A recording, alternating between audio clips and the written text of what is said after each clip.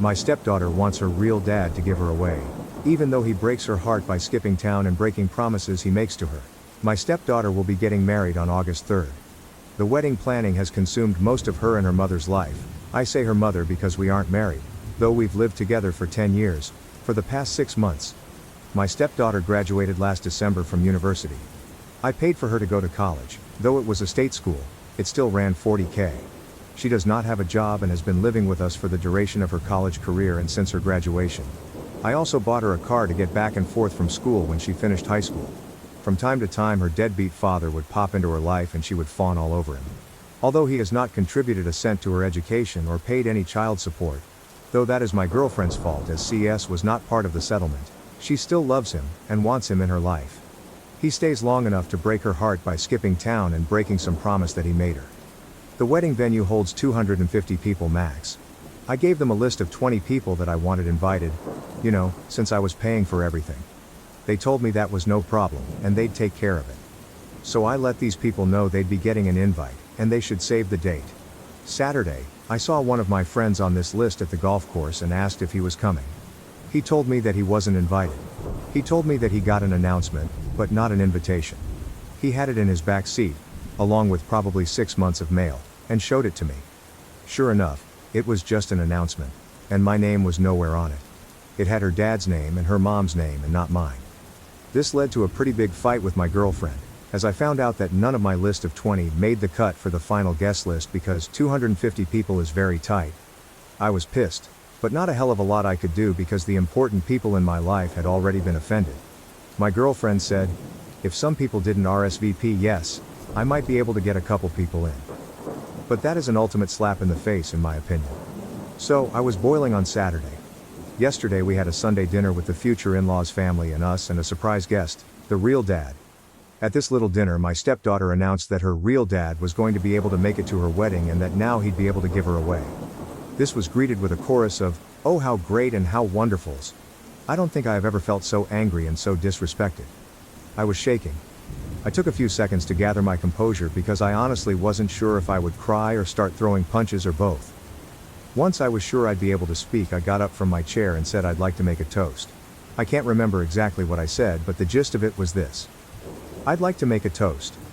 The sound of spoons against glasses rings in my ears.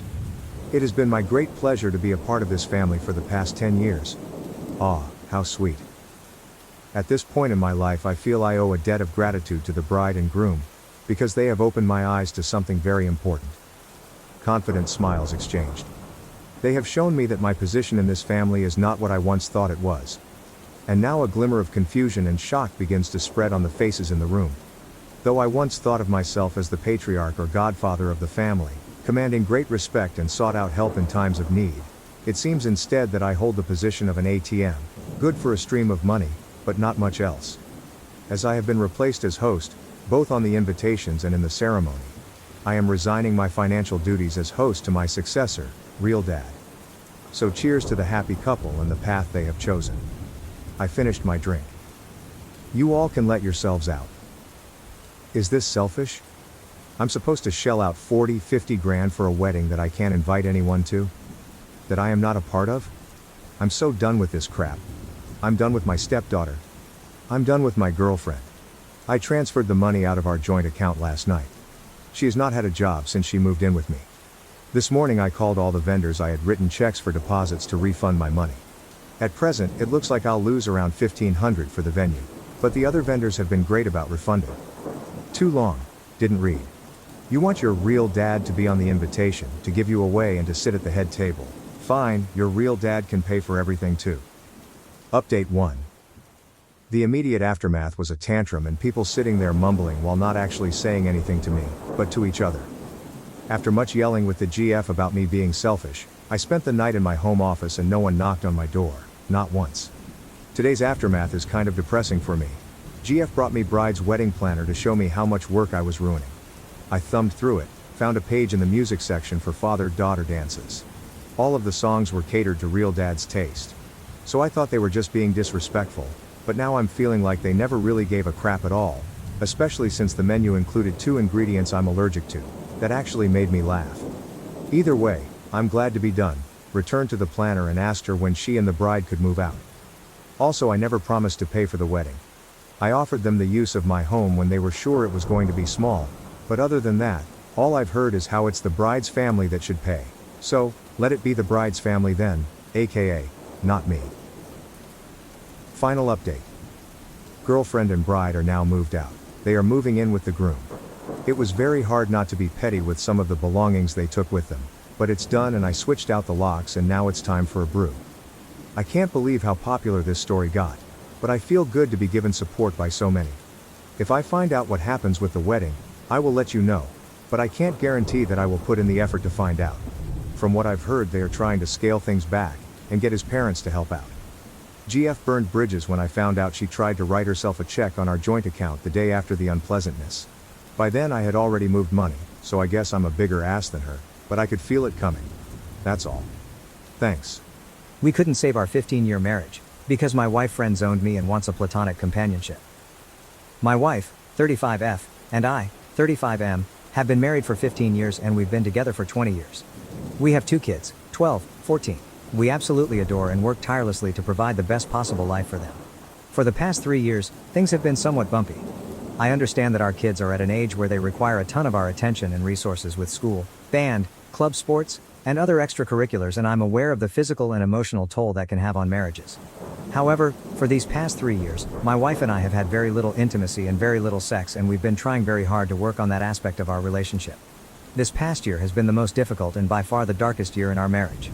We didn't talk very much, we essentially became roommates co-parenting our kids under the same roof. It was very depressing and very demoralizing. It was to the point where we began contemplating divorce, and it became very dark and gloomy in the household because of that. We began seeking help with both individualized therapy and couples therapy, and it seems to have helped some. Little by little we started to get along and started to have deeper conversations about what our marriage looks like and what we would love for it to look like. This is where it gets tough. As time passed, my wife started to tell me she no longer was in love with me, and that she only saw me as a best friend. That she only loved me in a very platonic way, and this was one of the main reasons she didn't have any desire for intimacy and let alone sex. This was very shocking to me, and quite frankly, I was devastated. I became angry and depressed, and I couldn't fathom the thought that I was no longer wanted or desired by the person I felt completely in love with. Things began to deteriorate again, and not long after, we were back to square one. I sat down with her one afternoon and had a heart-to-heart and began to ask questions about where the root of this problem lies, and her answer was I don't know, and that, I have built up resentment towards you but I don't know where it stems from. As you can imagine, this provides very little to no insight into how to approach this. I'm puzzled, I'm frustrated, and I do not know what to do at this point.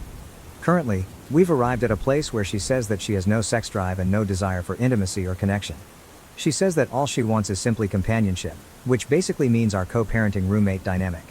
I asked her what I could possibly do, or what is it about me that is so unattractive or undesirable, and her response is always I don't know. She stated that she does love me but it's not the same. That she has been feeling disconnected for years and that our marriage just takes up too much work. Her focus is only the children for now, and that my co-parenting contributions are meaningful to her in our home. I'm at a loss, and I'm mainly venting about my frustration. It's tough to realize that the person you love has no feelings for you. I feel like at this point I'm only here to contribute financially and as a parent. I feel like what she means with companionship is that she's comfortable with the convenience of having a good father for our kids and my financial contribution to the household. In regard to intimacy and/or sex, she basically told me that it's not something she's interested in or wants at this time. She mentioned that the only way to get to a point for any of that is to be intoxicated, which is incredibly awful and very wrong. I told her I do not think forcing herself to have sex or be intimate by drinking or smoking is good, and I declined to be a part of that, which to my surprise, it upset her and made her more distant. We're both extremely honest and transparent. We've never cheated on each other, and we are always free to look through each other's phones, emails, socials, etc. And we hardly ever do. I asked her if there was someone else and she declined. Honestly, I believe her. We then peacefully went through each other's things, and as expected it was clean. We've always been very forward, even with the hard topics, so I don't smell or feel any foul play or infidelity. Am I wrong for declining to only be intimate or have sex when she's intoxicated? I'm firm on my stance of not partaking in this only when I'm high or drunk sex, because it doesn't sit well with me. I do not know how to help our situation, and I'm starting to become a bit anxious and desperate. We're both fairly young and healthy individuals and good looking. We both have good standing careers and are good parents. I'm just not sure how our lives could have driven us to this point. I'd love some outside perspective on this matter and some insight on how to address something like this. It feels so awful to be unwanted and undesired by my own spouse. I hate it. My wife of 15 plus years is no longer in love with me and doesn't know why and now says she can only have sex while intoxicated or I need to settle for a platonic sexless marriage and she doesn't know why that is, but it is what it is and I'm in need of insight or advice. Relevant comments, missing reasons. Commenters looked at his history and found they were swingers. We did some swinging in the past. That was fun for some time. We mutually decided to stop doing it and we have established it's not the case. When we were swinging, however, our marriage seemed to be in a good place. This is something we did disclose with our couple therapist and made sure to include it to make sure we're not neglecting an obvious potential issue. I will say, I did ask my wife if what she experienced during swinging is something that is affecting her view on our relationship and she said it wasn't. Our swinging experience was always together and it was very sex-driven. Nothing really emotional or poly. Truth is, I have to believe her at her word. I have no reason to distrust her. To date, she's always been very forward and never afraid of dealing things head on. No matter how painful. If this is a consequence of swinging, this issue existed long before the lifestyle. I agree that swinging wasn't a solution in the end. Never was meant to be. It was more of discovering or exploring if she felt any different. If that was the case, we agreed we would talk about it and if we arrive at the conclusion that myself is the problem and she has no problem with other men, we would part ways amicably. However, this wasn't the case. She didn't like sex or intimacy there either. She was very much in control of that whole swinging situation. And yes, I went along with it.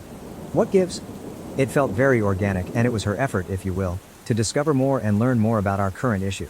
I saw it as a means of learning if I'm the problem and was very much ready to accept that. It turns out it wasn't the case. 6 years of misery sound awful.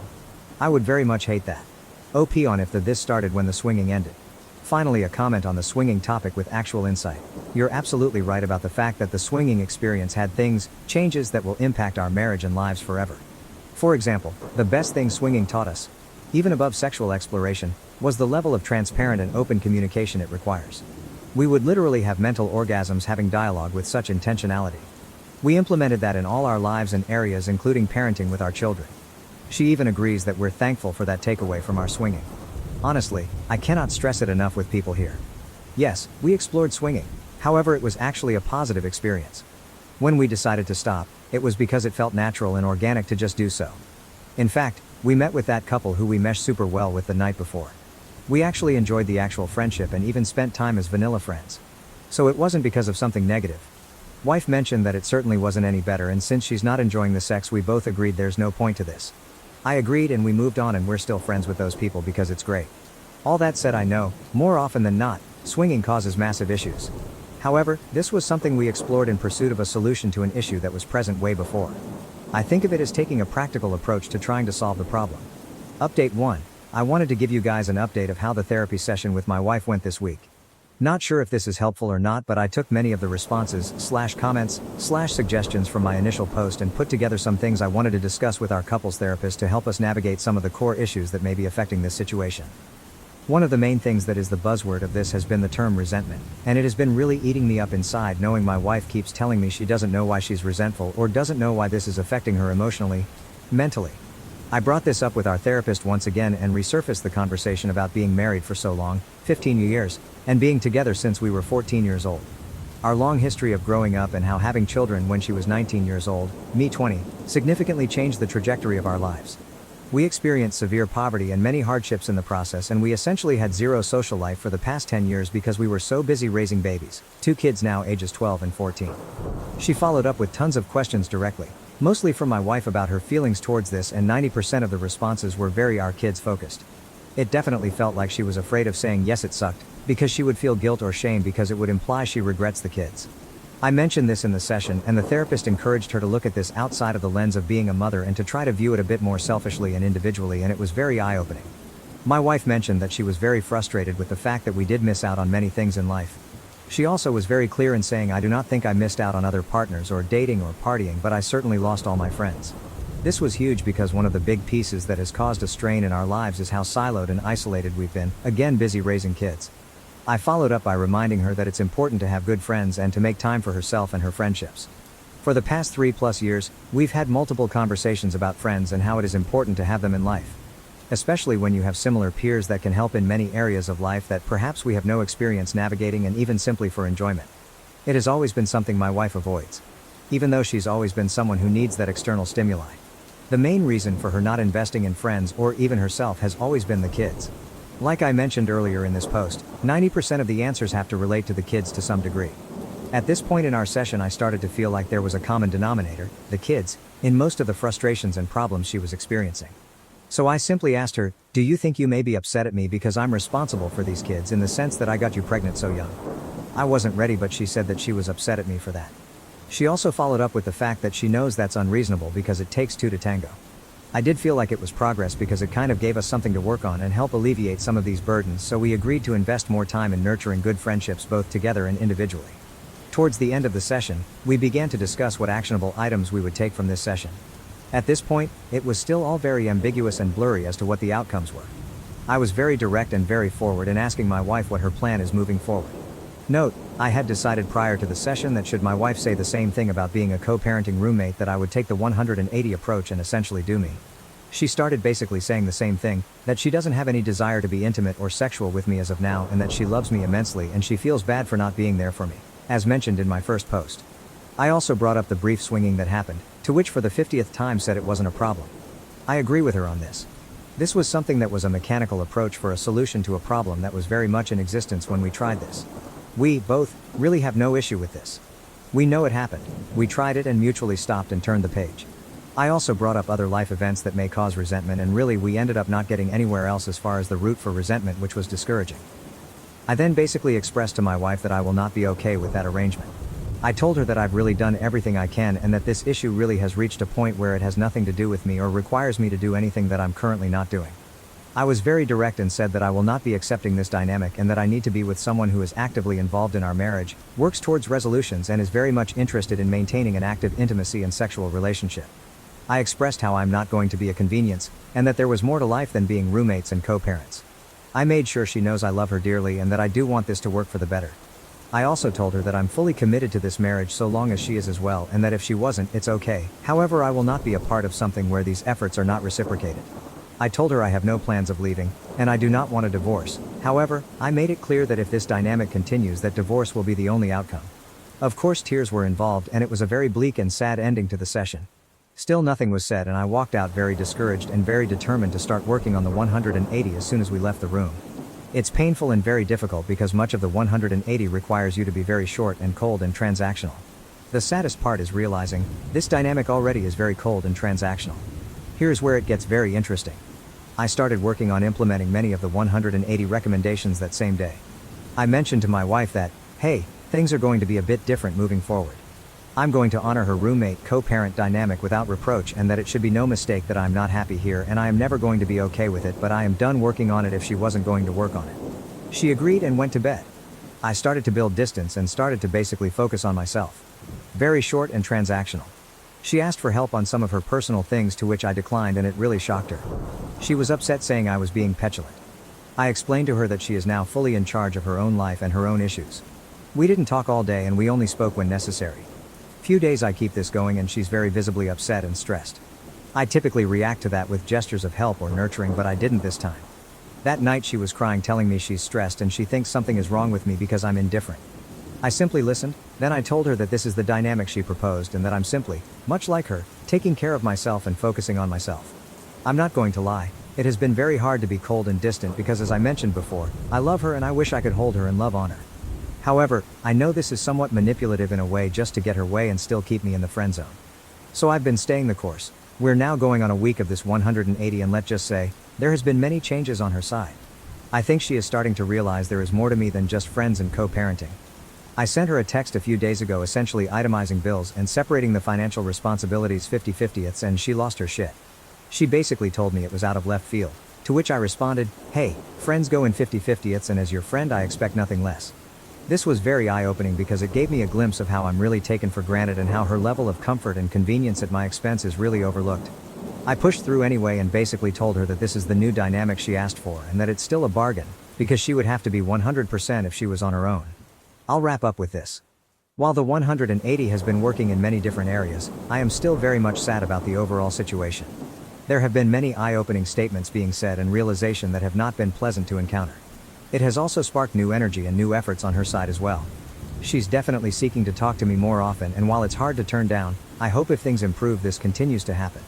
I've also noticed that she's making more time for herself aside from being a mom, which is huge because she pretty much neglected herself for years. I'm very pleased seeing her be more herself. My hope is that as we work on ourselves, the marriage improves. There really is no telling at this point where this will go. We are very much cordial and amicable even to this day, and that's a very good sign. Boundaries are set and expectations are very clear, and I feel that no matter the outcome, I will be at peace with everything that has been done. We're still going to continue the couples therapist until we either rekindle our marriage or end up in divorce. I feel like having this unbiased third party really helps as a witness and as a guide through this. No matter what, I will always love my wife. However, I will not participate in a sexless, intimacy-less marriage because we both deserve better. Thank you all for all the kind words and recommendations and feedback. This will be my last post on this topic, and I wish you all the best. TLDR. My wife friend-zoned me once to just co-parent at my expense, but I started the 180 method to try and find a solution because she doesn't want to work on us, which seems to be working on getting her out of her rut and helping me discover more about how she feels. Also, therapy is paramount and highly recommended to all couples. Relevant comments. Comment 1. So, I'm going to assume that your wife has a lucrative job and you are both going 50-50 on childcare, as you both work and share children.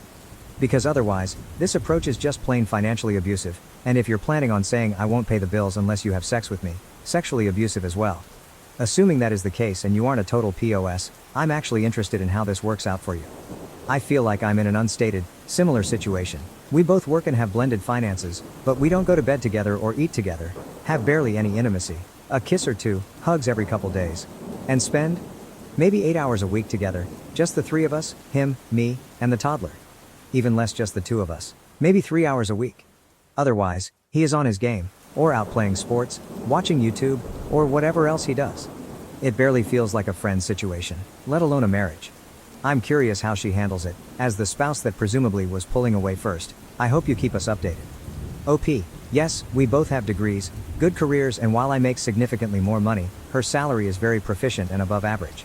The 50-50th was not to cripple nor hurt her financially, that is cruel, but mostly to send a message on what a roommate dynamic looks like in the real world. I really dislike how people immediately jump to conclusions about the finances as a way of manipulating her. It's not the case at all. Plenty of money left over after bills. However, 50-50th means she has less whatever money, and the understanding that roommates share everything equally. Prior to this 180 approach, we did everything together and with our kids. We always saw ourselves as a unit that does things together. Both alone and with the kids too. That's changed now, where I'm choosing to focus on more independent types of pastimes and focus. That is what has sparked her reaction and realization of there's more than just roommates here. Comment 2. How does one dump half of the household expenses on the other person if they share a bank account? Or are your finances kept separately? Just curious how this would work if applied to my life. OP, excellent question. We shared everything. The proposed 50-50th was suggesting we place the necessary amount to pay bills in the same account, and any leftover money can be deposited to a new account. I think this is why she was very upset. She felt a huge loss of control knowing she won't be able to monitor my finances. Also, she felt a huge loss in her leftover money with this arrangement and saw that I would keep significantly more of my own. This is still being worked out because I think she is calling my bluff here, but my plan is to notify her next week as I modify my direct deposit and open a new account. It will definitely be more real there. To be clear, for all the trolls here, yes, she will have less leftover money after responsibilities, and it's still enough to live on. Example, for reference. Assume I make $3,000 a month, she makes $1,000 a month. Responsibilities are $1,000 a month. So she'd contribute $500 and I would contribute $500. Where before she would contribute only $250. This is the last comment I'll add regarding money and finances. She's fine and she's not hurting. I promise when asked what if she leaves for another man, interesting. She has no shortage of men hitting on her, and we're by no means jealous people. So I've witnessed this multiple times and her reactions are somewhat indifferent. I will say, if another man for her was the answer, she'd tell me, or she'd have some inkling maybe. There's no telling, but I think the problem is deeper than superficial attention from a different person. You might be right, and if this is the case, so be it. However, I'll live with peace knowing I left no stone left unturned. Crazy thought, I know I would be disappointed and saddened if she did leave for another man that would accept the bare minimum. But I'd also feel a peace knowing it's not all my fault. I know I'm responsible in some way to some degree. That's just marriage. I know sadness and depression will creep, but we'll both overcome. But if this does happen, at least there will be clear reasons and clarity as to why it did. Also, I know for a fact that she wouldn't cheat. We're both very blunt, open and transparent. She would definitely tell me that she wants to step out on our marriage before it actually happens. As would I. We owe ourselves this respect for each other and we actively practice it. New update. I debated for a long time on whether to submit an update on this matter. A few significant changes have taken place and I felt it would be good to not only share with you, but also to allow myself to process all of this in a uniform way. We're now almost 9 weeks in on the 180 method I mentioned I was starting, and it started to render some positive reactions from my wife. I explained in the previous post that she started to notice things that she previously took for granted, started to ask more about my whereabouts, and also started to notice I would go out with the kids more often without her, and she started to invite herself, to which I didn't decline. So much has changed, and it has changed for what seems to be for the better. This past Memorial Day weekend, my wife asked me if I wanted to go out for coffee because she wanted to talk to me about something. This was huge, because I can't recall the last time my wife asked to talk to me about something important. I must admit, I was very nervous and worried about what this could be about, and my mind was racing with the plethora of scenarios of what it could possibly be.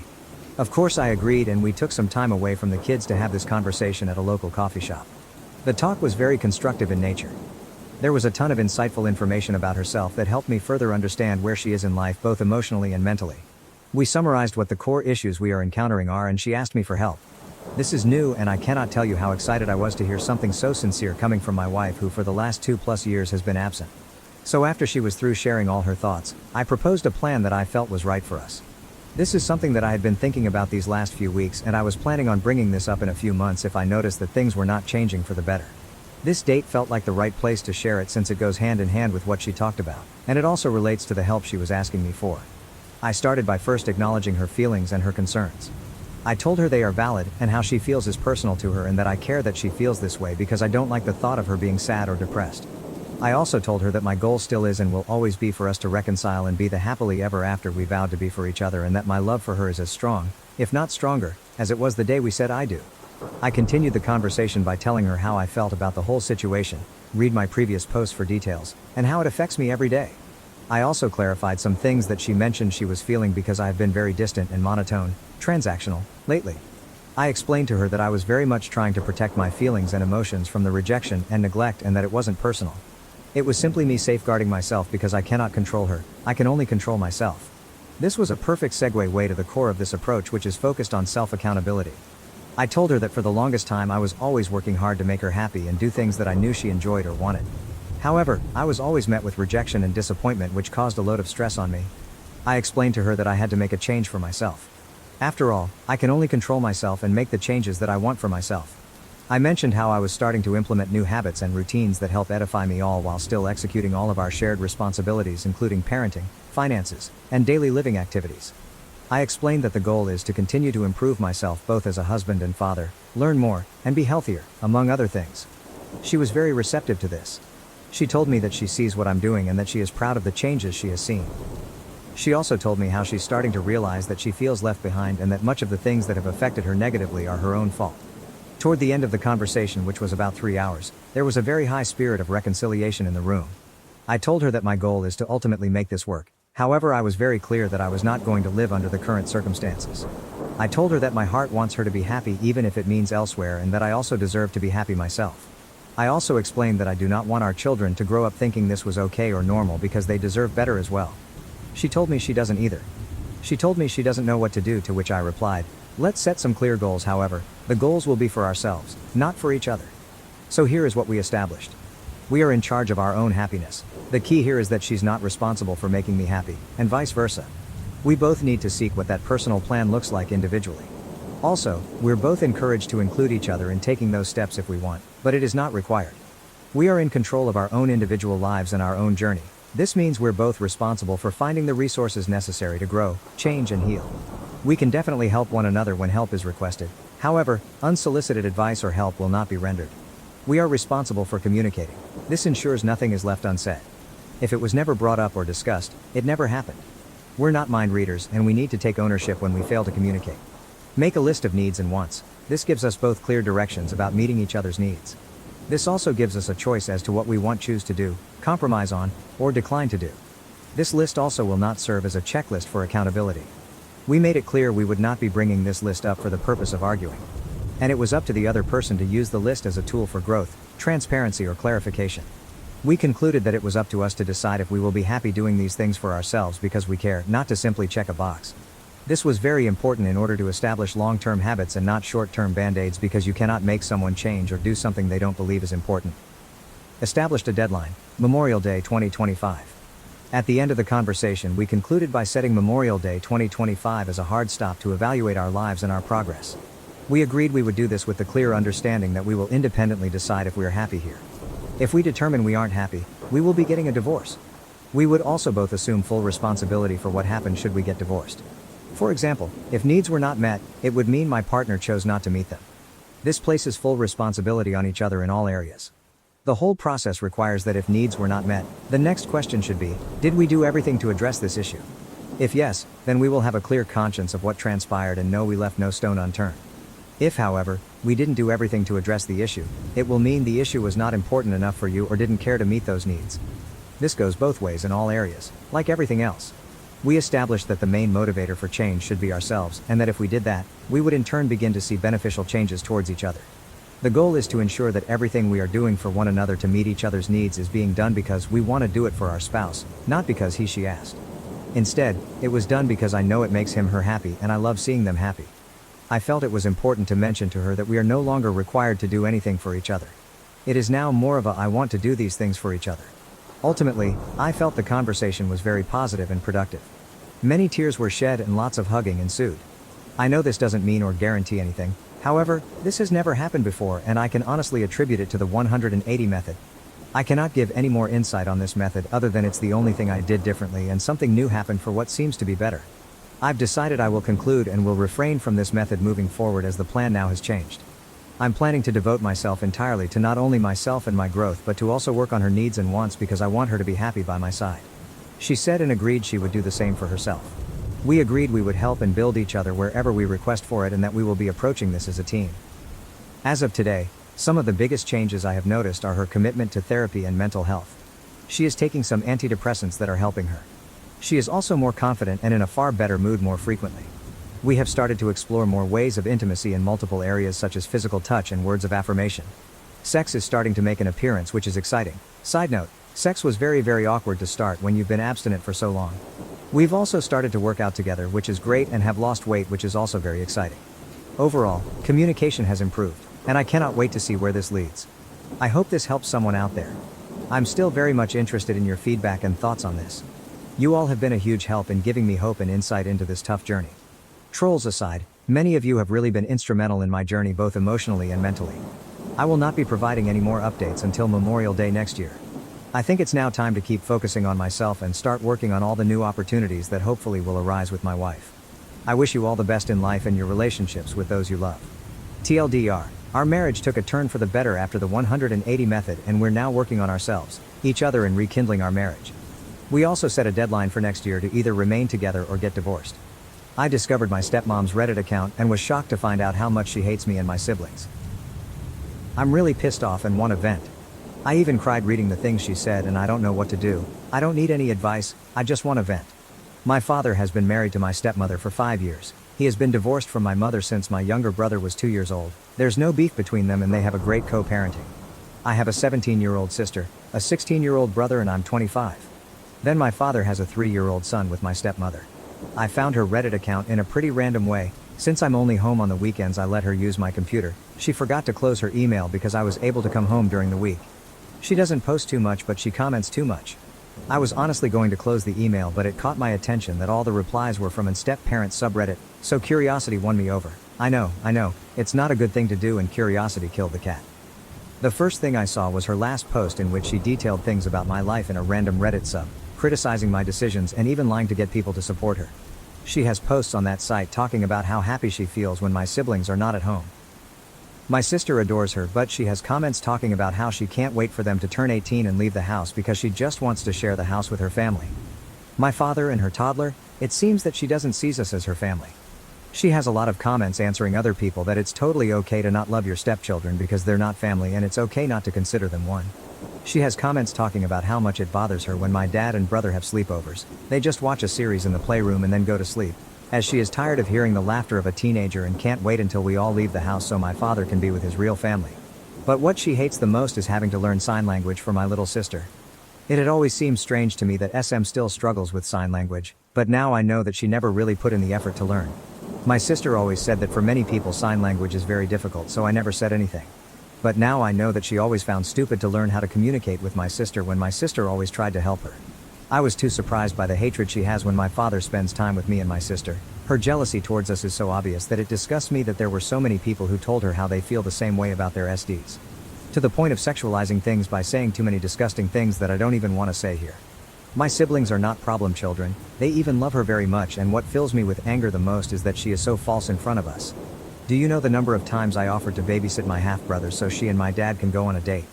All those times she refused to let me take care of him, but now I saw comments that she left about how I am living at my father's house and I don't help her at all, only for other people to respond saying that she should give my father an ultimatum to make me leave because I'm too old to live with him and he has a new family. I cook my food, do my laundry, I help my father pay the bills while she doesn't, and normally only come home on the weekends because I'm doing a police academy almost full week. I don't even care if I'm making it too obvious who I am.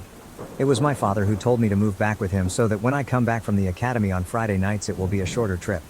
She sexualizes my interactions with my father, saying that it is not normal for me to sleep a nap hugging him and that I should know my place. He is my father, what the hell wrong with her? I'm so disgusted. I have the comments, I have the post. I have even comments from years ago and I will use them, I don't care. Comments. Comment 1, show dad her posts. Comment 2, this, show your father what she really thinks of you all, because once you're all eventually out and she gets her wish she's going to work double time to keep it that way and isolate him. Update 1, I decided to delete the post because for now I can't tell anyone what happened because I'll basically be locked up in the academy until Friday morning.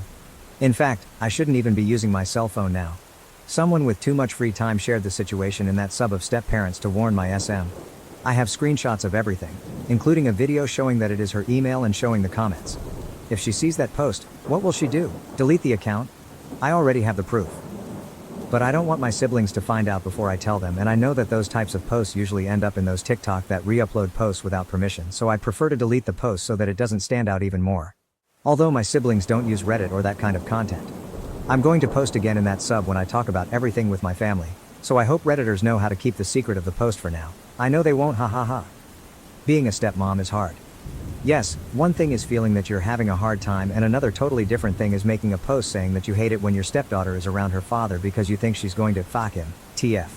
It is not the same to say being a step-parent is stressful, than to say honestly learning SL is unnecessary. VC when the girl turns 18 I will not see her again, it is a waste of time since she can read lips. Also some people complained about me hugging my dad. I also took a nap hugging my mother or my siblings. I'm sorry for having a family that loves me and are not perverts who see a hug as something sexual. Probably next week I will be able to maybe give an update. The academy keeps me working almost all day. Comments. Comment 1, it's already on TikTok, that's how I found this post OP. I hope that for now it does not appear in my siblings FYP. Comment 2. As soon as it's posted on Boru it's on TikTok. Update 2. Hi. For now I'm going to post this little update here since I haven't spoken to my father yet, but I spoke with my siblings and mom. I told my dad that I was staying at a friend's house when I left the academy, but I actually went to my mom's house and told her everything. She doesn't even know what Reddit is, that site isn't used too much here, but I translated the comments and posts for her. I showed her the videos and my mom was furious. I explained to her that in the comments BM, it's Madre Biologica. I was confused about it too the first time I read that, also with SM. So my SM also made comments and posts complaining about my mother being that they have always had a cordial treatment. But still my SM was lying, saying that my mother was troublesome. No one in the comments said anything, everyone supported her and they recommended that she should move far away with her legal family, far away from the problematic BM and kids. First we told my brother, who was also upset and said that she was a fake, but that he has seen her ignore my sister and pretend that she does not see or hear her a lot of times. He explained that like me it also seems strange to him that SM has not yet learned sign language. My siblings spend a lot of time at my father's house. Just like English or Spanish, sign language is much easier to learn if you live with someone who uses it every day, therefore it is strange that SM doesn't use it. He said that even my father has offered to pay for her classes, but she says she doesn't have time. We asked him if he noticed any other behavior of that kind, and he said that SM doesn't let him take care of our younger brother, which she also does with me, but curiously she does let our sister take care of him, so I don't understand that. Other than that, she's never treated him badly or anything like that. At the time of telling my sister she was the most hurt, she cried especially because of SM's comments towards me, calling me a whore. It's kind of ironic how the comments towards her affected me and the comments towards me affected her, haha.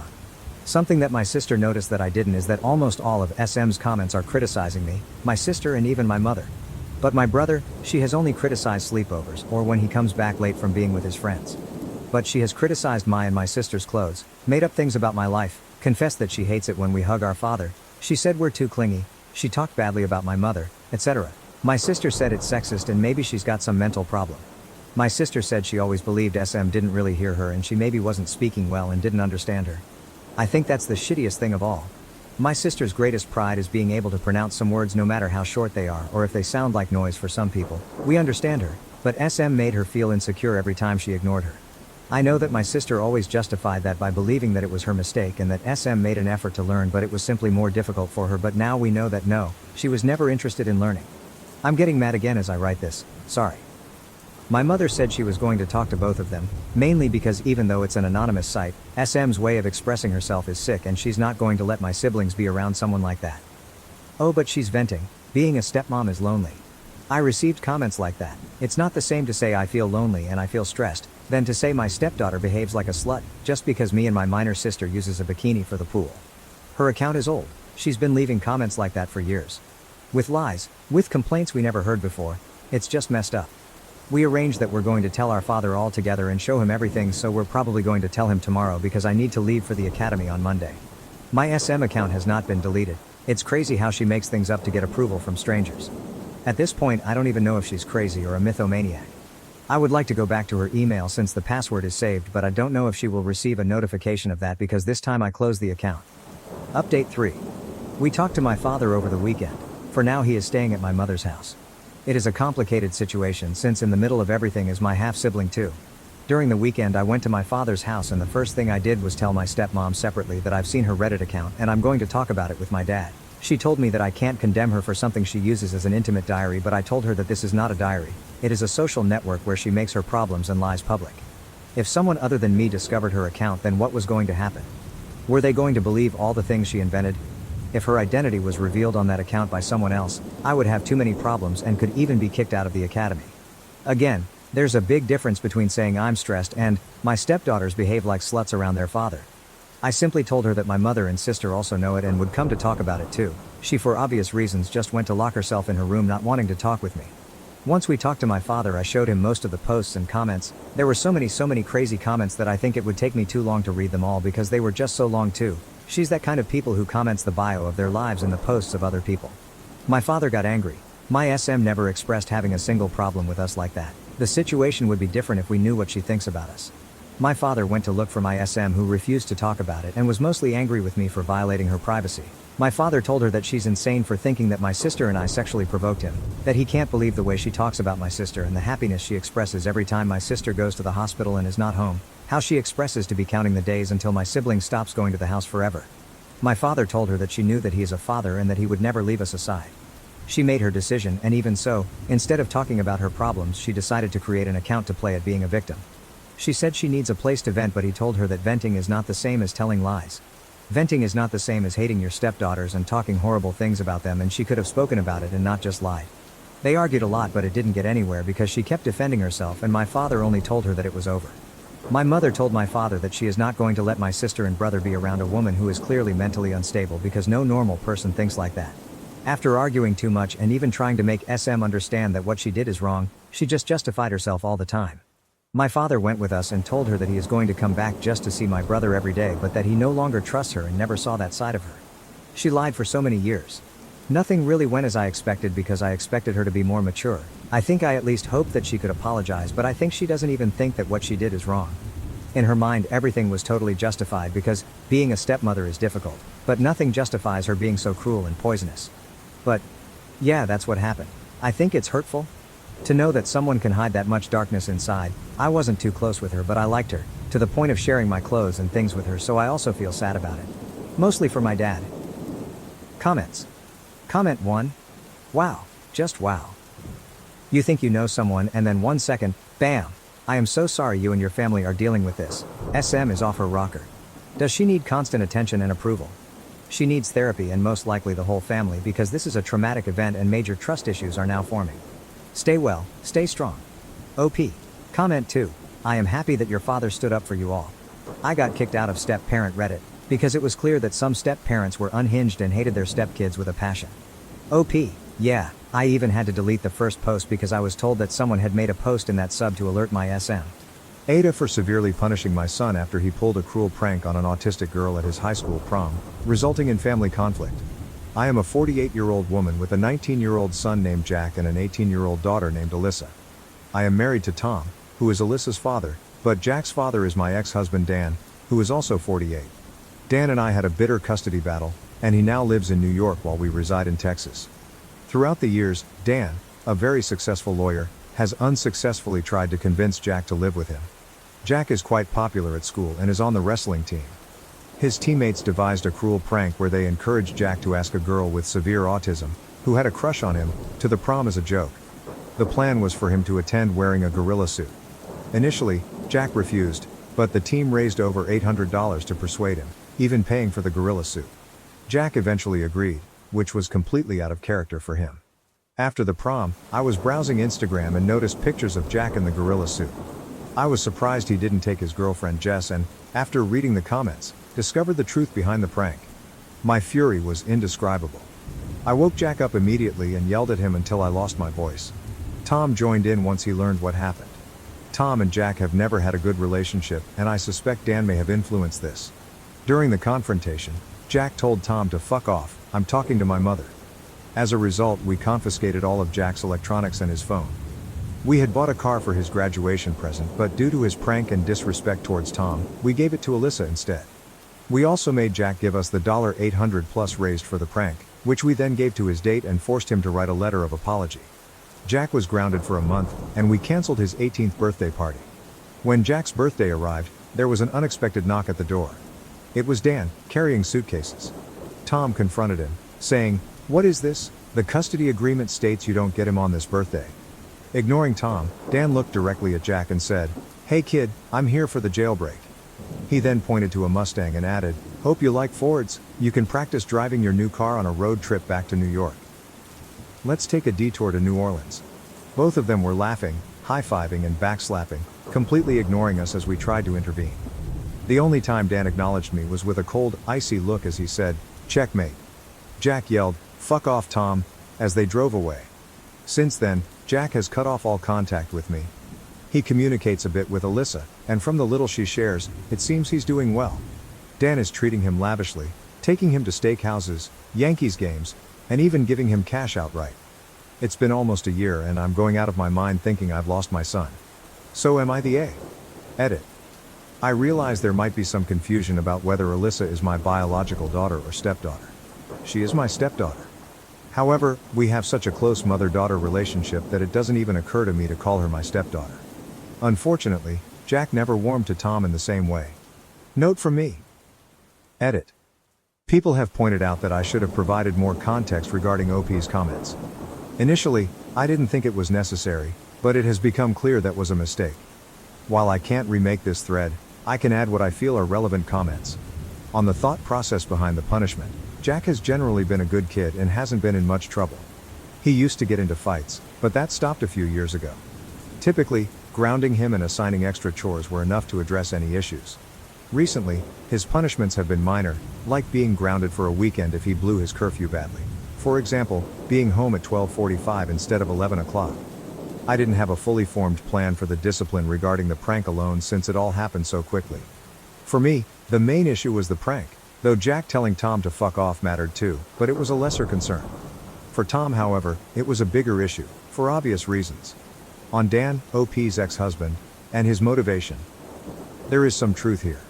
I wasn't very kind to Dan when our marriage ended and could have handled the custody matters more fairly during the divorce, which created a lot of animosity from Dan. While I'd like to think that Dan will eventually tire of throwing money at Jack, I can't ignore that Dan does treat Jack well and isn't likely to run out of money anytime soon. Having spent every day with Dan for many years, I know him very well. He is an extremely calculating man. His exact thought process was to see the perfect opportunity to take his son back after feeling wronged by the divorce process and then hit with everything he had. It worked. Dan always plays the long game, and I am sure he will continue to do so to maintain the current situation. More on Dan. Although I would love to portray Dan negatively and there are many criticisms I could make about him, he genuinely loves Jack and has sought custody for a long time. If his actions were merely about winning, I don't think he would have been so ruthless. He sincerely believes that I took his son from him. On the extent of the punishment and Jack's relationship with Tom, stepfather. Regarding Tom, my son never respected him as an authority figure. Even as a young child, if Tom asked him to do something, Jack would retort that Tom was just a rude guest in our home. While I can't prove it, I suspect Dan played a role in this. How else would Jack know that the house was bought with my divorce money and that Tom had no financial contribution? It's interesting you mentioned Jack calling Dan with his side of the story. I have no idea how he managed that, considering I had his phone locked away for 2 weeks when this occurred. I suspect his girlfriend Jess might have been involved, even though he was barred from seeing her. Part of the reason I believe this arrangement works so well for her is that she is attending New York University, and Dan somehow managed to get Jack into Temple University in Philly. They alternate weekends between New York and Philadelphia. Dan's Instagram post from last week showed the three of them dining together at Peter Luger's. Regarding financial issues and child support, I feel incredibly foolish. I should have seen this coming from Dan. He has been waiting for years for an opportunity like this, and I provided him with the perfect scenario. I admit I didn't treat Dan well towards the end of our marriage, though I never cheated on him. But since then, he has harbored a deep resentment towards me. Now that Jack no longer lives with me, the child support payments have ceased.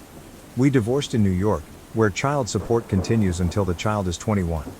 I'm worried about how I'll manage to pay next month's mortgage without those payments. Dan earns a significant income, so the child support was a substantial amount. Additionally, Dan can now pursue child support for me, and my lawyer has informed me that he has already filed the necessary paperwork. More on the child support situation. Tom is on disability. I knew there would be financial challenges when Jack aged out of child support in 3 years, but I hoped Tom would be back at work by then.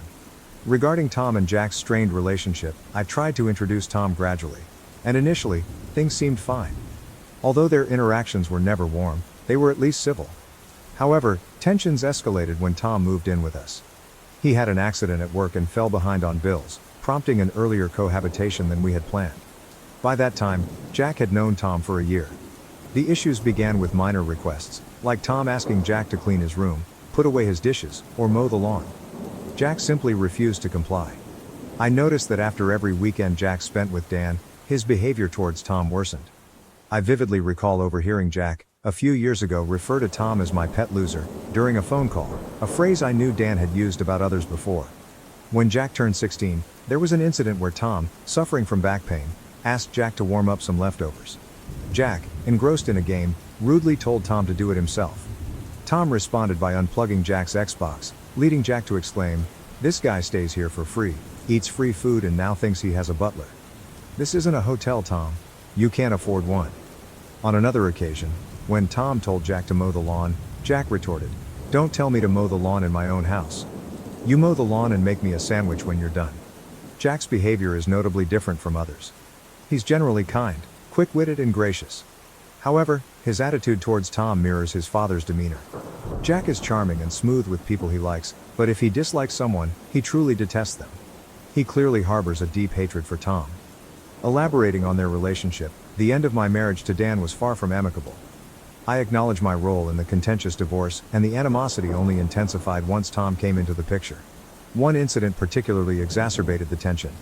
Tom made a joke on Facebook about wishing corporal punishment would return to schools. Dan reacted furiously, immediately flying from New York to our home, where he made numerous accusations and threats against Tom. Tom had to lock himself in the bathroom and escape through the window, fearing Dan's potential violence. This led to 2 years of litigation, where I had to prove that Tom had never and would never physically harm Jack. Meanwhile, Jack frequently taunted Tom, asserting that he had his father's permission to defend himself if Tom ever tried to discipline him. Given Jack's status as a 6'2" wrestling champion and MMA enthusiast, and Tom being a 50-year-old man with a bad back, the power dynamics were clear. If Tom ever laid a hand on Jack, I would ensure he faced jail time. However, I suspect that any physical altercation would first land Tom in the trauma ward. I am unfortunately well versed in how child support works. The household income is calculated and negotiated, especially when it exceeds a certain threshold. The total amount is then divided based on relative income. Although I earn a decent income, it's nowhere near what Dan makes. Before COVID, I was earning more. At the time of our divorce, I secured a favorable household income split, which benefited me since Dan had to pay me. Now, however, I have to pay Dan my share of that high amount. This situation has resulted in a double burden for me, losing the child support checks I was receiving and now having to write substantial checks to Dan. Additional insights on their relationship: there's a noticeable cultural clash between Jack and Tom. Tom, an old-fashioned Texan, believes that children should obey their elders and contribute to household chores. On the other hand, Jack, having grown up in Manhattan, has different expectations. Tom has significantly toned down his usual approach to parenting, understanding the existing tension. He believes that children should listen to adults and help around the house, but realizes his typical methods won't work here. I've made it clear to Tom that if he can't create a harmonious environment with my son, our marriage might not survive. Since then, Tom has largely refrained from taking on any parental role, though he occasionally tells Jack to do something, which often leads to a negative reaction from Jack. Jack's acknowledgement of his wrongdoing but feeling the punishment was excessive. Thank you for your input. Jack has blocked my number, but he still communicates with Alyssa since their relationship remains amicable.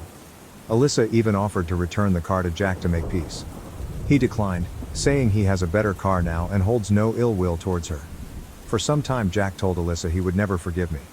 While he acknowledges his mistake, he believes the punishment was too severe, particularly losing the car and being banned from seeing his girlfriend for a month. Recently, Alyssa mentioned that Jack hinted at the possibility of reconciliation, but not for several years. Alyssa serves as a bit of a go-between, but I feel uncomfortable involving her in the middle of this conflict. It must be tough for her, seeing Jack as her big brother and witnessing the strained relationship between him and her father. OP on apologies and potential reconciliation. While I might not fully agree with all of this, I have indeed attempted to apologize. Despite Jack blocking my phone, I have sent emails where I apologized for giving his car to Alyssa, for yelling at him, for trying to force a relationship with Tom on him, and for taking the money. He has not responded to any of my messages. You raise a valid point about apologizing to Dan. Dan harbors a strong dislike for me. To take some accountability, the reason for our divorce stems from how poorly I treated Dan during our marriage. He resented the custody arrangement, believed the child support was excessively high for Jack's needs, and openly accused me of stealing both his money and his son. However, despite all this, the worst that could happen is Dan hanging up on me. Update: I was not permitted to post an official update, but a few of you have asked for news, so here it is. Following some advice from commenters, I reached out to Dan to see if he would help mediate between Jack and me. About a week later, Dan responded and arranged for me to meet him and Jack at a cafe in Manhattan. He booked a 6 a.m. flight for me and put me up in a questionable hotel in what might be the most dangerous neighborhood in New York City. When I arrived, I saw Dan, Jack, Jack's girlfriend Jess, and Jonathan, a friend from Dan's previous firm. I also noticed Jess was wearing an engagement ring. Jonathan informed me that Jack has a legal claim against me for stealing the $840, and until this matter is resolved, I am to contact only Jonathan and not Jack. I explained that the money was collected by Jack's friends for the prank and that I gave it to the girl. Jonathan acknowledged the circumstances but insisted that legally, it was theft and Jack has a right to claim it. I retorted that regardless of the law, Jack did not deserve that money, and they were welcome to sue me. Jack then said, "You locked me in my room like a prisoner for a month, took the car bought for me with Dad's child support money, took the money, and berated me for hours. Unless you're going to give me the car, this is the only thing you can undo. You said you wished we could have handled it better, so here is your chance. Or was that just bullshit lip service?" I apologized but stood firm on my decision. Jonathan then handed me a cease and desist letter, instructing me to communicate only with him and not to contact Jack directly. After Jack and Jess left, I asked Dan if we could talk privately. I asked if he brought me there to humiliate me, and he responded that in fact, he didn't. He brought me there so I could humiliate myself. He explained that he had worked very hard to get Jack to the point where he'd be open to talking to me again if I were willing to back down a bit. But Dan knew that if I had to choose between my pride and my son, I would choose my pride, just as I did during our marriage. I asked Dan why he put us through this ordeal. He said it was because he wondered if I would ever learn to prioritize love over anger. He bet his future on the belief that I wouldn't when he divorced me, and he needed to see for himself how things turned out after all these years. I then asked if Jack was just a pawn in his game. Dan replied that if I had chosen Jack, he would be with me now, and nothing could have stopped that. But instead, my pride over a stranger was more important than learning to move on with my son. I asked him about the girl, to which he responded, "I hope she'll be a wonderful daughter to you since you lost a son for her." When I told him I didn't know the girl, he said, "Sounds like a bad trade," and left. Additionally, I found out I was not invited to Jack's wedding. After reading this update, I wanted to express my gratitude for the new information, but I'm a bit puzzled as to why you refused to return the money. Here are some earlier comments you made. If you lose your only child, nothing else really matters. I didn't understand that before. Hopefully, you never do.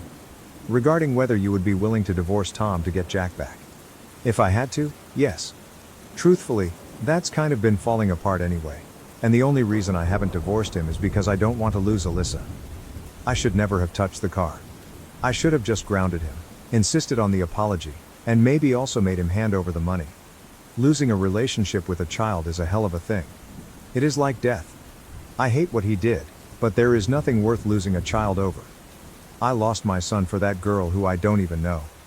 My exact words were high road, low road, I don't care. Whatever wins.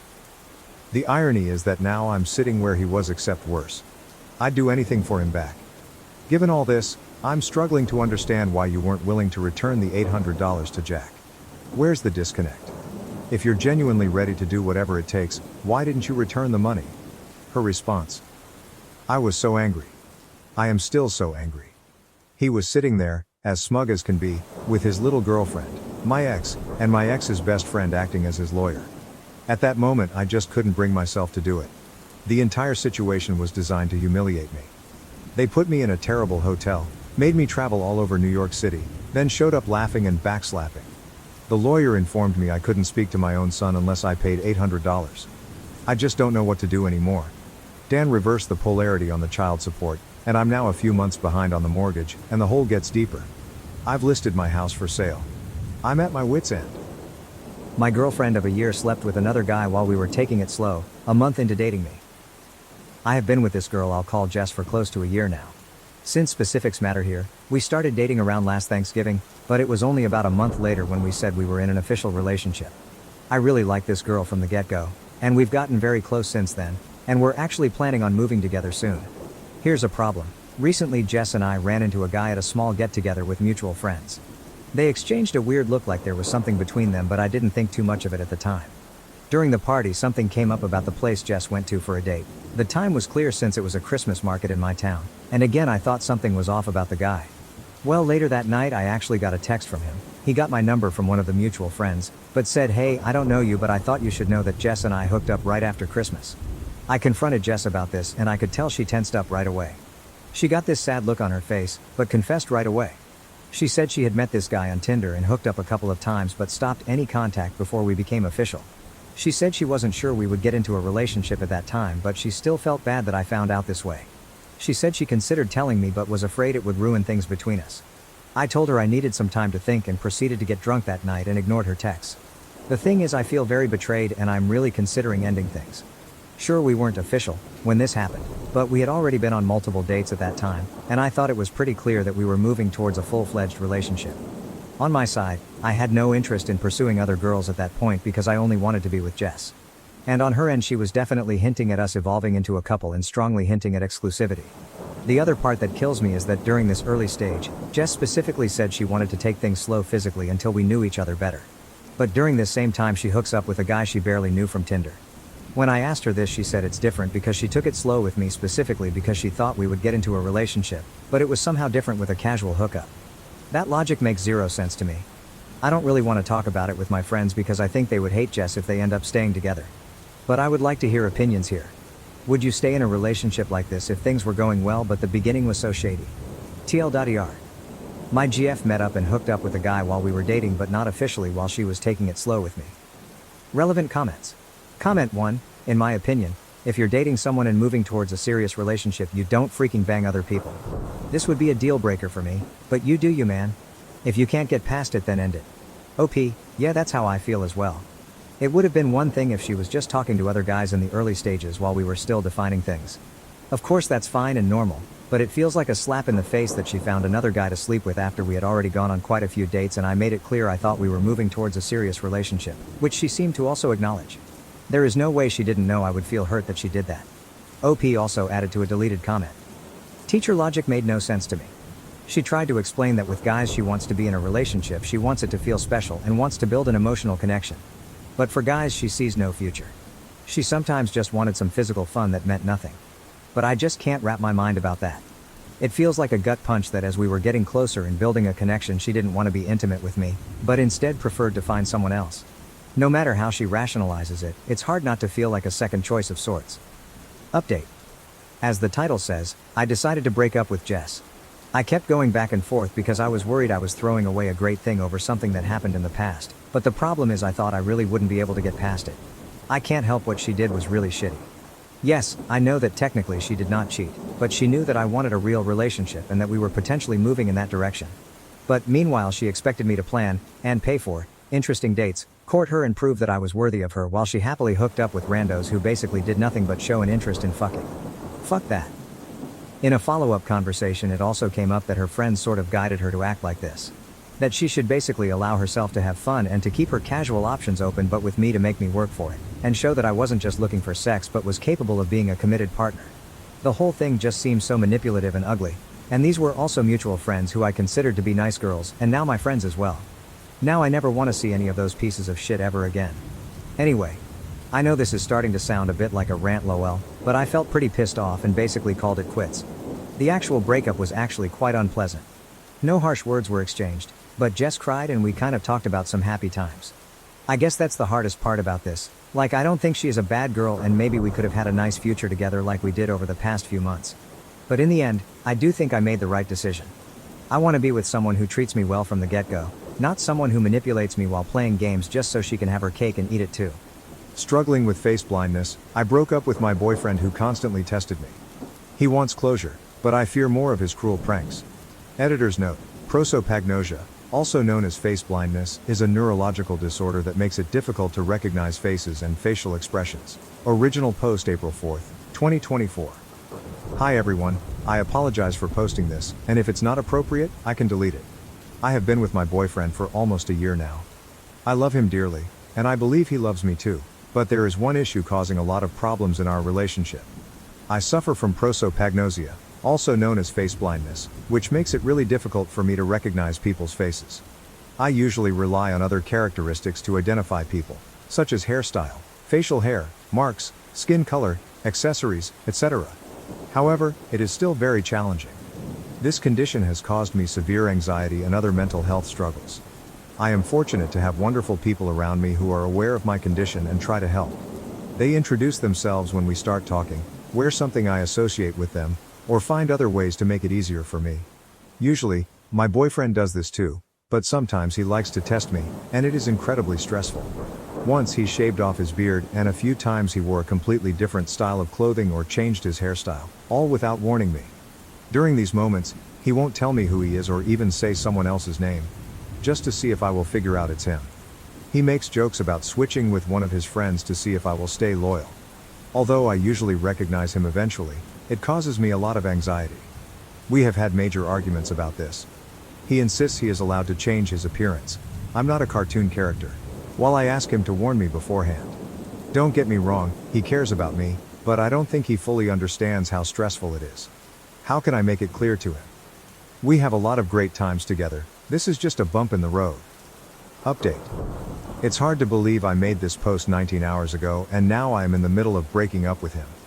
I am very tired, so I will keep this brief. I went to talk to him, showed him this post, and told him he cannot do this anymore. The conversation was intense. First, he was angry I made this post, then he was angry I was taking it all so seriously. There were lots of apologies and so on. He again said he was just trying to make a tough situation more lighthearted and I said it's too much. He said I can't take a joke and I need to let him be himself. He argued that he always tells me when he's been joking and that if he really wanted to hurt me, he would just do things without telling me, so him telling me proves he cares.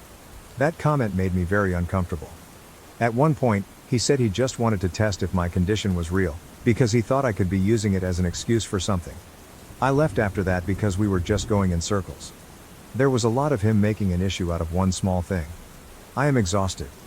He is still blowing up my phone with love and apologies, but you all made me realize a lot. Thank you, really. I am trying to stay rational about it, but it's hard because I do care about him a lot. I am going to get a few hours of sleep. Thank you again. Relevant comments. Comment 1. He is messing with your safety. Does he not realize that?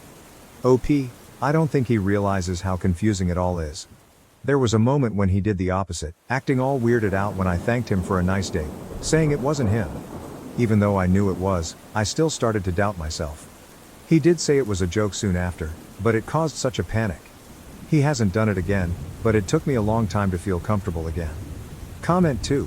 Making someone feel unsafe is not a joke. Gaslighting someone you care about is not a joke. Comment 3. Holy smokes, that's terrifying. Not recognizing a familiar face with a major change like that is like nightmare fuel. The fact that your boyfriend does it to you multiple times on purpose is scary. I don't know if there is a way you can explain it to him if he doesn't get it. It seems he enjoys your panic, which is not a good thing in a partner. If this was my partner, I would get a tattoo or something. And I don't have any. OP, my dad actually got a tattoo on his arm for me, which is a great comfort. I hadn't realized how messed up everything is until reading all these replies. Comment 4. Your boyfriend is basically abusing you in emotional situations. He thinks it's hilarious that you struggle and get severe anxiety, which isn't normal, nor does it mean he cares about you. This is a huge red flag. OP. Abuse is a really big word, but I do agree it's not okay. I'm seeing him soon, so we'll see how it goes. Update, April 8, 2024. Hi y'all, I hope it's okay if I post a little update. Things went completely crazy over the past few days, and I wanted to share what happened.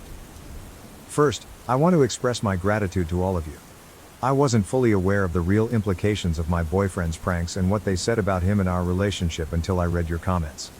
Your insights opened my eyes to how problematic his behavior was. The same evening I made my initial post, I went to talk to him, intending to make it clear that he couldn't continue with his pranks. The conversation escalated quickly. We talked for hours into the night and exchanged messages every day since.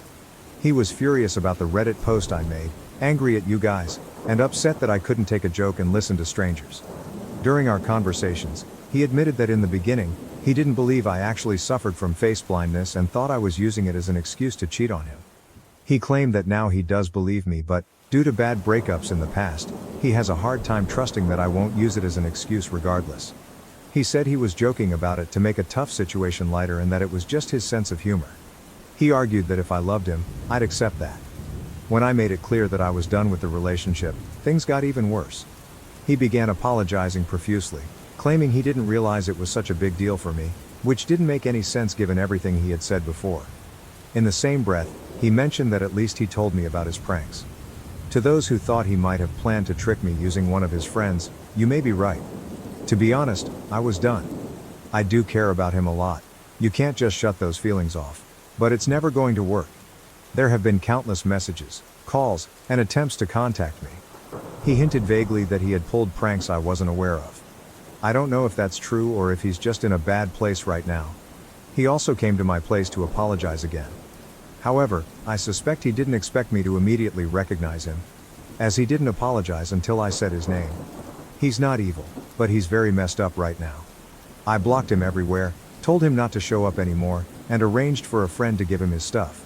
I'm going to delete this account soon, but I wanted to thank you all for helping me realize the truth. I genuinely don't think I would have figured it out on my own.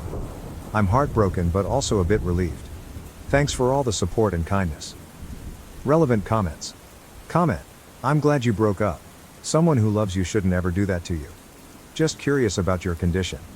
Do you also have issues with recognizing voices as well as faces? I can only imagine how hard it must be to deal with. OP. Actually, voices are one of the traits I go by to recognize someone.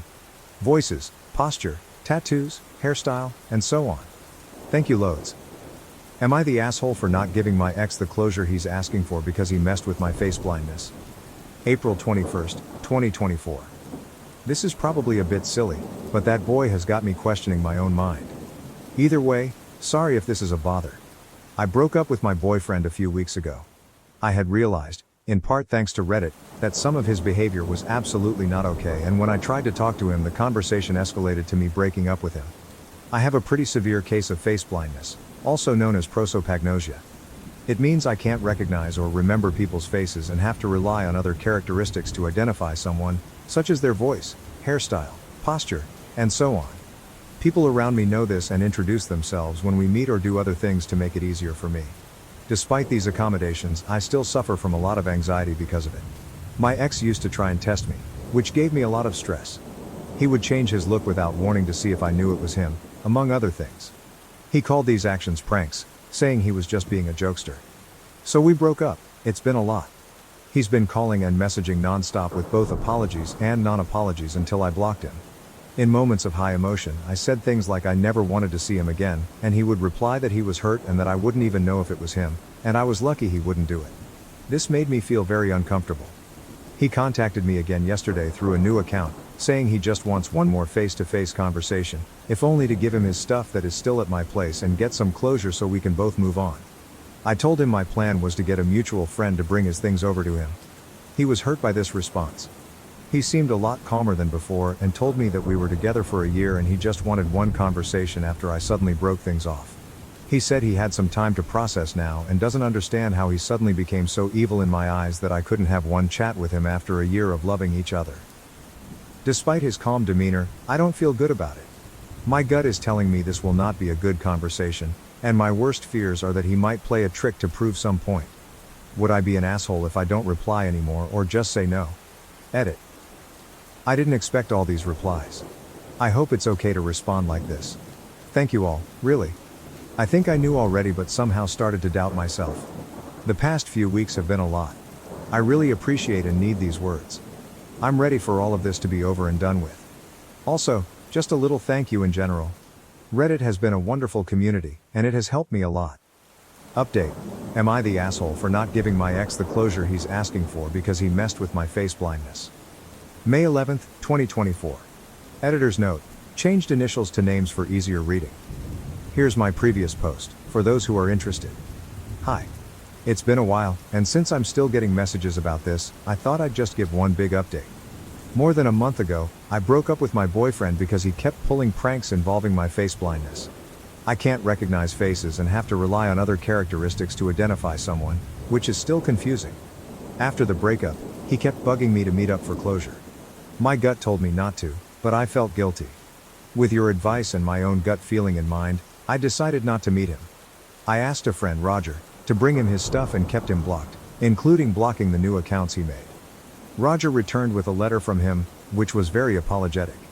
He took full responsibility and said he'd respect it if I chose not to reply. While I appreciated the gesture, I decided not to get in touch as I was still processing the breakup myself. However, he didn't let go as he said he would. Roger and other mutual friends told me he was asking about me a lot, wondering if I had read the letter and if I was seeing someone else already. A couple of days ago he showed up at my place, clearly not sober and very upset. Feeling sorry for him, I let him in, but as he sobered up, he became angrier. I messaged everyone I knew to come over as I didn't feel comfortable being alone with him. He accused me of not caring about him and claimed I had cheated on him without knowing it, suggesting he had his friend Mike, who has similar characteristics to him, kiss me on a night out without my knowledge. This made me feel sick to my stomach, thinking they might have played me.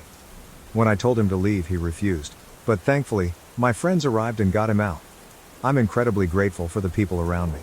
Now I'm staying at my parents' place, taking a break from work, and looking into therapy. My parents, who have always been supportive, my dad even got a tattoo years ago so I'd never doubt it was him, are treating me like a princess and reminding me of the kindness people deserve. I haven't looked into a restraining order yet, but I might if this continues.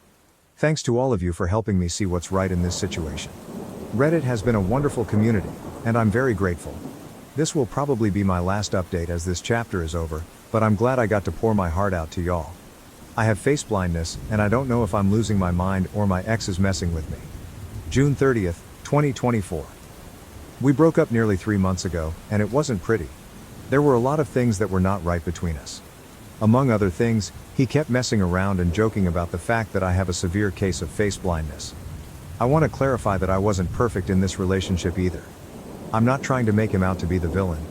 Typically, I rely on voices, obvious traits, and so on to recognize people. I'm fortunate enough to have many wonderful people around me who'll introduce themselves once we start talking, warn me if they change their looks, or even get or wear something that'll help me.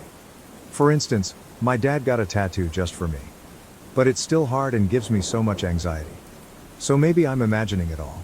I stayed with my parents and young cousins for a while after the breakup, but since I've been home, I feel like he's still around. The first time this happened, I went to a club with a friend and her boyfriend. I started dancing with a guy and then went outside with him to get some air. The moment we stepped outside and I heard his voice, I knew it was him. I was so sure. I freaked out, went back inside, and left with my friend. I messaged him later, and he denied it vehemently, telling me he wasn't even near there and that we could meet up and talk if I wanted. My friend said she wasn't sure, as she was off with her boyfriend and didn't see him. So maybe I'm wrong. My gut says it was him, but I can't trust my brain with these things. There have been more incidents like this since. If I go out, sometimes I just feel like he's there. I'll see a guy focused on me and will know it's him, but he'll deny it. Or someone will come to my job, and I'll recognize the voice, but he responds so confused that I feel like a crazy person making a scene, so I just quietly give him what he needs. I'll go to the grocery store, and a guy will suddenly be next to me. He won't even say anything to me, but the smell and traits tell me it's him. But later, he denies it all. It's not every day or anything like that. Once a week, maybe not even that. But it's enough to make me feel so on edge. The thing is, I could be wrong. Maybe it was never him. I don't go out much anymore unless I'm with someone. I keep my phone in my hand in hopes of snapping a picture to show my friends. I'm looking into getting a camera. I don't know what else to do, really. I'm afraid if I talk to others about it, they'll simply dismiss it. At the same time, he's still messaging me, just as kindly as when we first started dating. He says he's worried about me and wants to help. And I just feel like I'm going crazy. Maybe I am. Has anyone ever messed with your prosopagnosia before? What did you do? July 2nd, 2024. I have a quite severe case of face blindness, but I have my own ways to get around, like many of us do. However, I can never be completely sure who's in front of me until they confirm it. I'm sure you know the feeling. Now, I have had wonderful people in my life who make it so much easier for me. But have you ever had people who don't do that? My previous boyfriend used to mess with me sometimes, and I sometimes worry he might still be. But it's hard to be sure when I can't trust what I see. Sometimes I'm so sure it's him, but he'll deny it, and I can never convince myself to be 100% certain of what I saw. Do you have any things you did to deal with people who messed with you? Or didn't take your prosopagnosia seriously? New update. Update. I have face blindness and I don't know if I'm losing my mind or my ex is messing with me. Turns out, it's both. July 19th, 2024 first. Thanks to the mods for allowing me to post this update. I don't know if anyone will see this, but I keep getting messages about this, very kind ones, for which I'm grateful, and thought I'd just do a wee update. I'm not in the best place mentally, so I will keep this short. This will also be my last one, as I've taken plenty of your time as is and don't really know what to do with the attention, though I'm extremely appreciative of all the support and advice. I posted here a while ago about how I wasn't sure if my ex was messing with me, and my face blindness, or if I was just being paranoid. I now know it's both. I really did feel like a crazy person. The day I made the post, I broke off contact with him again. I got a few more messages from him, all kind and concerned-ish. Even some mutual friends, and one girl I barely know, reached out, saying they were worried because of what my ex told them. But here's the thing, I did manage to subtly make 2 videos, 2 different times, in which my parents could clearly see him. Honestly, I was an absolute mess. Since then, I've also been staying with my parents again and took a break from work. We're trying to look into a restraining order, but it's not that easy. However, there is some redemption. Roger, a buddy, exposed him entirely, doing what I lacked the guts to do. After that, I received some extremely angry messages from my ex, who stated things like, he just happened to be in the same place. Because of my fears, I'm now making him out to be a stalker.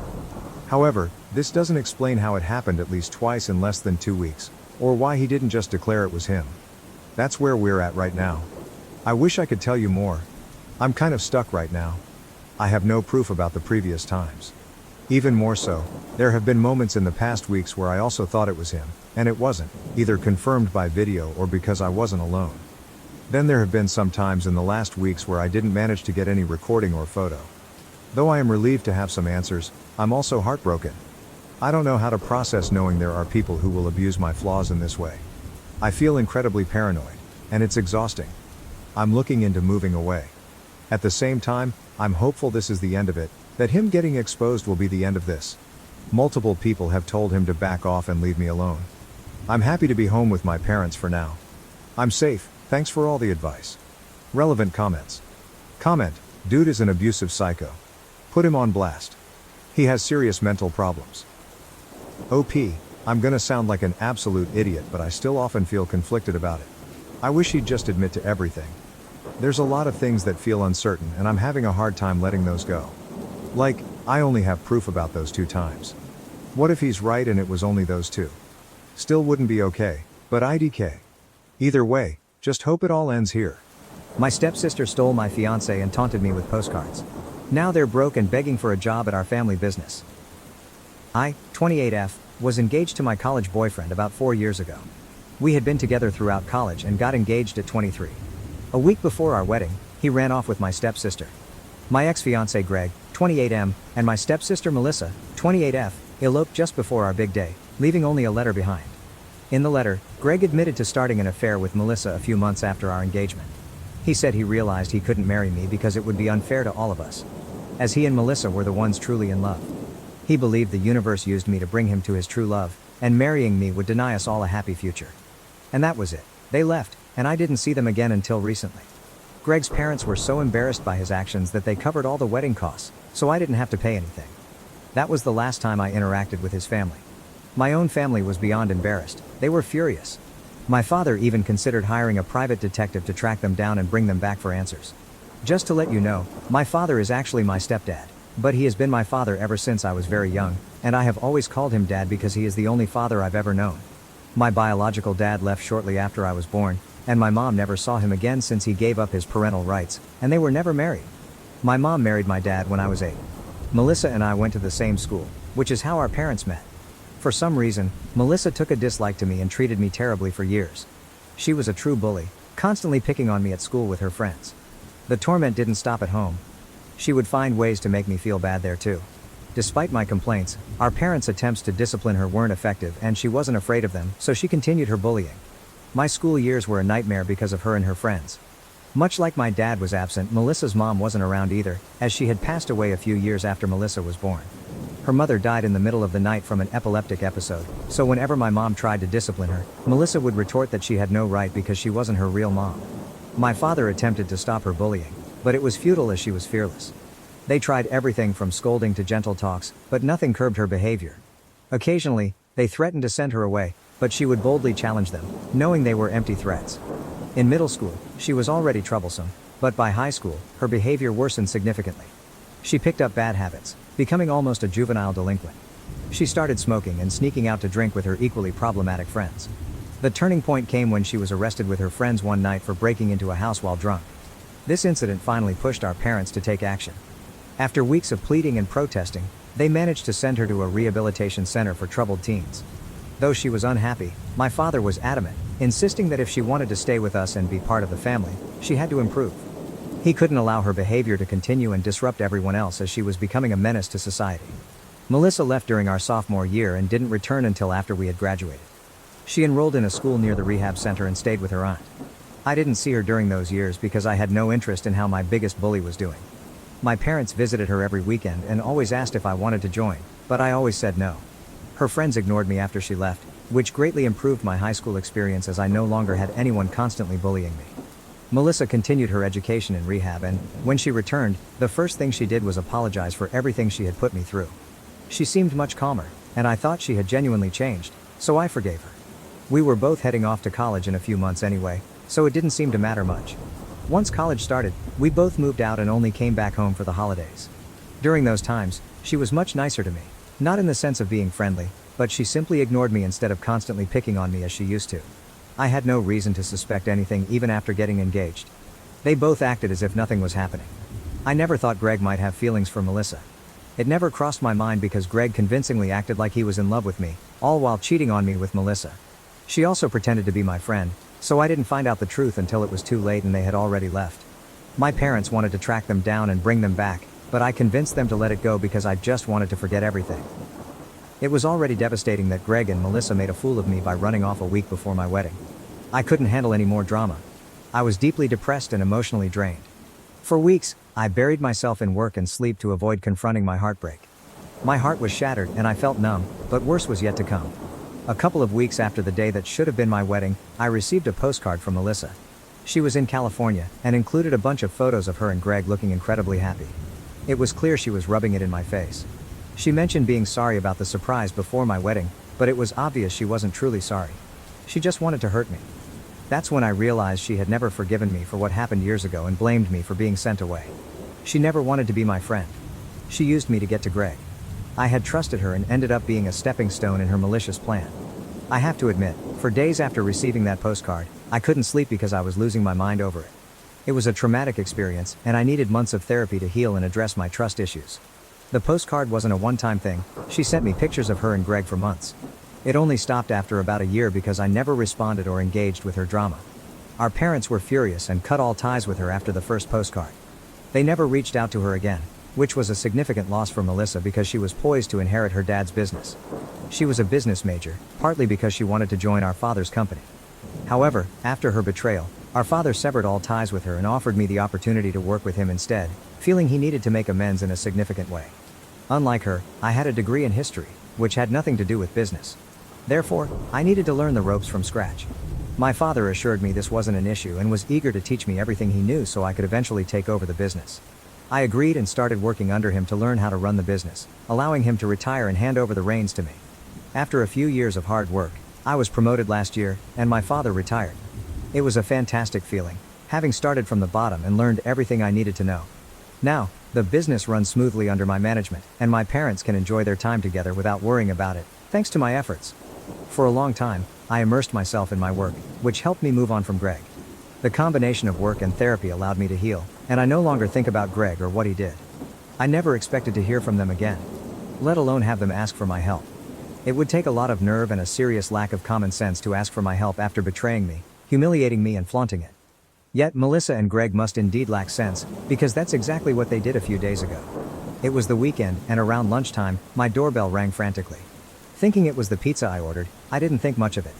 To my shock, when I opened the door, instead of the delivery guy, there stood Melissa, looking extremely worried. Speechless, I waited for her to speak. It was clear she was there to ask for help. She looked destitute and her appearance betrayed her situation. Melissa, always impeccably dressed, now wore old faded clothes that looked long out of date. Her jeans were too short, and she appeared malnourished. I had already decided that whatever she asked, my answer would be no. She explained that she and Greg had been struggling ever since he lost his job a few months ago. Instead of job hunting, he had taken to drinking. Although she had been trying to find a job, her efforts were unsuccessful because she had left the workforce to handle household chores when she moved away with Greg. This gap in her resume made her a less attractive candidate for the job she applied for. She had heard from relatives that our father had retired and handed the business over to me, so she came to ask if I would hire Greg. Melissa admitted she hadn't approached our parents yet and came straight to me because she believed I had a kind heart and felt immense guilt over her past betrayal, confident I wouldn't turn her away. Now that she needed my help, her entitlement was so absurd that I laughed in her face and told her to apply elsewhere because I don't hire cheaters. Then I shut the door on her and walked back to the living room, ready to call the cops if she didn't leave soon. Fortunately, she left that day, but she hasn't stopped bothering me. After her visit, I called our parents to tell them about it.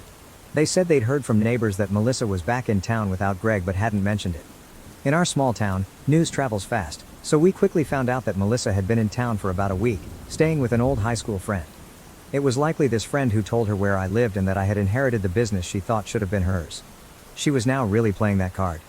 A few days after visiting me, she went to our parents to complain about how heartless I was. She expected them to side with her, thinking she had the upper hand by playing the victim, but she was wrong.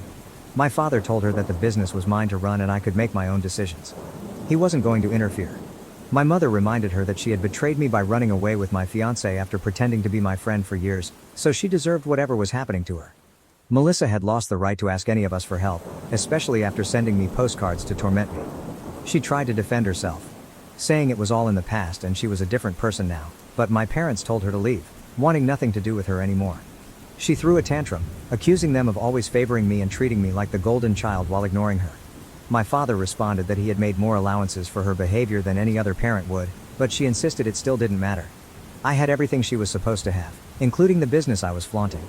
She claimed it wasn't her fault that Greg fell for her and chose her over me, yet she felt she was being punished for it. She said the postcards she sent were sincere apologies, not attempts to torment me. Honestly, I haven't stopped thinking about her words since my father told me. It's true she was supposed to inherit the business and be in my position, but she lost that because of her own actions, not mine. I never asked my father to cut her out and give me the business, he did that on his own. It seems unfair for her to blame me.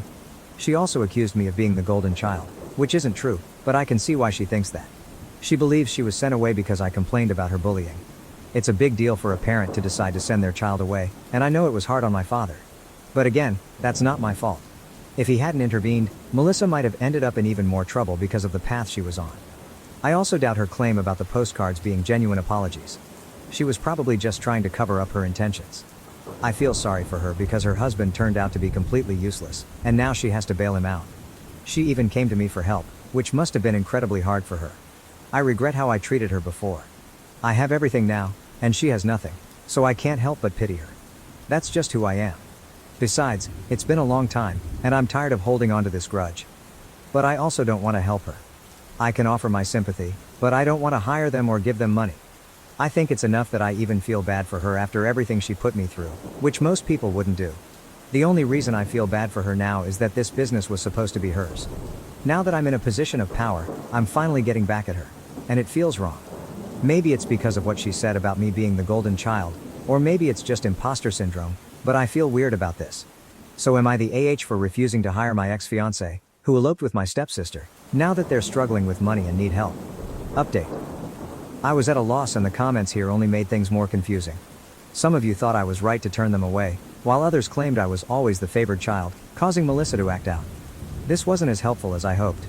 I decided to talk to my parents, as I've always sought their advice when facing problems.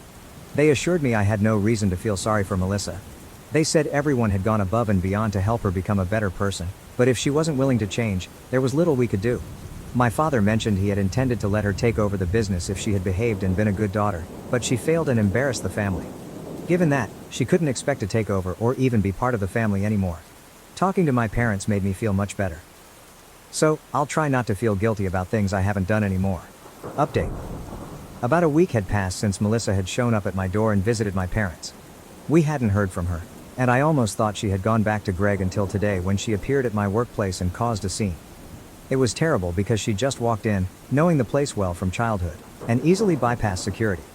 She stood in front of my office, shouting that I had stolen the business from her by pretending to be a perfect daughter to our parents and constantly sucking up to them to gain their approval.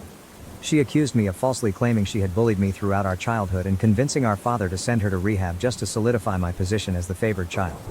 She declared that the business was supposed to be hers, but I was refusing to let her be a part of it because I was jealous Greg had chosen her over me, unlike our parents who had always favored me. She said I had lost my mind from being overlooked and had turned our parents against her.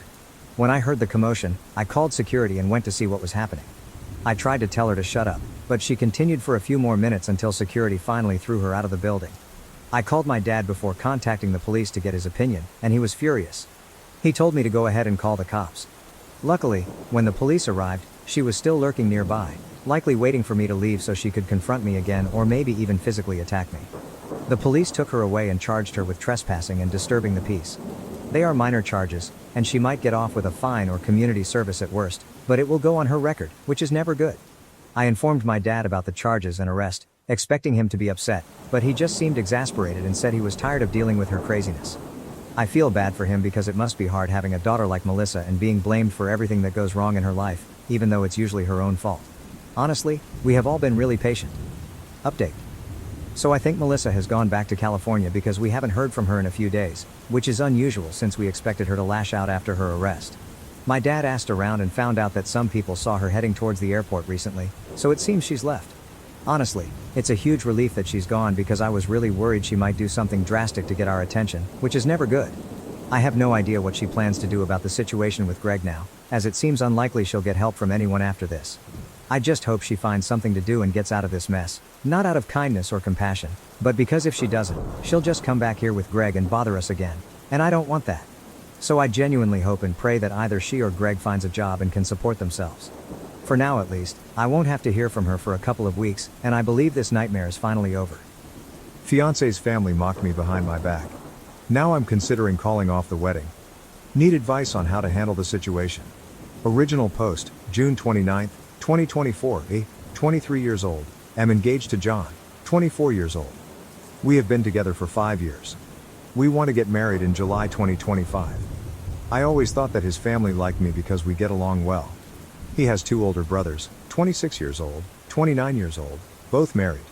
Honestly, I was very excited to have them all as my in-laws. They were always kind to me. Some kind of important information. About a year ago when I was scrolling on Instagram, I saw a profile that was kind of cringy but in a cute way. It was an older woman's profile who shared inspirational quotes. I remember one particular post and it was something along the lines of, "Only stupid people pretend to know everything. Don't pretend, just ask." Honestly, this quote changed me in a lot of ways.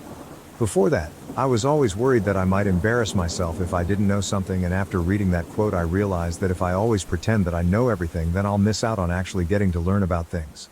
So I decided to change my habits and start admitting that sometimes I genuinely don't know. Someone is talking about the war in Kosovo. Okay, sure, but first let me ask some questions so I can really understand what we're talking about. And I ask a lot of questions sometimes.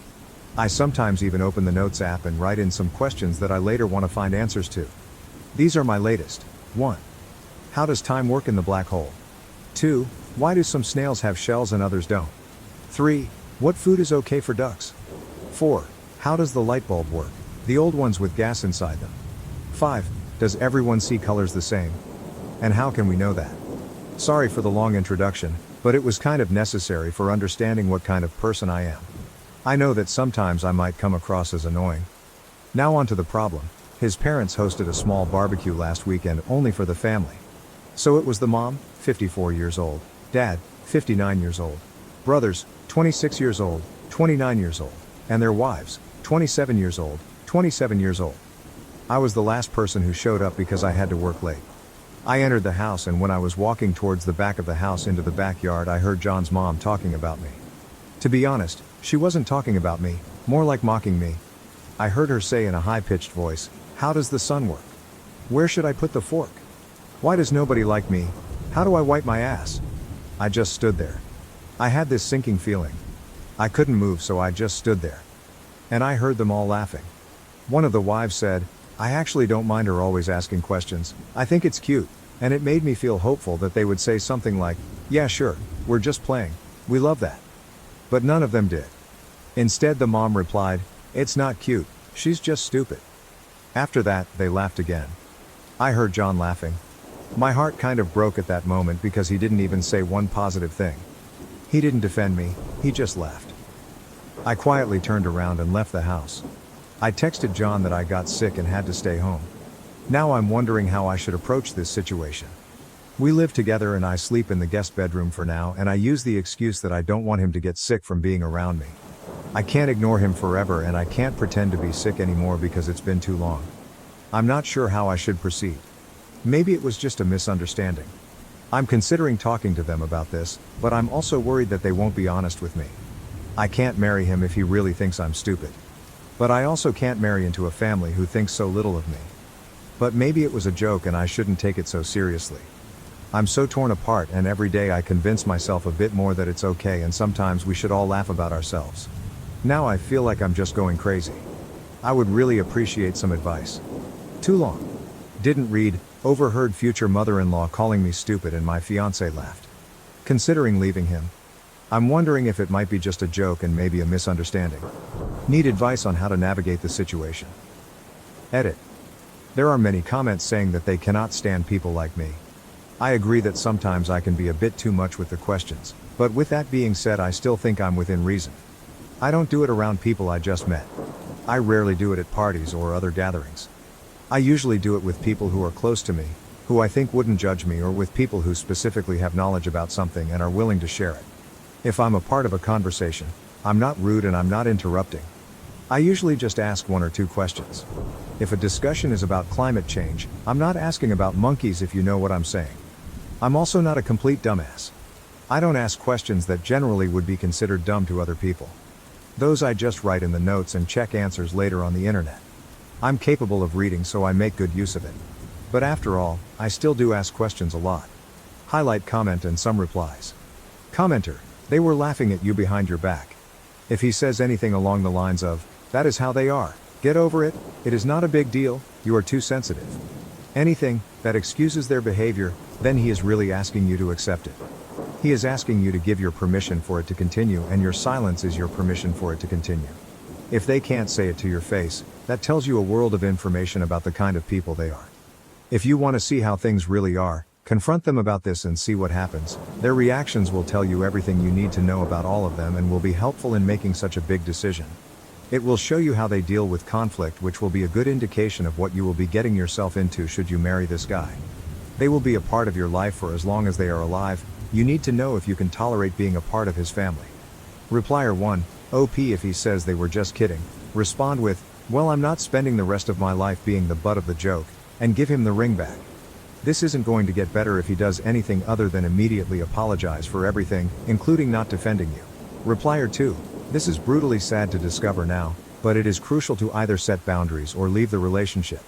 You deserve respect and kindness from your in-laws, and it is 100% non-negotiable from your spouse. For the entire side of the family to be involved in that nastiness is shocking. It's really disturbing and gross that they would act like that. Replier 3, this isn't about boundaries. His entire family thinks of her as stupid. Her confronting him and them won't change that.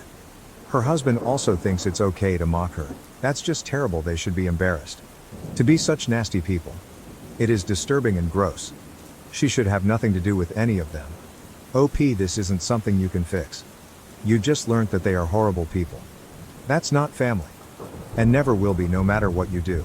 Replier 4. Exactly. They're actively making fun of her. She's been in their lives for 5 years and is about to officially marry. To hear them talk about someone they're supposed to love like that, honestly really upsets me. Her fiancé not only doesn't defend her, but he joins in on the laughing. So he agrees with what his mother is saying to some degree. I don't think I could marry someone who felt comfortable letting someone put me down like that. Replier 5. OP, your fiancé doesn't respect you. In fact, the only person who does it all is the one who said your asking questions is cute. I'm so sorry they're so toxic, and you only found out after hearing them mock you when they didn't realize you were there and could hear them. I wish I had known how toxic my wife's family is before we married. Toxic in-laws are the worst. Update post, July 2nd, 2024. 3 days later. First of all, I wanted to say thank you to the people who reached out to answer my questions about black holes, snails, ducks, light bulbs, and other topics. I would love to have you as my friends. For those who said I should just shut up, I don't really care if you find me annoying or hard to be around. I'm okay with that. I don't exist to please everyone. I'm just here for a good time, to have my own interests, and to learn. I didn't expect my post to gain so much attention, but I'm so grateful for the advice. Most of you told me to break up with him and at the very least confront him, so that's what I decided to do. You gave me a push and confidence to do it. Before I did that, I texted the wife of John's brother, the one who said she liked me asking questions. I asked if we could meet up for coffee. She said sure. We met and I didn't see the point in pretending to her that I didn't hear their conversation. So after some small talk, I just said, I heard you all talking about me during the barbecue. She immediately got sad and said she felt embarrassed. She explained that it wasn't a joke, wasn't out of context, that it was just mean and hurtful. She said she's sorry for not defending me more, but I said that it's okay and I understand. I told her that I don't blame her for anything, and just wanted to make sure that I understood the situation and see it for what it really was. And it really was laughing at me behind my back. Just bullying. At this point, I just had to confront John. In my last post, so many comments were saying that he would probably try gaslighting me. And you were right. We were having dinner together for the first time since the barbecue happened because before I tried my best to avoid him. Yes, I know, not very mature of me, but other than you guys, I don't really have a strong support system. My family and best friends are hundreds of kilometers away. I only have 2 good friends here. I was so stressed I thought I was going to pass out. My legs were shaking and I was terrified because I knew deep down that this is the moment when my 5-year relationship goes down the drain. I looked him in the eyes and asked, how does the sun work? He looked confused, so I followed with, where should I put my fork? Why does nobody like me? At this point, realization hit him. And he started nervously laughing. I said I was there and I heard them. After the initial shock passed, he got mad. He said it's rude to eavesdrop. I said it's rude to bully people. He tried telling me that it was just a joke, that I shouldn't be so uptight, that it really was funny. I said that I didn't find it funny and went to the guest room to calm down. He started panicking. He was asking me to please talk to him. He was much more apologetic and said that he would be 100% honest with me. I asked if his mother made similar comments before the barbecue. He said yes. I asked him if he ever defended me. He said he tries to. I don't know if I believe him. He told me he loves me and respects me. I don't know if I believe it either. I said that I love him too, but I need a break. He's all I've ever known. He was my first and only partner. I have no outside perspective of this. I have no experience. I need a moment to think. I will be going to my friend's house for a while to think everything through. The apartment has his name on the lease anyway. After I gathered some of my things and left, he kept texting me nonstop. He tried calling, but I didn't respond. I was very hurt because he tried to belittle my feelings and only later, when he realized that I might break up with him, started apologizing. The next day I decided to give him another chance to explain himself and I came back to the apartment. He seemed very sad and tired. He said that he told his mother that I overheard them. I said I don't care. It's his time to step up and show me that he cares. I'm not interested in an apology from his mother. I'm already done with her. I can't put up with this behavior and mocking me like we're in primary school. I saw a comment saying that probably her ego is hurting. I think it's true. She never got the chance or never had the desire to have an education.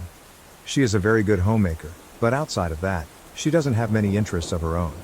If I'm asking her about making tomato soup, she will be talking for 30 minutes lecturing me about adding enough sugar, but not too much.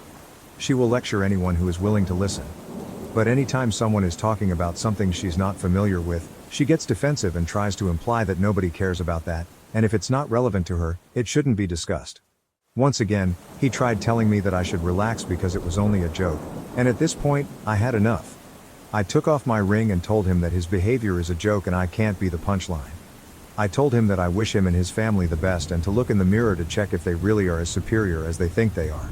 I said I'm going to be back with my friend soon to pick up the rest of my stuff and to not contact me again unless it's about moving my things out. And that's it, I'm done. Thank you all for the advice. Without you, I wouldn't have the confidence to leave this man. I know I deserve better. I can't be with someone who can't stand up for me, and I wouldn't be able to feel comfortable around his family, so I'm done with the relationship. I hope they will treat his next girlfriend better. Thank you again, Reddit, for the advice. Relevant comments. Commenter 1. Keep on being curious. Not judgmental. OP. Same, I absolutely love that show. I watched it with my ex and it's funny that he didn't like Ted and thought that his character was not relatable and silly. To be honest, we all should have Ted's strength and positivity sometimes. Commenter 2. OP. Your ex-mother-in-law can still go and get an education. Many have and there is still time. That's no excuse for what she did, and her saying that and acting like that shows how uneducated she is. OP. I think so too.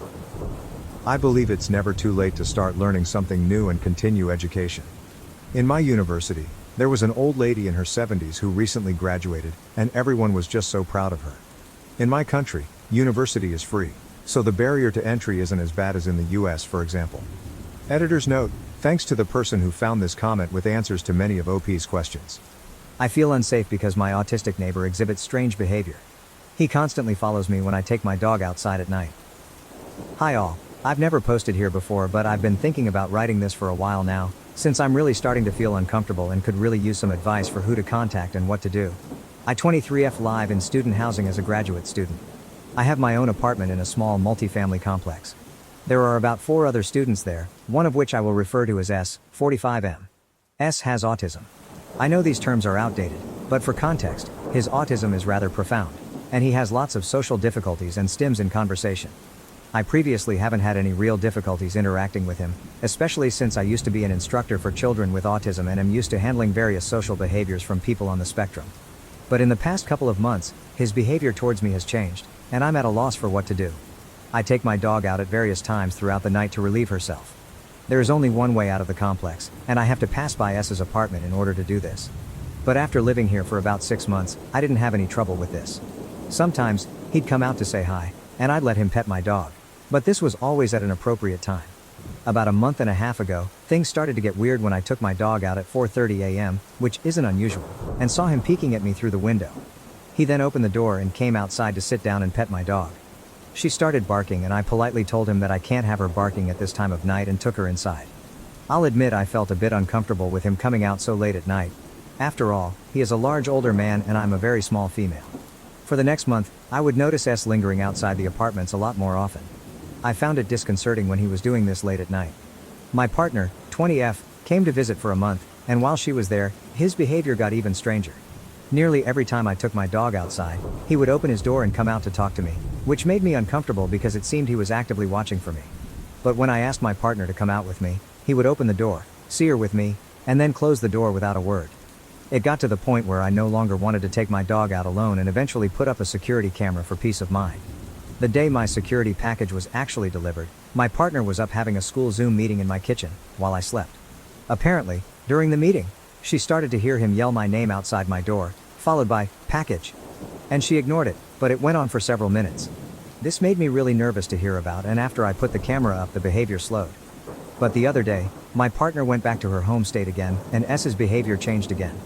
He came up to me on the way back from doing laundry in our shared laundry room and asked me if I was a lesbian.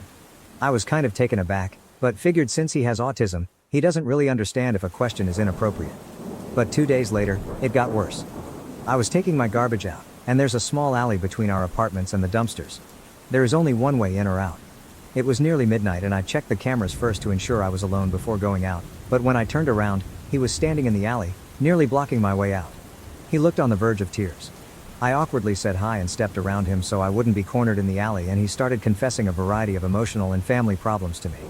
I could see he was having a hard time, so I was polite and answered him and advised him to see a therapist if he needed someone to talk to.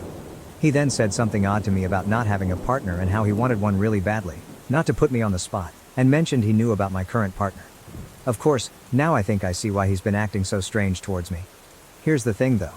He's still following me outside when I take my dog out, and sometimes will just stand there quietly and watch if I'm not engaging with the conversations he's trying to start. I have started carrying pepper spray and will admit I'm feeling very concerned for my safety.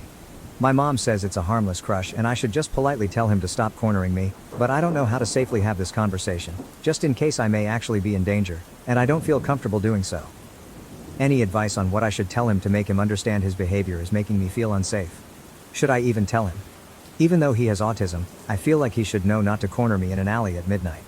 My school does not have many people working during the summer, and I'm not sure who I should report this to, if I do. Several people close to me who have met him, including someone who is also on the autism spectrum, are telling me to not confront him and just report this behavior. But again, my parents just say his autism is making it difficult to understand that his sudden change in behavior is off-putting, and he's getting over a harmless crush. Either way, I feel unsafe at times, and I want to hear some advice from you guys as to what I should do. Advice from anyone on the spectrum would be especially appreciated, since I want to know if maybe I'm just misinterpreting his challenged social skills as something more concerning.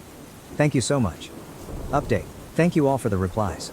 You guys are so helpful and have helped me realize the danger I'm in. I want to believe this is the best case scenario, where he just doesn't realize his behavior is inappropriate. Logically, this is the most likely case, but I have to base my actions around a worst case scenario. My gut says something is very wrong. You guys are right that I need to listen to that. My safety has to take priority over his feelings, and I will be doing everything I can to avoid interactions with him. This weekend, he hasn't come up to me directly.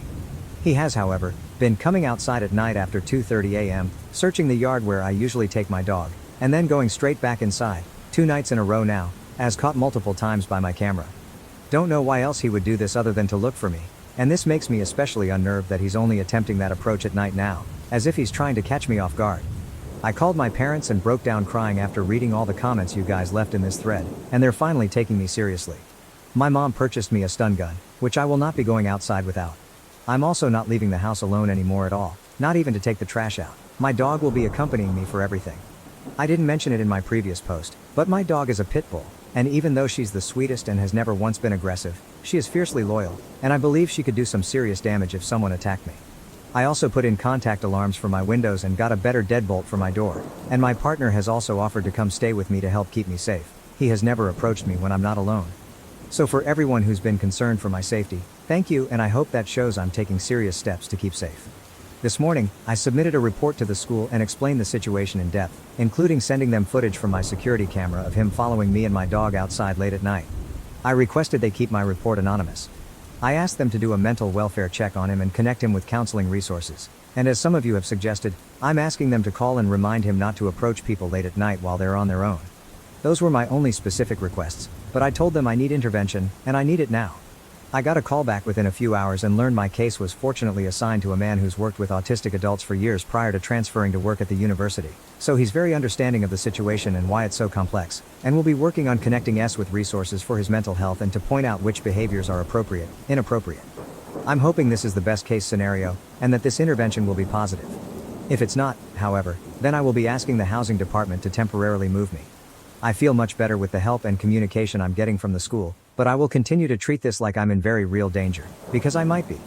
This post blew up, so I will update it if something more substantial happens. But for now, the situation is reported and you can assume no news is good news. My boyfriend thinks I should put up with his son's mistreatment of me because he's autistic. Am I the asshole for being ready to end the relationship? Update: I took my baby and left last night. I'm hiring a lawyer to seek sole custody. Thank you for all the advice and kind words. His son is 18 but functions at a 12-13-year-old level. He says he's high functioning, but I don't think he is. My boyfriend's parents raised his son and were and still are very permissive with him. He sleeps all day and gets taken out for dinner literally every day, has zero responsibilities and refuses to get a job. I know there's places that hire disabled people, but he's flat out said he's not going to work. He treats his grandmother like shit and calls her horrible names such as bitch and whore. He still gets whatever he wants just handed to him. I can't stand him. My boyfriend and I have a 5-month-old son together, and when he was a newborn, my PPD was so bad I was hospitalized for it. His son thinks I abandoned my son because I didn't want to take care of him, and there's no convincing him otherwise. This has resulted in him screaming at me that he hates me and wants me to leave. This isn't the first time this has happened either. I've asked my boyfriend to talk to him and he says he didn't raise him and nothing would change even if he did.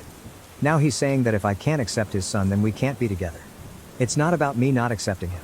I've known since the beginning of our relationship, almost 3 years, that his son is autistic and I loved him and felt maternal towards him. His own mother basically abandoned him, so I felt bad for him, but now I don't exactly like him since he's spoiled and entitled. I accept him, but I didn't sign up to be mistreated and disrespected and be told to deal with it or leave.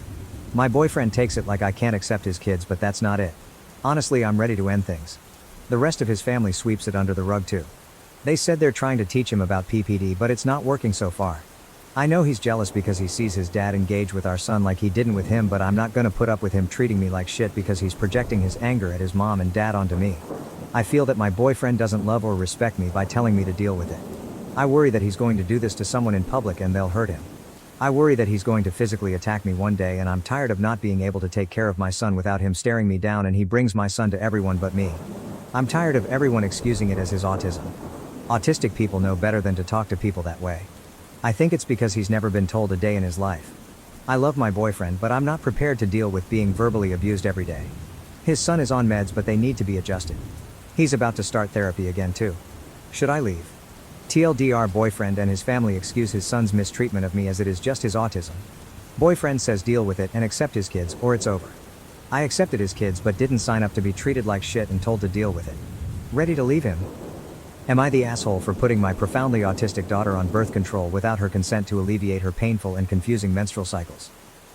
I, 45F, have a daughter, 19F, Layla, who is profoundly autistic. She was diagnosed as a young child, and due to the efforts of her speech and OT, and her own hard work, she has been able to gain a lot of independent daily living skills over the years. As she started hitting the teenage years, though, we started facing an extreme struggle with her period. Due to her diagnosis, she is estimated to have the developmental age of a 3 or 4-year-old child. This makes her month cycle extremely painful and confusing for her. She does not know or understand why she is bleeding or in pain. She suffers from bad cramping, which is difficult to treat as she has a hard time communicating when she is in pain. Aside from the pain, the hygienic side of her cycle is very difficult for both her and me. Due to the painful nature of her cycle, keeping things consistently clean is extremely hard as there is a negative association there, and she does everything she can to avoid dealing with her period. After trying different OT therapists and plans, both me and her father, her OT therapist and her pediatrician have decided the best thing for her is to be put on birth control so her cycles can be managed. We safely have her skip the majority of her cycles during the year, and it has been a blessing for us. It has been 4 months, and not only has she been able to avoid the pain she goes through every month, but her general mood and demeanor has improved as well. Her therapist believes her irregular cycle was causing her a lot of anxiety. The issue comes with my Sile Ashley. She was over at the house yesterday having lunch with us when she asked how Layla had been doing recently. I told her that she was doing very well and explained to her the changes we made in the last few months. Ashley was horrified. She started ranting about how I am taking away my daughter's autonomy by putting her on birth control without her consent, and that the long-term effects could hurt her fertility. Layla will never have children, and will never have an intimate relationship with others due to her developmental age. I tried explaining this to SIL, but she held firm. I honestly don't know if she has a very good grasp on autism or developmental disorders at this point. I ended up asking her to leave as she was getting louder and I didn't want her to upset Layla. I let my husband know what had happened when he got home from work. Layla had already texted him trying to shame him for allowing Layla to be put on birth control. She has now involved my MIL and has even reached out to my own mother over Facebook, claiming my husband and I are taking away our daughter's autonomy. I really think that birth control was the right choice for our daughter, but the constant barrage of insults is starting to make me question things. Am I the asshole? I fell in love with a married man while engaged to my fiancé of 6 years. Now I regret it and am trying to reconnect with my fiancé. We have been together 6 years now, and during the 3rd year of our relationship I cheated on him with a close family friend. I had started taking him for granted and it became easy to cheat because I didn't value the relationship. He broke up with me and we were split for months, and the times I was single I realized he is a great BF. I begged for him back and he took me back, but I had to promise to never speak to the guy again. I'm happy to say I never cheated since then and haven't been tempted at all. I understand how great of a partner I have. That being said, the guy I cheated on was a close family friend, and recently I rekindled our friendship behind his back. Nothing romantic. Have you ever met someone who is a terrible partner but a great friend? That's him. I hated the fact that I let a stupid mishap ruin our friendship. My fiancé found out and was angry. I apologized and we talked, and he needed space. He sent me a text of his demands to continue the relationship and I copied and pasted it. His text. After doing some thinking, I can't trust you. Whether it was platonic or not, this is the 2nd time that I know of where I have violated my trust. The hardest part isn't this, but now I have to wonder how many times have you violated my trust or done something behind my back that I just don't know about. You claim this is it, but how can I believe you? I love you and want to work on this relationship, but it's going to require a lot from you. We are postponing our wedding indefinitely. When we first got back together it took 10 months before I felt secure in the relationship again. I have no idea how long it will take to feel secure again. Eli, I changed the name, will be blocked on everything and you're to never speak to him again. This now includes family events. If you know he will be there, do not attend. If you didn't know and he attends, you are to ignore him. I have unrestricted access to phones, social media, emails, etc. Every password I want to know for any device you have. No hanging out with male friends alone. You are to be home by 1 if you do go out with your homegirls. There will be more, but these are my demands and they aren't up for discussion. If you aren't willing to do it, then the relationship is over. Take your time to think about it. End of text. I called him, but he said he's not arguing with me about it and won't call him back until I decide what I want to do. I feel that this is extremely harsh considering the fact I didn't cheat this time. Ever since we got back together I never cheated on him. OP believes that the punishment is too far. I think I was wrong. But I feel that the punishment doesn't fit the crime. I made a horrible mistake years ago. Being friends with someone doesn't equal sign cheating. Even though I was wrong for going behind his back. OP is convinced to follow her BF's rules. Okay, I'll do it. I just needed to make sure he wasn't going too far, but if this is what it takes to rebuild his trust. When commenters say that OP is on her way to cheat on her BF again, she claims, "You don't think I'll follow his rules?" Good thing I don't let people tell me what I can't do. I'm going to be laughing when we work through this, get married and have kids. Update 1. We had a really great conversation and he was vulnerable and said it made him feel like I didn't value him. He was crying and it really hurt me to see the pain I caused him. He told me that please let's not go forward with this unless I can promise that I won't go behind his back again because he can't go through this pain again. I told him that I promise I will never hurt him again and will always be honest and upfront with him now. We talked about the rules and he said they will be temporary and will be adjusted when we go to couples therapy. Now it's time to put in the work to repair the relationship. I know it will be a lot of work, but I'm prepared. Update 2. So next month I'll get married this fall. I was with an amazing guy and we worked through a lot of issues together. I thought I loved him and I think I still do, but not in love with him. About 3 months ago at my job, we got a new coworker who is very handsome and extremely attractive. I mean, I have never been so physically attracted to someone in my life. We started to deepen our friendship, but romantic feelings came. I repressed mine, but to my surprise he confessed his feelings to me as well. I told him we gotta think about our spouses, but our feelings continue to grow. He told me he stopped being affectionate with his wife because he feels like he is cheating on me when he does that. He only wants to be affectionate with me. I've started doing the same thing and haven't been intimate with my partner. The big thing is a lot of people will be hurt when this comes out. He can't divorce his wife right away because of finances, but he will as soon as possible. I have to call off the wedding, but I really don't want to hurt my current fiancé. When asked about her previous infidelity, OP says, "I have cheated before and I'm starting to realize it's because I didn't understand being in love. With the guy I'm seeing we both aren't romantic with our current partners. I don't want to be with anyone but him. Also he's going to divorce his wife. We have a plan for when his finances get straight. How is she justifying this affair? This is completely different. The first time I cheated was because I was selfish. This time it was because I fell in love with someone else. I didn't choose this. No one picks who they love. This whole experience has taught me how complex love is and that I've never been in love before. This is so hard on OP. That's not fair. I didn't want any of this to happen. It breaks my heart that I'm going to have to call off the wedding, but he's a great guy and I'm certain he will find someone else. I wish I loved him or didn't fall in love with someone else. Because life is more complicated than that. I don't want to hurt him and have been thinking, oh, the best way to tell him. You guys act like this doesn't hurt for me too. You guys are not being understanding or empathetic. When commenters tell OP she's gullible about the married guy, she keeps emphasizing, I'm going to tell my fiance. But we can't tell the other guy's wife yet. He's trying to get his finances in order first. Update 3, I took everyone's advice and decided to end things with my fiance. This was the hardest thing I had to do in my life. I know you guys think I'm a terrible person, but this is an unimaginable situation to find yourself in. I want everyone to know how much this hurts.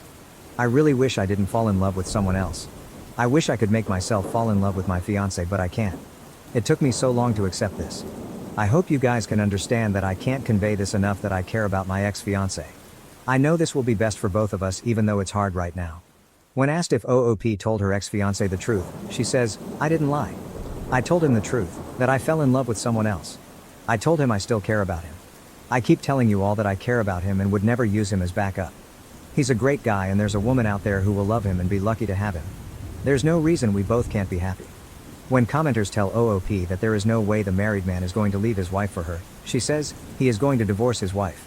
Unfortunately, divorce is extremely complicated, but he said he will keep me updated. It's not just finances but a lot of other legal stuff. Since I wasn't married yet, it was easy to end things. For him it's a lot more complicated than that. When commenters continue to call OOP gullible, she says, no, I was very clear in our conversation today that I want this figured out by the end of the year. That's plenty of time for him to figure out finances and legal stuff. That way by 2025 we can just focus on each other. Update 4. I realize I treated my fiance horrible and received my karma. My coworker and his wife are getting a divorce because she found out he was cheating with multiple women. Plural, he's a disgusting animal. He lied to me and others pretending that we were the only ones. I ended things with him. I'm glad he's been exposed. Now, regarding my ex-fiance, I've taken the time to reflect and realize he's actually my true love. I hate that I hurt him. I reached out again to him, but he said he will always love me, but he's done with me. That was painful to hear. I just can't get over what my coworker did in destroying multiple relationships, including mine. It's painful to see and experience. Edit. I wasn't clear, but I take responsibility for my actions. Just because I'm condemning his disgusting and manipulative behavior doesn't mean I'm justifying my actions. My actions were horrible, but I've learned from them. Am I the asshole for suspecting a hidden affair between my husband and my best friend due to her flirty behavior and his dislike for her? Original post, February 3, 2024. I am a 31-year-old woman with a deep suspicion that something strange is going on between my 33-year-old husband and my 30-year-old best friend Maria. My husband thinks I'm just imagining things and is upset with me for not trusting him enough. Please tell me if this is all in my head or if you also find the situation from last weekend suspicious. Maria and I have been best friends since college. She has always been very outgoing, while I am more of an introvert. Maria has always been a bit promiscuous and loved drama. She had many boyfriends and hookups in college. She is also very beautiful, and I always felt invisible when I was around her because I have weight issues. I have always felt overshadowed by her. I was always very shy, and my husband was the first person I ever dated. Maria always teased me for only being with one guy in my life. As we have grown older, Maria has yet to be in a real long-term relationship. I feel that things have reversed now, and she keeps telling me how lucky I am to have such an ambitious and reliable husband by my side. Around 6 months ago, my husband came to me and told me that he felt Maria was trying to flirt with him. He does not like Maria but tolerates her for me. During one of the dinner parties, Maria was acting very flirty around my husband. She was just laughing extra loudly at all his jokes, complimenting his fitness and touching him on the shoulders and arms. My husband told me that he felt uncomfortable with her behavior and asked me to talk to Maria. I was pissed off and talked to Maria. She got angry at me and said that she had known my husband for over a decade. He is like a brother to her. She felt my husband was trying to destroy our friendship because he did not like her. I felt she was genuine and let it go. Maria soon joined our gym because she wanted to take yoga classes with me. However, she spent more time in the weights room where my husband is. Again, my husband made comments about how she is always half naked in the gym and asked him to spot her. Maria complained that my husband is being rude and unhelpful to her. I again took her side and told my husband to be helpful and nice to her, as she is my best friend. My husband said he would make more effort. I slowly started seeing them getting more and more friendly and working out together. I wanted to be cool, but I felt jealous. So now to what happened last weekend. Maria invited a bunch of her friends for a birthday party at her apartment. There were 7 guests there, including my husband and I. Maria kept on pushing tequila shots on all of us. Eventually, most of us got drunk. Maria was sitting next to my husband and was being very flirty with him, but I could see my husband not reciprocating, so I didn't care. Maria insisted we stay back at her place, and my husband and I slept in the guest bedroom. The other 3 guests, who were her coworkers, 1 guy and 2 girls, crashed on the sofas in the living room. I was drunk, and the last thing I remember was my husband bringing me to the guest room. When I woke up in the middle of the night, I was alone in bed. I could hear some moaning noises from outside. I quickly started looking for my phone in the dark. In that process, I dropped something from the nightstand on the floor. The noises stopped and I heard a door open and close outside. I quickly got up to see where my husband was. When I reached the hallway, I saw my husband, just in his jeans with no shirt on. I asked him where he was, and he said he went to the restroom and asked if I was okay. I said yes, and he came and slept next to me. He was sweaty. I asked him where his shirt was, and he said that the heater was too high, and he felt hot. His t-shirt was on a chair next to the bed. I lay down, but I was barely able to sleep after that. I got up early and went into Maria's room, and she was sleeping alone naked. I told her we were taking off, and she got up to see us off. I kept this all to myself, and when we reached home and my husband went to take a shower, I immediately checked his phone. I could not find any messages between him and Maria. I spent the whole day thinking about it and finally confronted my husband regarding it at night. He was pretty angry at me and told me that he hates Maria, and the only reason he tolerates Maria is because of me. I told him about the moaning noises, and he said he also heard the same when he went to the restroom but thought they were coming from the living room. He is still angry at me, that I can accuse him of something so horrible, and has told me that if I'm really that insecure, I should cut off my friendship with Maria. He also told me that he was never going to be in the same room as Maria ever again. I have no idea what to do. On one hand, I know my husband would never cheat on me, but it's just impossible to get the doubts out of my head. I keep on picturing my husband and Maria together in her bed. Am I the asshole to confront my husband and accuse him of cheating, just because of what I saw and not having any real proof? How do I know what happened? If I confront Maria and accuse her, she is also going to be equally mad at me. I don't know her co-worker friends well enough to trust what they say. I just feel stupid for trying to push for friendship between my husband and Maria. Please help. Update, they are texting via Facebook Messenger. Relevant comments. Maria is not your best friend. I say that sincerely as someone who also had best friends like Maria throughout my life. I had a best friend like this who was prettier, funnier, more outgoing and better with men during college. My boyfriend did not like her either. She also tried to flirt with him. I worried about this too. However, I was wrong. My boyfriend did not cheat on me, and it is unlikely your husband cheated on you with her if he dislikes her so much. It is much more likely that his story is true. He was hot and took his shirt off. Drinking can make you feel hot, especially with a heater on and while sleeping. Listen, as someone who has been through this, put some distance between yourself and Maria. You do not have to cut her out completely, but maybe reduce your contact to about 20%. But we have been through so much together. Yes, I know. But what is even better than that is having friends who you are not worried will try to steal your husband. Judgment, Maria is an AH. Your husband is not the AH. You are still to be determined. Take this as a chance to apologize and move on. If you do not, you will be the AH. OP, thanks. Needless to say, I will increase our distance from Maria. I feel threatened by her, especially since I see her flirting with my husband, and I am not okay with it. She does the same thing with most other men, so I always chalked her behavior up to, this is just how she is. I hope what you are saying is true about my husband.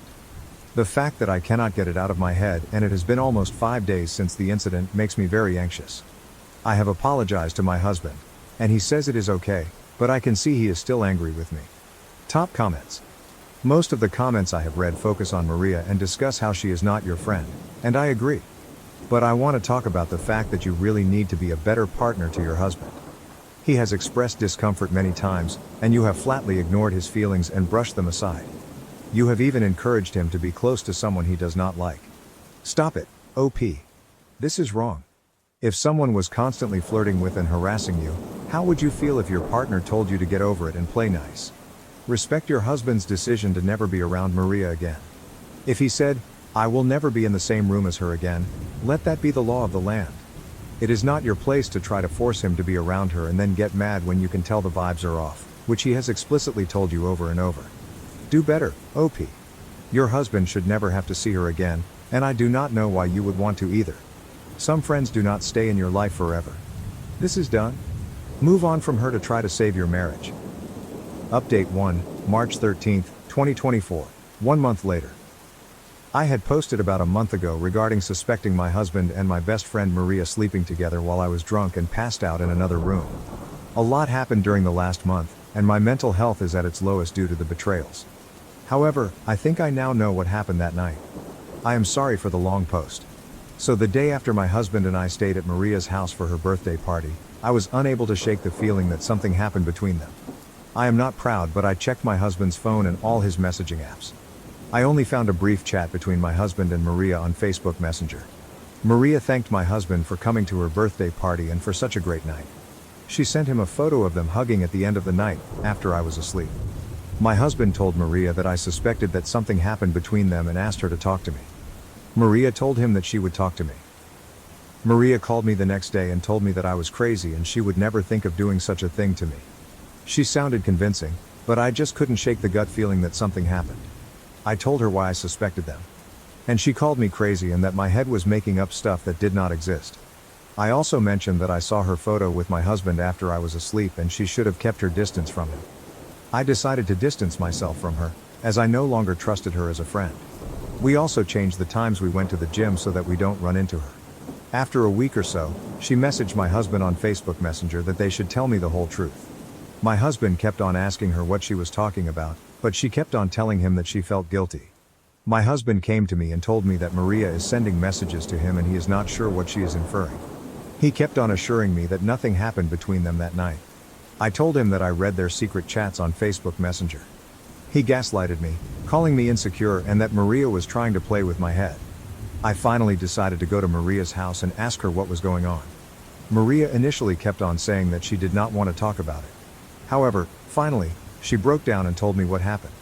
She told me that during the night of the birthday party, my husband kept on staring at her. After they realized I was too drunk, he took me to the bedroom and again went back to the living room. At this point, he was sitting next to Maria and kept on touching her legs playfully. Maria was also very drunk and they decided to call it a night in 30 minutes. Maria said that my husband followed her to her room and he started undressing her and they were intimate together. She told me that she was too drunk to consent to anything and felt like he essayed her. She kept quiet to keep peace, but it was bugging her from inside. I asked her if she was sure as she was too drunk that night, and she said that although she was drunk she remembers all the details. I confronted my husband, but he still kept on telling me that what he was telling was the truth, and Maria never liked him and was playing me for a fool. He was so angry at me that he left the house and is currently living in a hotel nearby. He keeps on calling me and asking me to trust him, but I don't know how I can trust him now. I never expected him to do such a thing. Maria has also been trying to talk to me and asking me to be there to support her. However, I do not know if I can look at either one of them. I am just going to try and cope with this situation and plan to go and live with my parents for a few days until my husband and I agree about our future. I know you all thought I was crazy in the previous post, but I knew in my gut that something was wrong, and never expected my life to suddenly come to this point. Relevant comments. If you are looking for some honesty, have you noticed that your friend's version of the story just so happens to make your husband look like the bad guy and her completely innocent and a victim?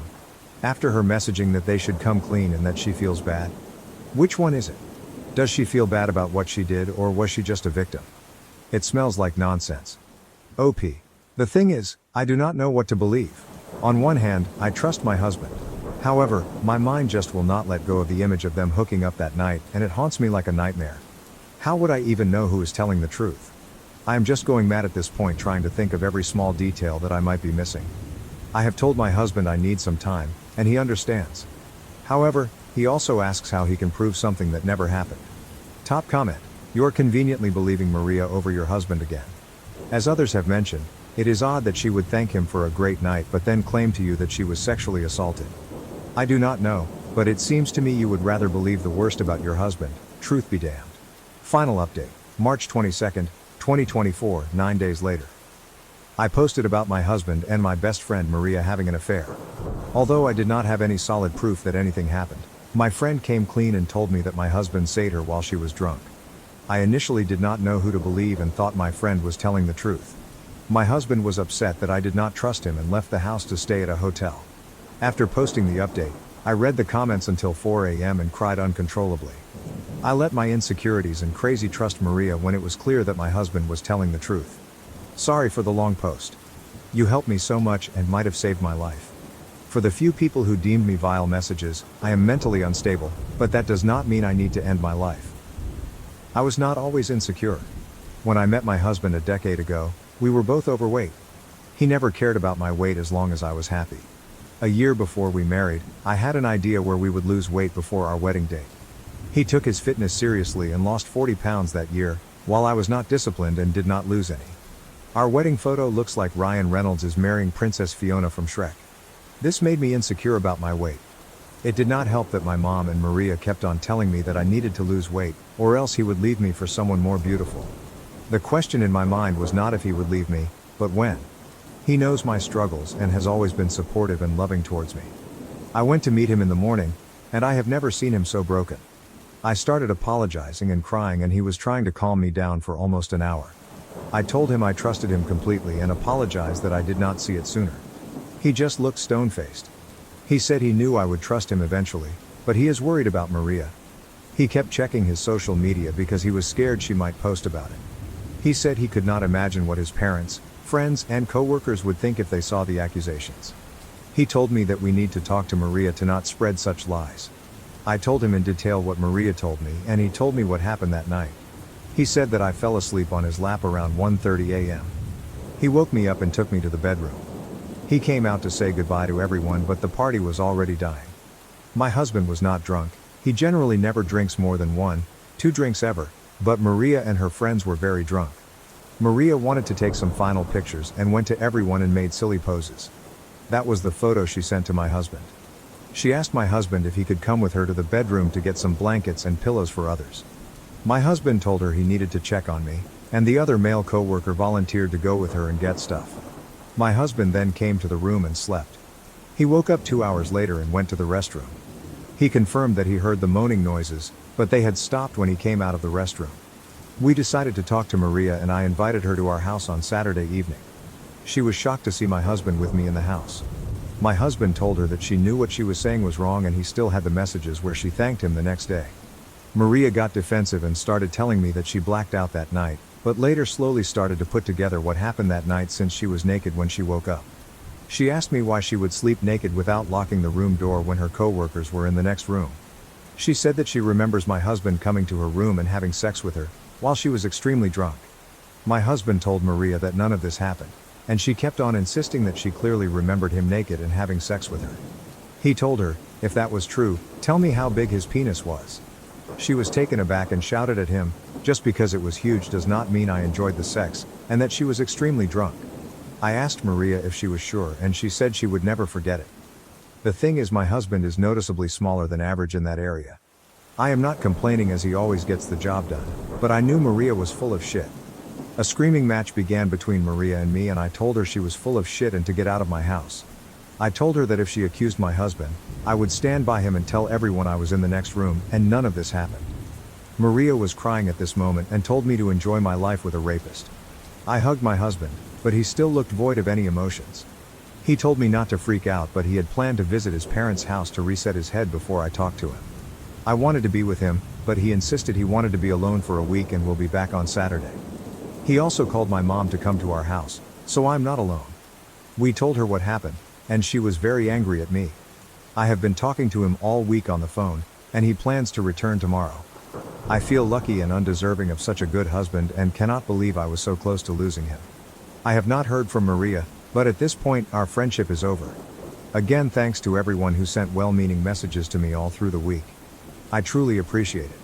I have signed up for therapy this week and hopefully will be able to be a better wife to my husband forever. Last update, July 11th, 2024. I wrote a few posts 4 months ago regarding my friend Maria falsely accusing my husband of sleeping with her and calling it SA because she was too drunk that night. I received a lot of messages this morning asking what happened. Not sure why. So I will just briefly write what happened here instead of replying to everyone. My husband left the house to be with his parents the day after I wrote the post.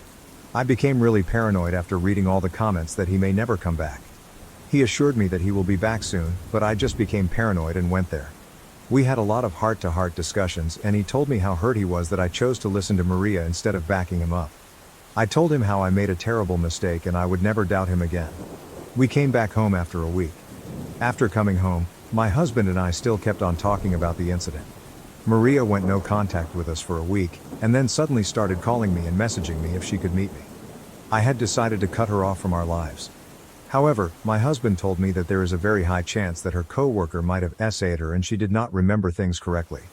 We discussed it, but my husband insisted that I should at least hear her side before deciding to break friendship with her. He also told me that she was not welcome in our house anymore and he will never forgive her. He suggested that I should meet her in a public place. I agreed and called Maria to meet at a coffee shop one evening. Maria cried a lot and apologized to me for the whole thing. She said that she was very drunk by the end of the night. She remembered me passing out on the sofa and my husband taking me to the room. She also remembered asking my husband for help with getting some stuff from the bedroom. She said that she woke up naked and could feel she had sex. She has memories of my husband having sex with her. However, after our fight, she started thinking if they were just drunken false memories. The only other guy in the house was her coworker. She confronted him and he told her the truth about what happened. According to him, he came to her bedroom to get the pillows and bedding. Maria kissed him and they made out. After everyone went to sleep, her coworker went back to her room after an hour and they had sex. Her coworker told her that she asked him to come to her room after everyone was asleep and that is why he went back. He also told her that she was awake when he went to her room. She was the one who initiated everything. Maria did not say anything to him in the morning or talk about it afterwards. He felt that Maria wanted to just drunkenly hook up and was uncomfortable talking about it later. Maria was very apologetic and told me that she was very drunk, and her mind just convinced her that my husband was with her that night. I asked Maria if she likes my husband and if she really meant to kiss my husband that night. She told me that she would never do that to me. She told me that she felt so guilty about the whole thing and also messaged my husband to confess everything to me. She says that if she liked my husband, why would she ask him to confess everything to me instead of just carrying on with the affair secretly? She said that she likes my husband as a friend but would never dare to do anything that would cause me pain. I feel her story makes sense. I told my husband about what happened.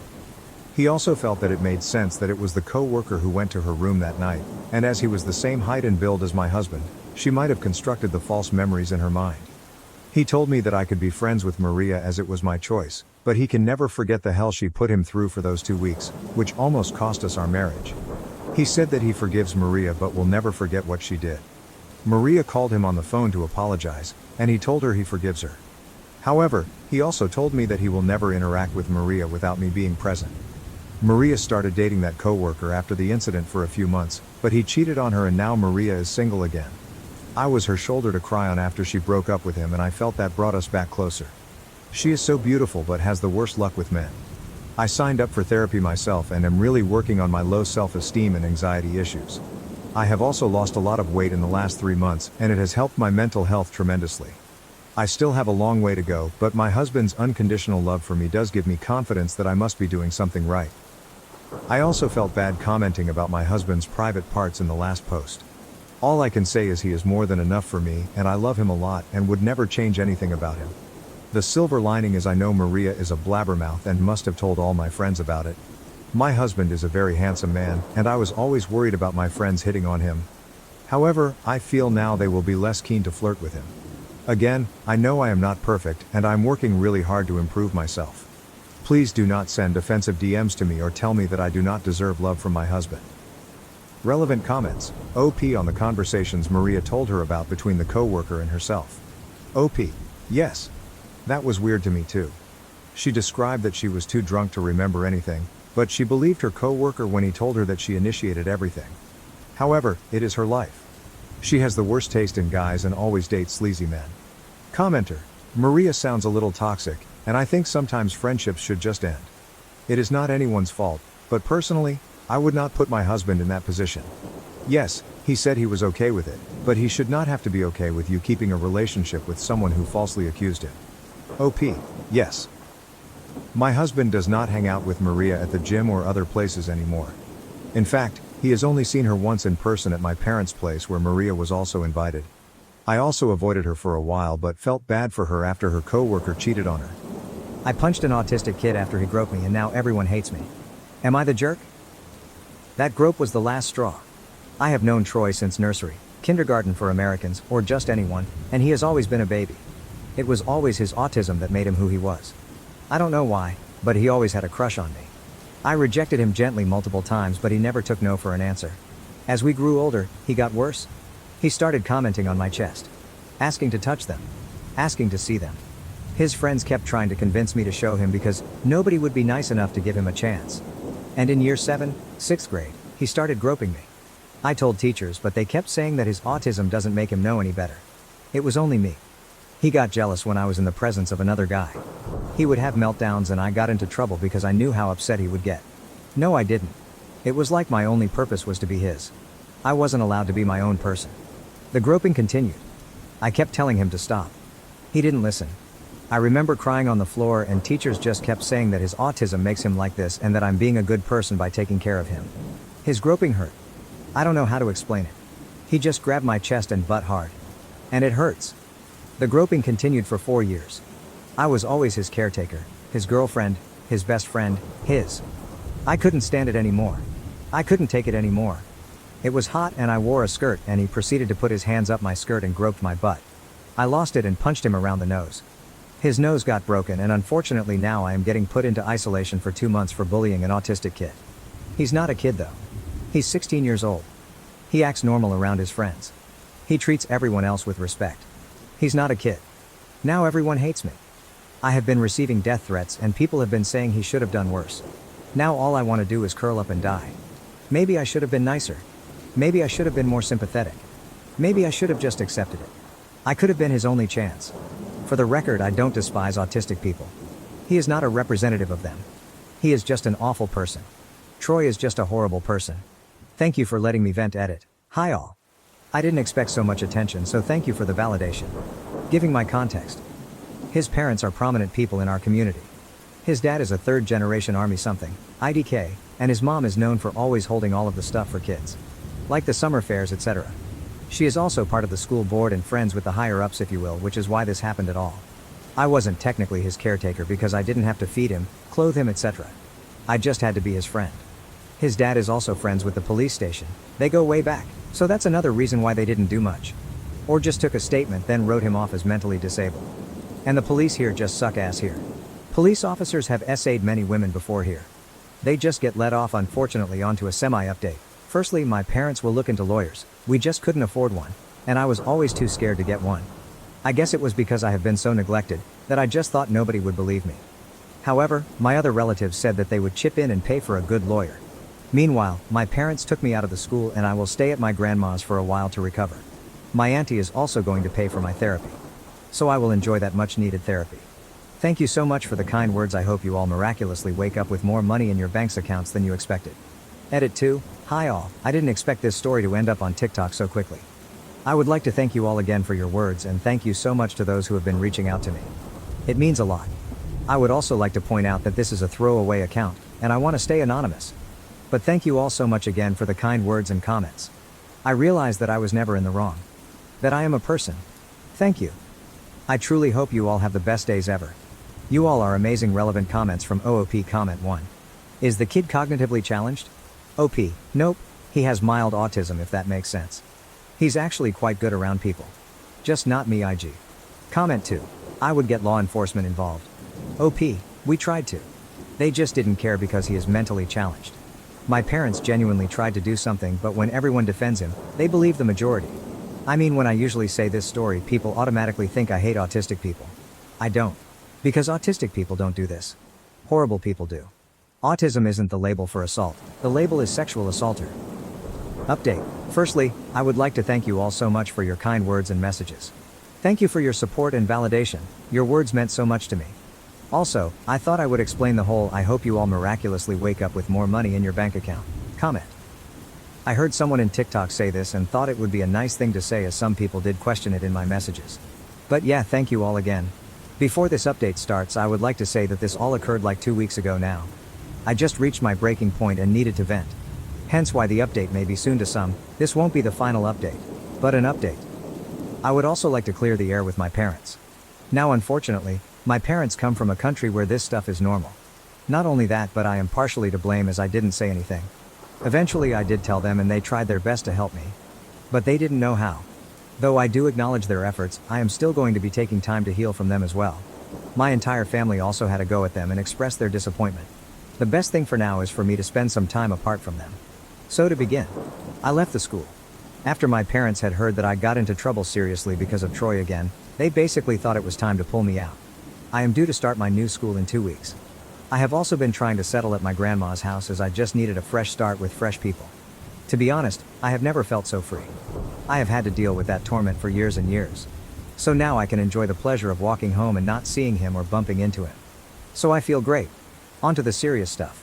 As I had mentioned, my family basically decided to pay for a lawyer, and we are now hoping to have a lawsuit against basically everyone involved. My grandma also had a go, to put nicely, with the school's board for basically allowing nepotism to harass other girls.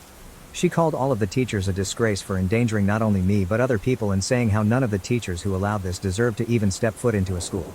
This experience has also not been all sunshines and daisies. After the suit was claimed or made, IDK, my parents got letters and messages basically asking for the case to be dropped. My parents obviously said no. But it still didn't stop the harassment. I eventually got harassed too.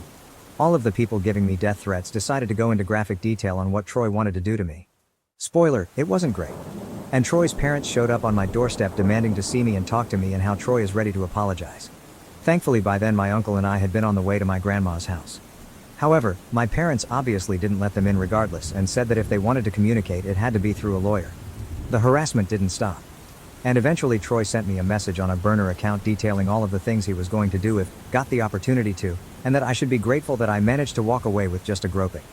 Troy also kept spewing on about how I'm nothing but a whore or slut, etc. And I should be grateful that someone so popular even looked my way. He kept saying how if I had just let him fuck me, he wouldn't have groped me. However, I know if I did that I would no longer be myself. I would be his property forever. The thought of that makes me want to vomit. Also, his logic doesn't make sense to me. Anyway, I just got receipts and blocked him. I also asked my parents to help me change my number. And I did. My grandma, being the person she is, decided that wasn't good enough and got me a whole new phone. She claims it's compensation for my trauma. Thanks, Grandma.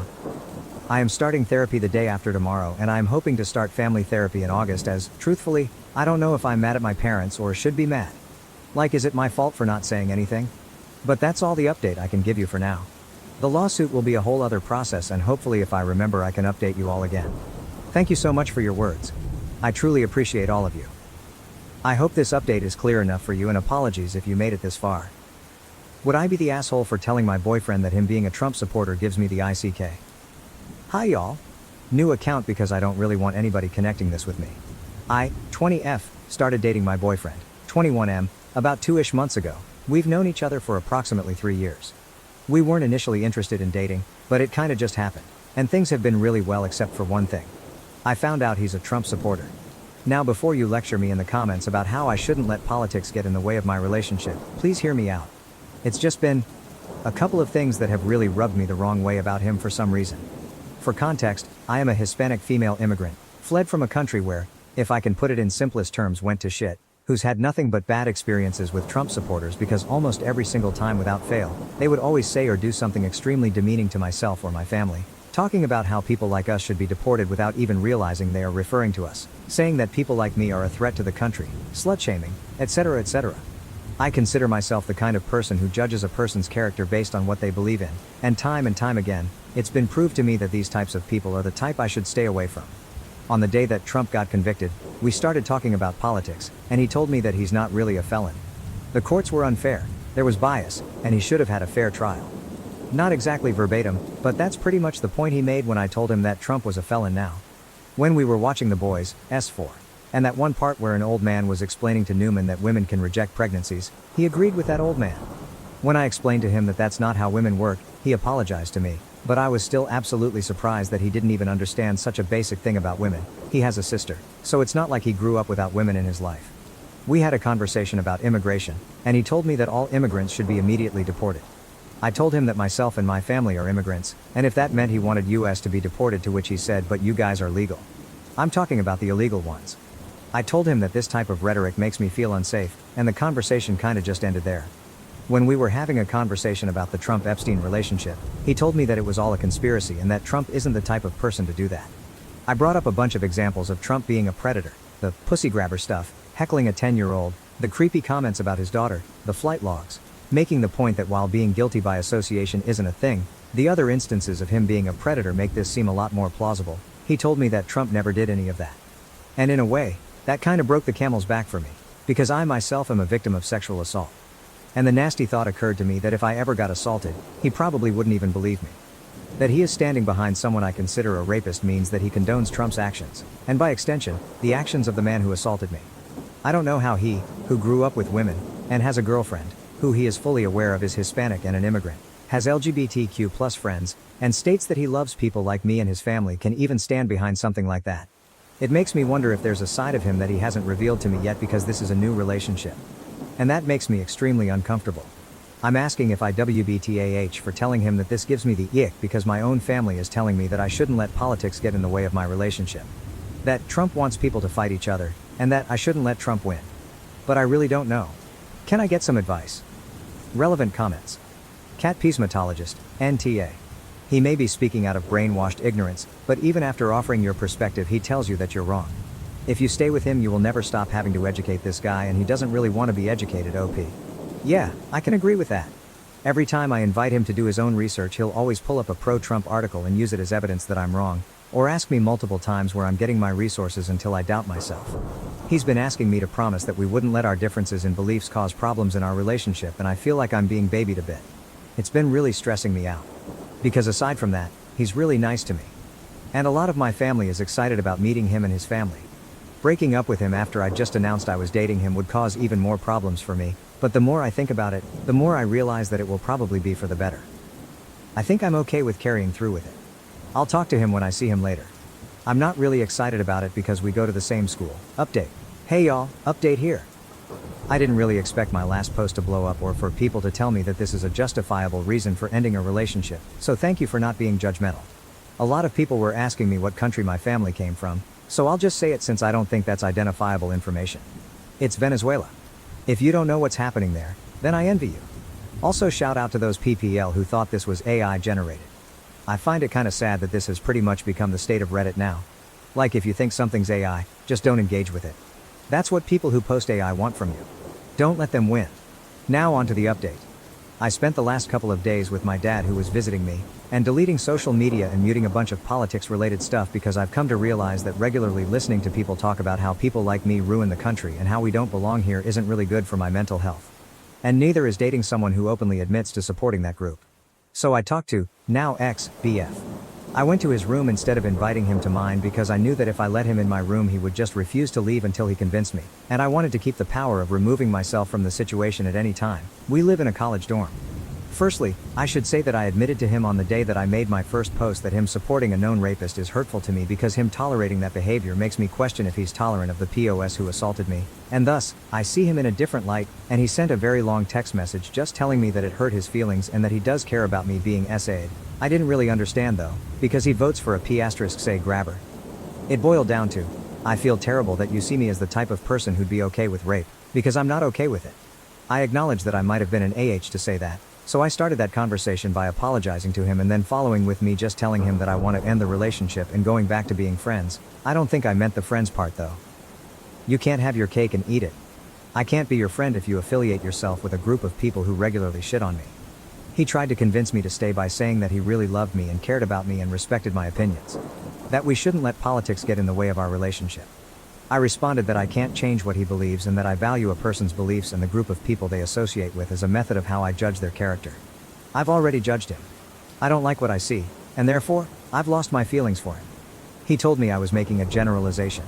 I told him that while it is true that I might be making a generalization, we can't change the fact that in this landscape of politics, many of my rights are in the chopping block, and that I'm already starting to resent him for not really feeling listened to when I try to talk about how anxious it's making me. He told me that none of that stuff is going to happen, and that our different opinions shouldn't get in the way of our relationship. That he's voting for T**ump because he thinks he can fight inflation and cares about military members. I told him that while I can list a million reasons why that isn't true, that isn't relevant to the conversation. He then said that all his other relationships never consisted of talking about politics and that this was ridiculous. I pretty much told him that he can't have his cake and eat it. I can't date someone who associates with people who give me trouble, and that this won't be sustainable. Ending is better for the both of us. I realized that this conversation was going nowhere and decided to just leave. I told him to just give up on it already before leaving. He kept asking me to stay while he thought about what to say, but I didn't. I'm just done. I don't really feel sad. I feel so relieved. I'm going to leave social media for a while and just focus on myself for a while. I'm going to therapy too. I'll stick around to read your comments. IDK how much longer I'll be able to respond though. If I go radio silent, then just take that as a sign that I'm no longer on this app. Have a nice day. Relevant comments, Mame Dennis 1974, NTA. You don't break up with him because he gives you the ick. His support of a racist and homophobic convicted felon does not align with your values. It's not a quirky little thing. Like disagreeing on a choice of music or what team to root for in a game. BDW, he may claim to have all these diverse friends, but I can assure you that they do not consider him their friend with views like this. Anyone in your family's opinion about your relationship does not matter here. They aren't dating him. You are. The fact that you point out to him how you are an immigrant too, and that doesn't seem to register at all to him. Honey, he's in a cult. There's no saving him, OP. You pretty much summed up my exact thoughts on why his gay friend doesn't want to hang out with him anymore. I found out recently that there's a bit of a rift in their relationship, and I didn't even start thinking about why until I learned more about him. Gosh, everyone's burning bridges. My doctors told my husband and me that our baby has many birth defects. I want to abort, he does not. My doctors told my husband, 30M, and I, 31F, that our baby has many birth defects. I want to abort, he does not. This was a planned baby and I'm absolutely devastated. Me and my husband met in college and have been married for 6 years now. We have one son who is now 4 years old. I know some people are gonna wonder, but yes, we did discuss our moral political views before even getting engaged, and we're both pro-choice. When we were 21 and 20, we made a stupid mistake that ended in a pregnancy. We were both flat broke and not at all ready for kids. I decided to terminate and he fully agreed with and supported me. He loves our son so much and is an amazing father. He confided in me that he loved the idea of having a daughter as well. Luckily, we're in a good financial place, so I agreed and we started trying for a second baby. We conceived fairly quickly and were overjoyed. We also soon discovered that we're having a girl. My husband was so excited. As soon as he was told, he went all out and started to plan her nursery. He asked our son to help him pick which shade of pink he wanted, which crib to get, what the theme should be, etc. It was all so adorable. I don't want to reveal any personal medical history, so forgive me for being vague with the descriptions.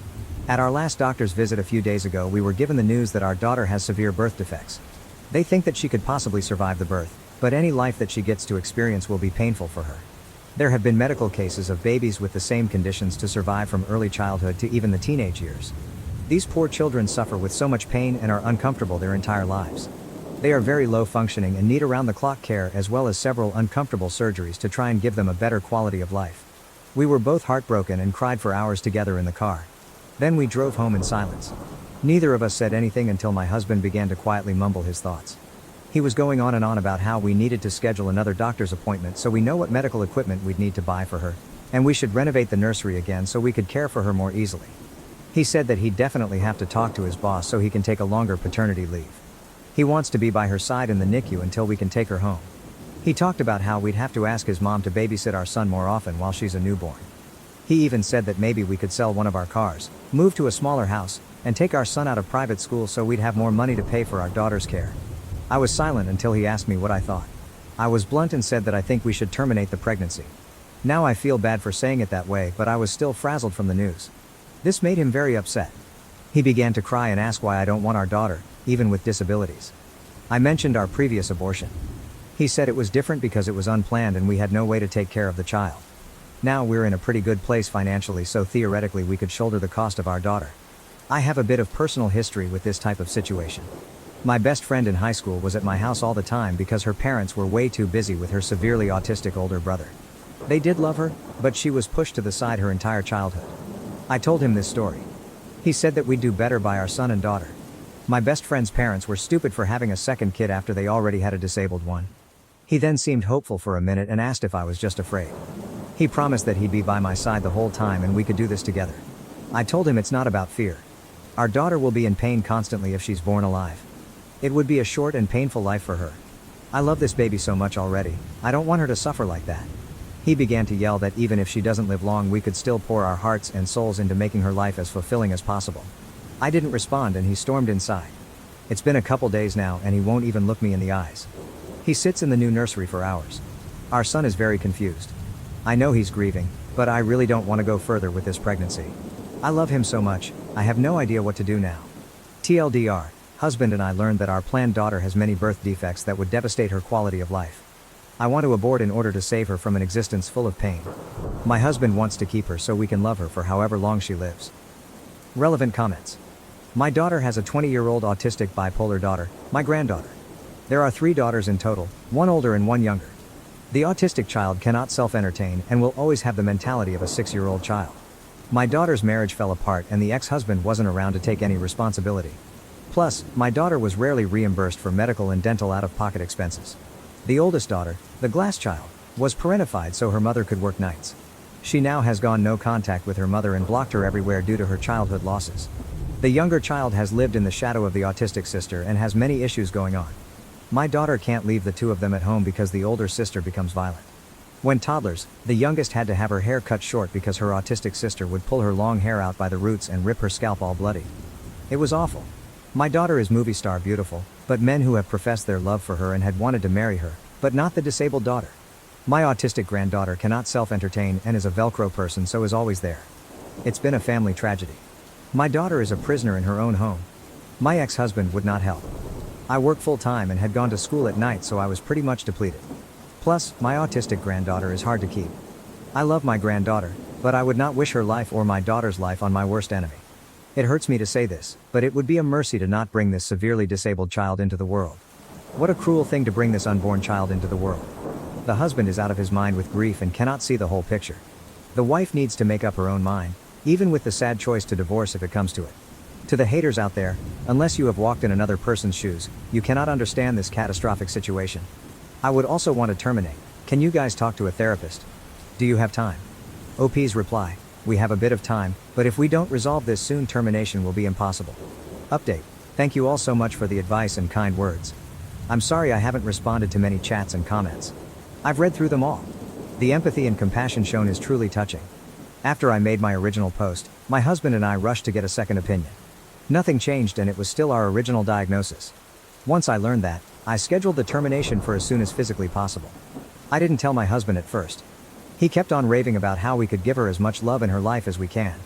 I feel bad for this now, but I snapped and angrily told him I was terminating the pregnancy. That I know how he feels, but I will not allow my daughter to suffer just because he wants to love her. He was very angry with me after I put my foot down. After he realized his pleading wouldn't change my mind, he didn't speak a word to me. It was like he refused to even acknowledge my existence.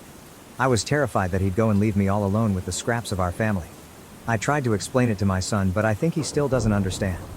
Then, the night before the procedure, he stepped into my room and apologized for everyone and promised to be more supportive of me from now on. I was so happy and relieved I started to sob and he held me all night. My original plan was that my mom would drive me to the hospital, then once it's done a close friend would take me home. Since it was only the night before, he said he couldn't miss a full day of work, but really wanted to drive me home. I agreed to let him and then the procedure was done in the morning. My son is having a long sleepover with my best friend's family. I don't want him to see me like this. The next morning the termination was done. It went fine with only minor physical pain, but the emotional toll was crushing. After I was done, he didn't show up to get me. I waited for hours and he wouldn't answer any of my calls. I ended up having to call a friend out from work to take me home. When we got there, I saw just one note on the counter saying he can't do this. A few of our daughter's special toys were removed from her nursery. My entire life has fallen apart in a matter of days. I asked my mom to watch my son for a little while. I still can't contact my husband. Everything feels so pointless. Relevant comments. I'm a doctor and I work in an ICU seeing children exactly like the one you may have had. If I were in your position, I would have done the same thing. Let me be clear and say that nobody in your partner's position has a clue of the emotional toll that parents of severely disabled children go through. Everyone thinks they know what it would be like, but they're often wrong, and more often the parents of the child are struggling a lot. Whatever happens, FDYW, I think you made the harder, but smarter decision. Who's to say your husband wouldn't leave the exact same way after seeing your daughter suffer alive in actual pain? Leaves you a note on the table one night, I can't do this, and leaves you to care for her yourself. I found out my daughter is pregnant. Am I a bad mom for refusing to raise the soon-to-be-born child of my non-binary daughter? My daughter came to me at 16 and said she was non-binary, but only sometimes. Like, some days she would feel more male than female, and some days she would feel like neither. She wanted me to ask her every day what day it was and then refer to her as that pronoun of the day. I told her that wasn't going to fly. Growing up, I spent a lot of time on LJ, LiveJournal, during the Olban Self and Zen Self-Seer Self days. People who think this is new to this generation are fooling themselves. I told her that I would call her the pronoun she wanted and do my best to remember it day to day, but she was going to have to tell me what she wanted for that day. I wasn't going to play a daily guessing game. This went on for about a week or two until she finally seemed to grow tired or bored and just said I could call her her.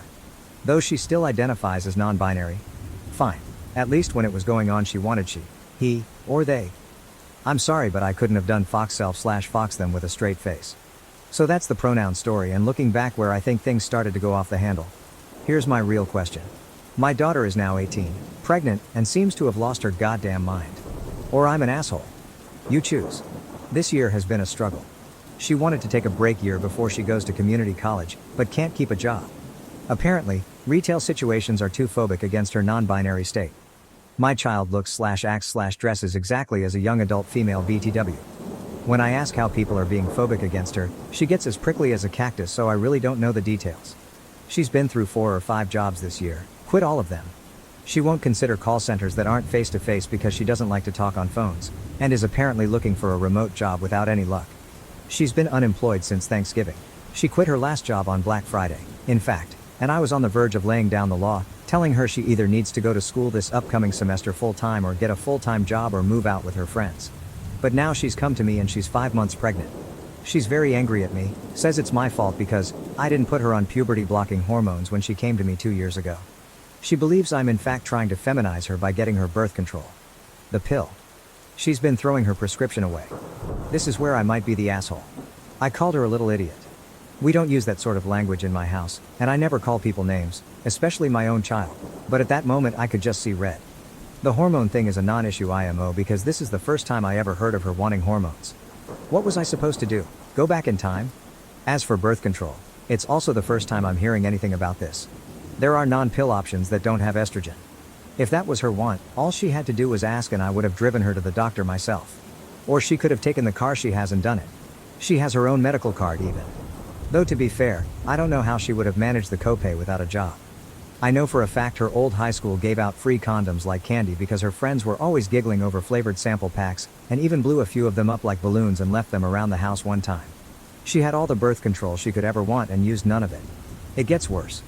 We're way past the date of abortion. Again, I would have helped her if this had been her wish. We live in an abortion-protected state and can afford it. She's known she was pregnant for about 2 months and has come to think of her baby like a sibling. She expects me to raise it like it was mine. That this is my duty, in fact, because she says it is my refusal to accept her non-binary state that led to her being pregnant. So she was going to get a brother or sister and I was going to have another child. You can say my language grew, sterner to versions of get your head out of your ass, and congratulations mommy, you have some hard decisions to make, and I said I would absolutely not raise her baby for her. She also refused to say who the father was. Now that I've cooled down, I'm really hoping she has a secret boyfriend. She does have some friends who were born male, but now also don't identify that way. We didn't even get there as I lost my mind when she said she thinks of her own baby as a sibling and wants me to raise it like my own child. She's locked herself in her room loudly wailing, I feel like crap warmed over. She's been in there for 12 hours, and as she has an attached bathroom, probably won't be coming out until she gets hungry. Considering it's been half a day, I think she has snacks stored.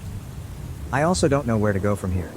Being pregnant sucks and messes with your head, so I'd like to blame that and the fear she must be feeling, but I have the bad feeling I either raised a spoiled brat or someone with an emerging personality disorder. So I need to know from people who aren't emotionally involved, and maybe some people who are more in tune with this whole non-binary thing than I am. What do I do to help while also making her responsible for her own child? How can I help my daughter except she must do basically the most feminine thing you can do, give birth and possibly breastfeed, while being sensitive that she's non-binary? Am I just a big asshole here? Typing all this out, it feels like my daughter is lost in a crazy town. I'm still not raising her baby, but at what point do I drag a legal adult to the hospital? Edit. You might disagree with my choices or wording, but I'm reporting people who call this bait. It's not. Edit 2. It's the middle of the night and she has decided to pack some of her clothes and stay with one of her friends. One who I suspect is the baby daddy. Before she left, she told me that she already called the police and let them know that she was leaving of her own free will and was not in danger. Like I was going to report an 18-year-old adult as a runaway or something. It was insulting. I told her she needs to work out details if she wants to adopt with the father, and she was welcome back home when she had a plan in place. It was short because I heard her on the way out. I think she just meant to leave without saying anything. Thank you for your kind comments and advice, Reddit. I'm going to sleep. Commenters agreed that OP's child wasn't thinking straight. Comment 1. I hate to say this, but I sincerely hope OP's daughter chooses to give up this baby for adoption, because she's a confused hot-ass mess. I don't blame OP for not wanting to step on the crazy train and raise this baby. Comment 2. Let's be honest, if OP says yes to raising this child as her own, it will be the first of several. Daughter won't take BC, so she will continue to have unprotected sex and get pregnant.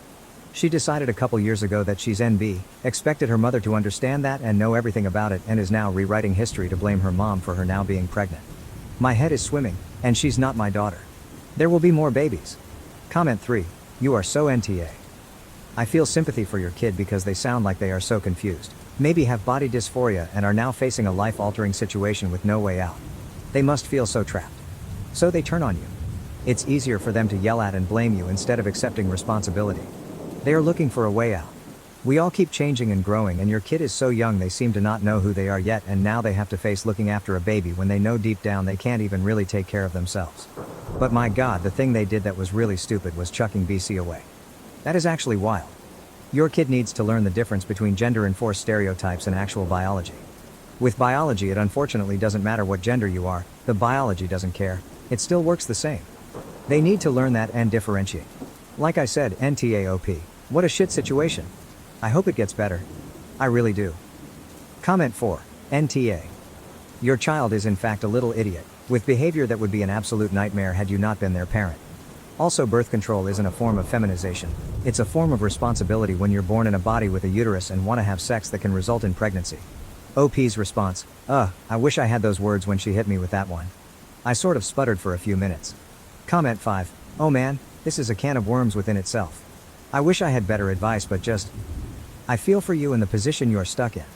The only thing I can think of is, referring to breastfeeding as chest feeding, might make your NB daughter accept it more. But like, there's a whole other level of things you need to get through first. First and foremost, therapy, ASAP for your kid. Because she needs to get her head sorted out. Assuming you will just take this kid and raise it for her is problematic to say the least. And she's got a deadline coming obviously, so therapy ASAP. Also appointment for pregnancy checkups ASAP. Has she had any? An unmonitored pregnancy can lead to complications. You might also be able to get her a social worker to go through pregnancy checkups, birthing extra. Your kid needs a big sit-down conversation about accountability for your own actions. And about how she might feel like part of your actions lead to this. There was also many choices she could have made to prevent this, that she chose not to. And at the end of the day, it was her choices that led to this, not you. OP's response, thanks for this tip. I've written it down. The reason I mentioned she was NB because using breast instead of chest is the exact type of thing to send her into a pissy fit when she's in the wrong mood. I know this may sound like a little thing, but she's always been, well, dramatic. Because it's the internet and things are anonymous, I'll admit that I am absolutely dreading pregnancy and afterbirth mood swings. Especially since it will all involve very womanly things in every intimate way. On top of the sheer stress of a newborn? Yes, I'm not looking forward to it at all and am already preparing to endure the storms. Our conversation wasn't productive. It was an argument and she's still not out of her room, but I don't think she has had any prenatal care. That will change if I have anything to do with it. Thanks again. OP commented with some of her concerns, yes. My worry and regret have so many places to go and a big part of it is for the baby. This has been a bad day. Responding to a comment regarding her child's entitled attitude, oh believe you me I have been kicking myself up and down on top of everything else. I don't know how she got to this point, but she's there now. I wish I did have that time travel machine she clearly expects me to have. She also clarified her overall views on the matter. I'm on the fence. If she acted at all like she didn't have a gender, I believe that's what NB is, then I could take it more seriously. But she dresses as a woman. She puts on makeup, wears dresses during the summer, enjoys feminine things. We watch horse videos on YouTube and squeal over the new foal videos. She's never been a tomboy, even. But I was like, okay, this isn't hurting her. I'll let her have this and express herself. Maybe it'll turn into something, maybe it won't. And after the first few weeks, she even dropped changing pronouns every day. Her mentioning being NB faded and then started up hard again when high school ended and she started working retail. I try to be understanding. Retail is hell and I'd personally only work it again if I was at my last resort, but recently it does seem to be an excuse not to work, and now she has a baby on the way. This may not be the place for it, but I'm just worried she's regressing to a more childlike state. I don't know if she's struggling with being NB or if she's using NB as an excuse to shield herself from the world. I guess the internet won't know, but I'm just flat out worried. Update. This is an update to this post. Long story short, my 18-year-old NB daughter wanted me to raise her baby, and she told me she thinks of the baby as her sibling. We had a blowout. She locked herself in her room for most of a day and then took off with her friends, her lover. So this happened a few days ago, but I didn't update because I needed to get my head around it.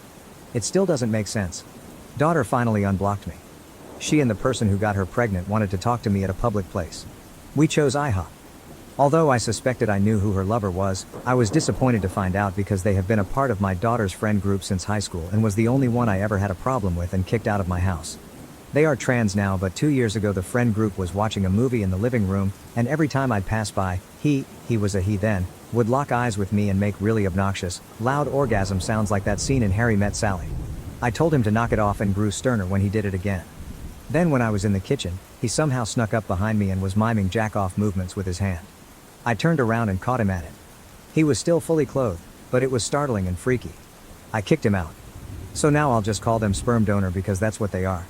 I'm still calling my daughter and she because I still haven't been told not to by her otherwise. So get off my case on that. Anyway, the IHOP meeting was a shit show. Sperm donor sat with my daughter and went on the attack. Sperm donor's points were, I was poisoning my daughter by making her take birth control. I only helped her get the prescription and would have done everything I could if I knew she didn't want to take the pill. There are other methods.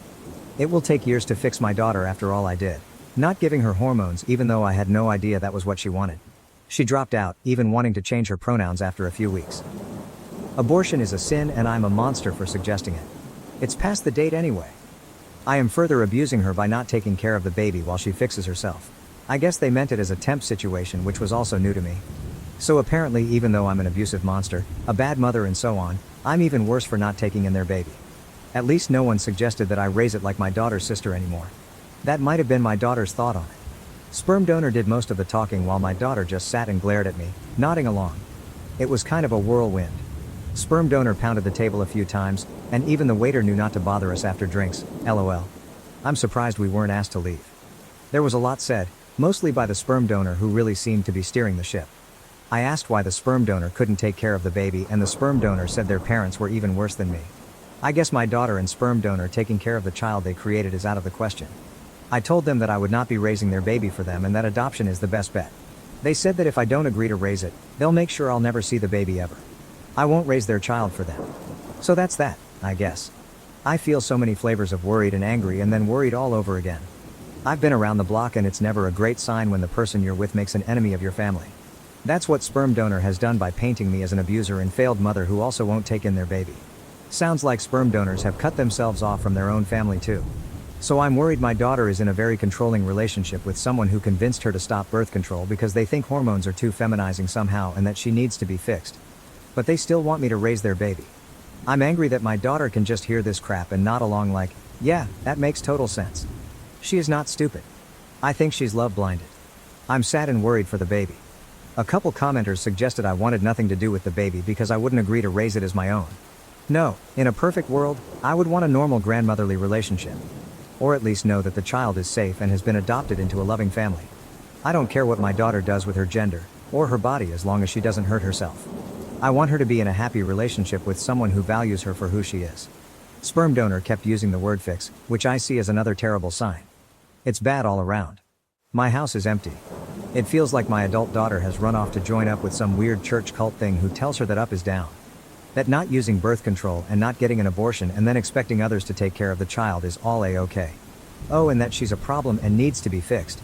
I texted her and said I would be there for her, but sperm donors was still not welcome in the house. I think I'm blocked again. She's a legal adult. I'm not sure what else I can do at this point. In my low points, part of me thinks maybe I should agree to take the baby and then immediately make sure it's adopted into a loving home. But I get the feeling that sperm donors won't make that easy, and right now my daughter does what he says. Also, I'm not sure if that plan is even possible. It sounds like Hollywood. I have an appointment to speak with a counselor, but the soonest I could get is April. Some of my friends think I should take the baby in either to get them away from the parents or because they think it's my duty, or both. The only silver lining in this was that they both seem sober. I don't think there's drugs involved. Am I reading this wrong? Am I the asshole here? Commenters agreed that sperm donor's comments made no sense, and that OP's child was probably stuck in an abusive relationship. Comment 1. For your safety, I would change the locks and put up a camera. Sperm donor seems unhinged. I'm a firm believer in better safe than sorry. Comment 2. This baby will be used as a pawn in his never-ending psychodrama. If they do not and cannot raise their baby, the best solution is adoption. Otherwise, the father will make your life a living hell. OP's response. I couldn't figure out a polite way of saying this, but yes. That is my suspicion if I take in their baby. Sperm donor implied it would be temporary, while earlier my daughter said it would be permanent. I think sperm donors will refuse to sign over paperwork when the time comes or try to leverage it in some way. Comment 3. NTA. Also, it sounds like your daughter is in an abusive relationship with this person. Sorry your daughter has been brainwashed by this crazy person. I would definitely contact this sperm donor's family, and if they seem sane, warn them about how crazy both of them spoke to you. OP's response. That is my fear, and not a bad idea to contact sperm donor's parents. This has all happened so far. I feel like I'm in shock and I'm very worried. Comment 4. Pretty wild that a trans person is saying abortion is a sin. None of this is anything like what you're going to hear from any healthy LGBT community, who are quite careful to make sure not to support people in delusional or antisocial behavior. Definitely get therapy. Sounds like your kid has some serious mental health problems if they're being influenced by whatever wackos put these ideas into their head. You're going to need support in coping with this madness. NTA by a country mile. You are in no way abusing your kid by refusing to take responsibility for their bad choices. OP's response. Thank you, and yes, I don't want to minimize my daughter's role in it, but the hard anti-abortion thing surprised me too. A lot of what they said contradicted itself. It felt like I was sitting across from two people who were in their own wacko bubble. I know it's not a LGBT thing. I wish someone from their community would knock some sense into them, if it's even possible at this point. OP left an update in a comment. I logged in and received a large amount of requests for an update. Unfortunately, I do not have one. I have not seen or heard from my daughter since the last meeting, and I believe she has changed her phone number. Our community isn't a large one, and I have heard through the grapevine she is staying with the sperm donor in one of the homeless camps out in the woods. As this is a haven for drugs and sex trafficking, this is a further concern. From what I've heard, she is pregnant. Myself and a few friends and family members have driven through the camp area a few times on the lookout for her, but it's very large and there aren't exactly marked roads. Also recently other people have been shot at while walking their dogs around there, or riding ATVs, so every time we go it's a risk. So that's it.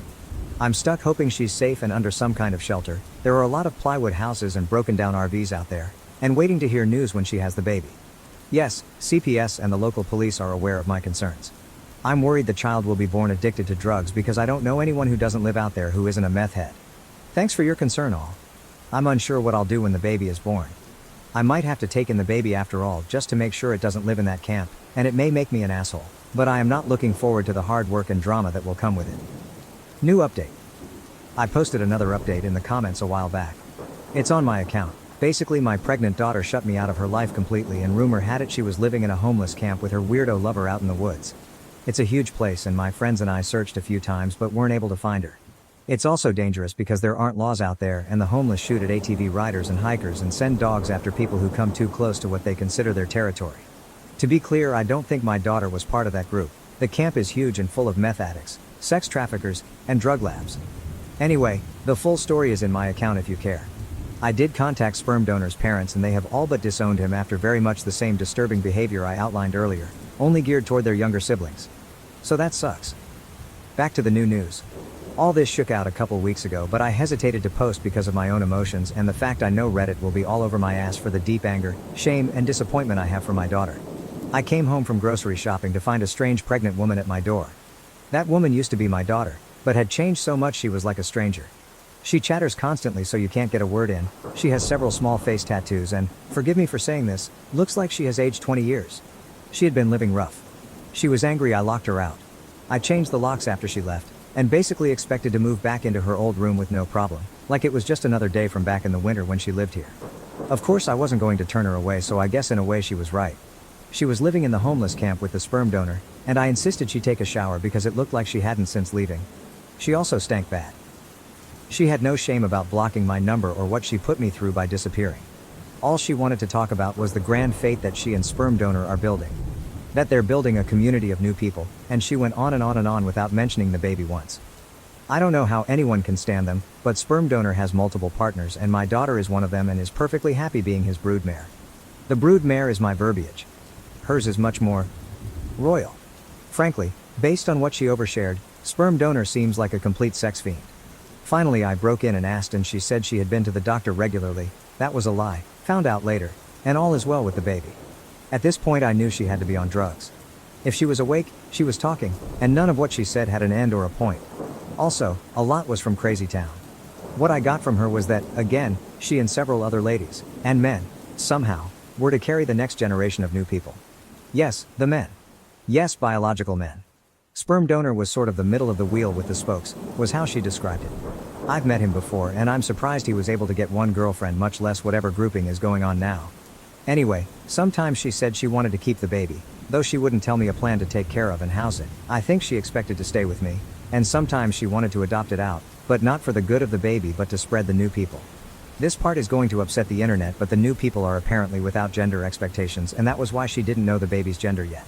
Oh yeah, and also some of the wheel, her group, were empathic and they could communicate their feelings through the other world. As a house guest, she was the absolute worst. It was like she had gone feral out in the camp and cleaned up after herself to the point where she mostly did not even flush the toilet after using it.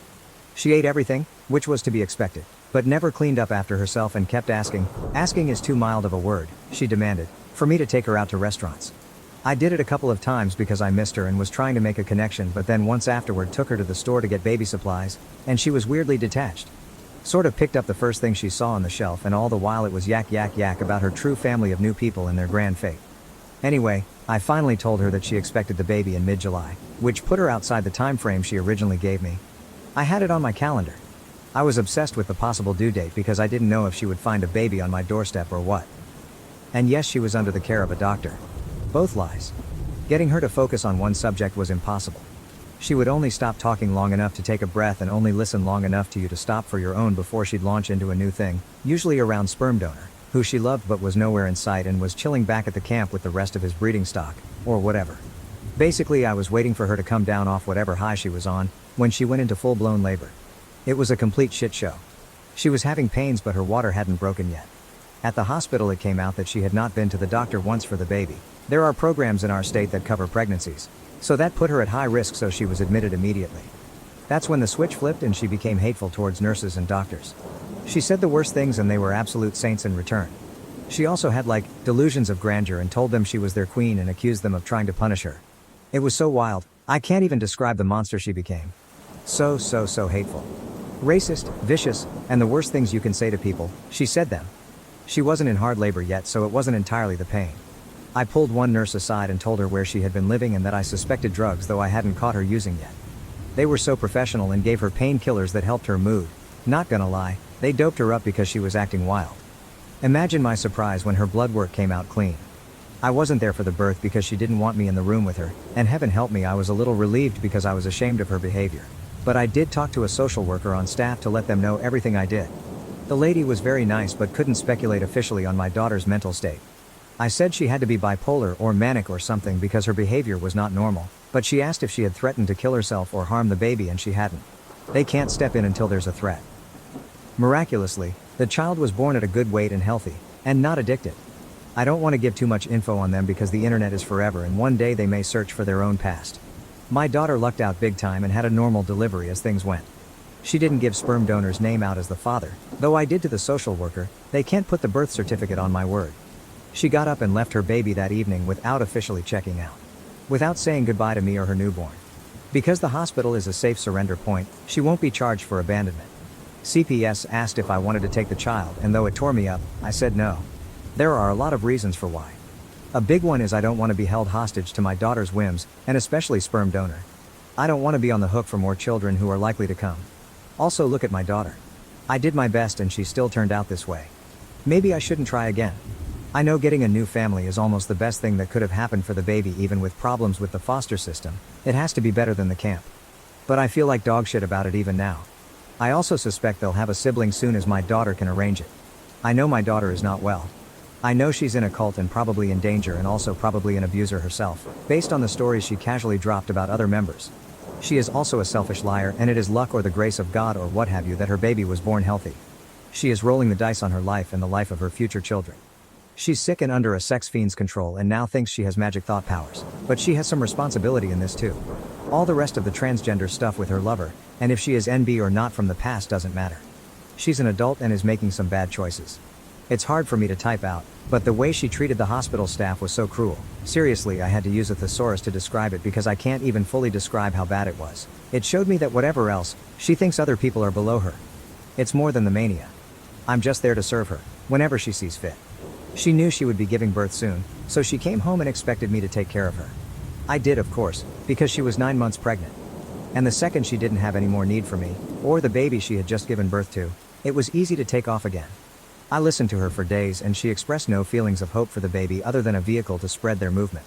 No worry about their future life, and no more comments on me raising them as a sibling.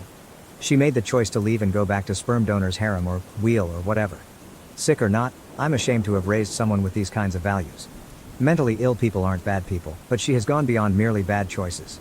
I haven't totally written her off and she may come back to sanity, but since all indications are that I'm blocked again, I'm going to think long and hard about boundaries and possibly moving. I'm worried about one day finding a bunch of curtly weirdos on my porch. So that's it, I don't know what to do. It's not like I have the resources to pay someone to deprogram my daughter, and that sounds very Hollywood. I need a realistic goal. It's more than just a cult. She needs a checkup from the neck up and I don't have the legal standing to do anything. At least the baby is safe. That's the one bright spot. Thoughts are welcome and, forgive me, any realistic suggestions, or just tell me if I'm way off base and I'm the asshole here. This has been a hell of a year and such a spiral. A year ago I had a somewhat of a slacker teenager under my roof. Now all of this. My parents favored my younger brother over me. They even chose to attend his game instead of coming to my wedding. Buckle up guys, this will be kinda long. So I, 27, have a younger brother, Mike, 21. He is the definition of a man-child and a mama's boy, always complaining, always expecting others to bow to him. Just overall, an asshole. Ever since he was born, my parents fussed over him for everything. He's not special needs, or had a traumatic birth or anything of the sort. He was just born. And my parents completely discarded me. My mom, 5, especially. She went from a loving mother to one of those boy moms that people make fun of on the internet.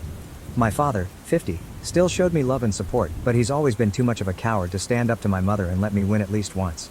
The only one who stood for me was my grandpa, 76, who always called my parents out on their bullshit, and never liked my brother.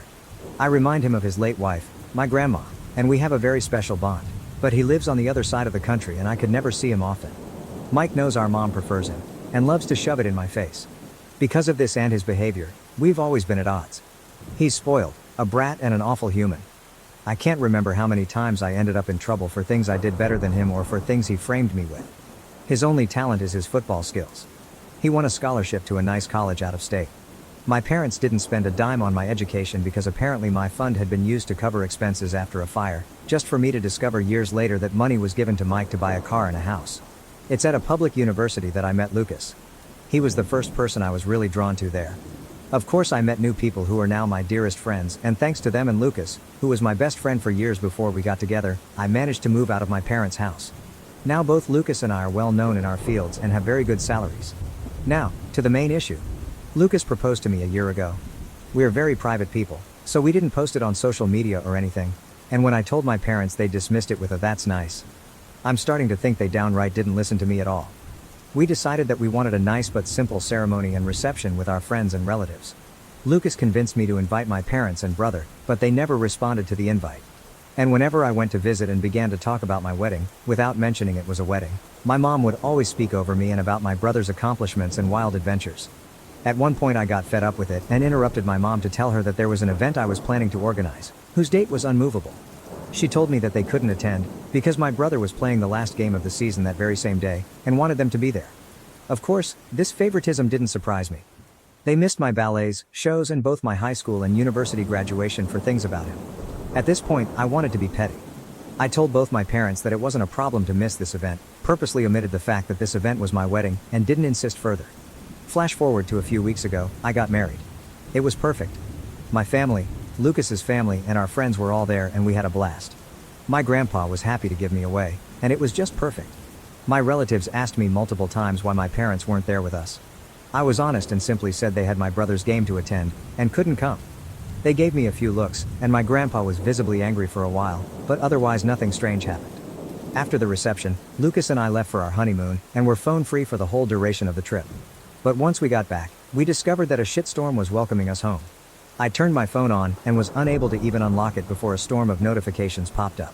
Most of them were from my mother and brother. Mike called me all sorts of nasty names and insulted me because, apparently, one of my paternal aunts posted the photos of the wedding on Facebook and captioned it with a very obvious dig at my parents, especially my mom, for missing the wedding.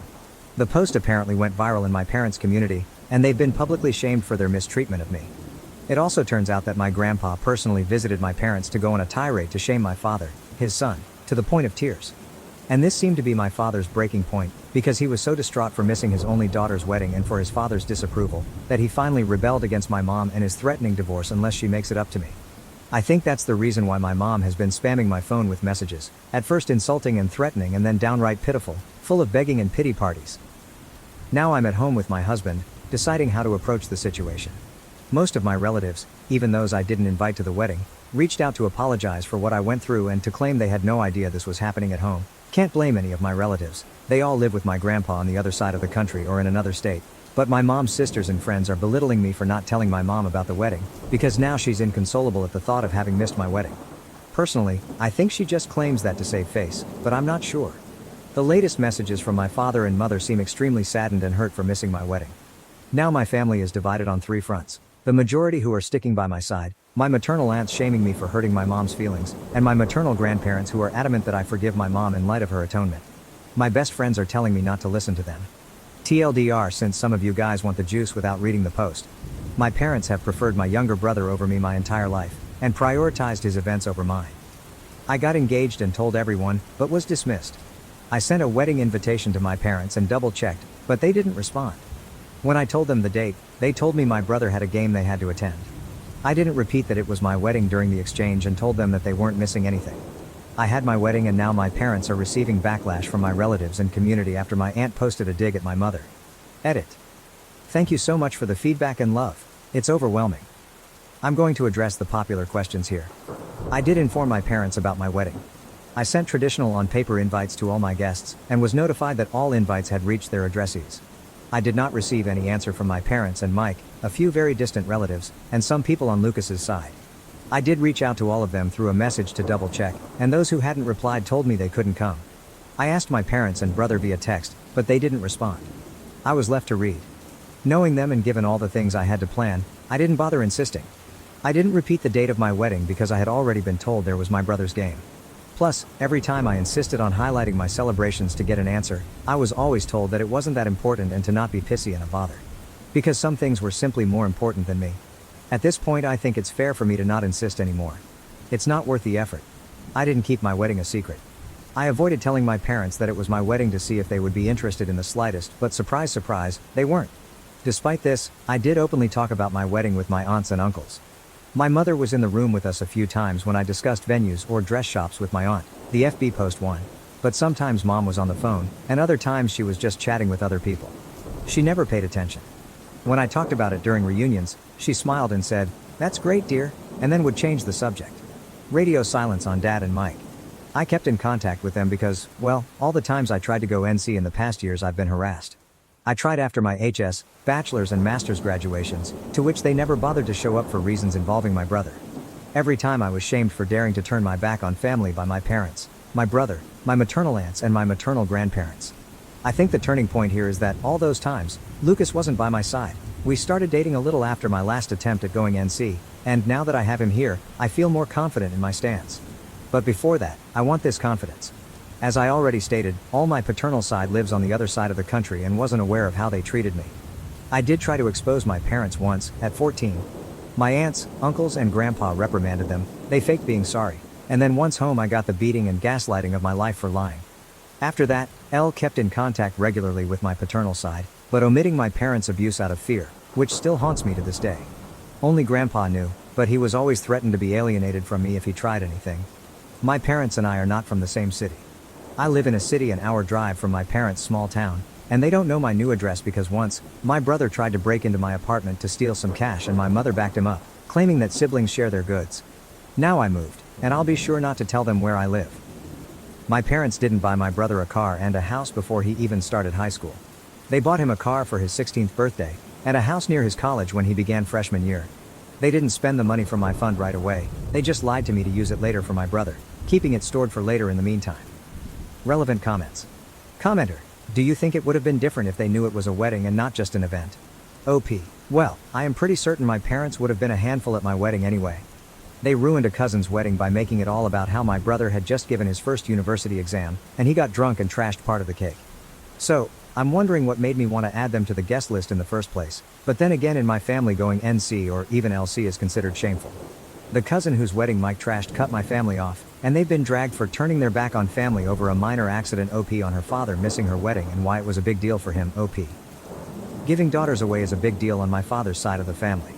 He only has me, and has made a big deal since birth despite how he treated me. Appearances, that's what matters. Make of this whatever you wish to make it. Update.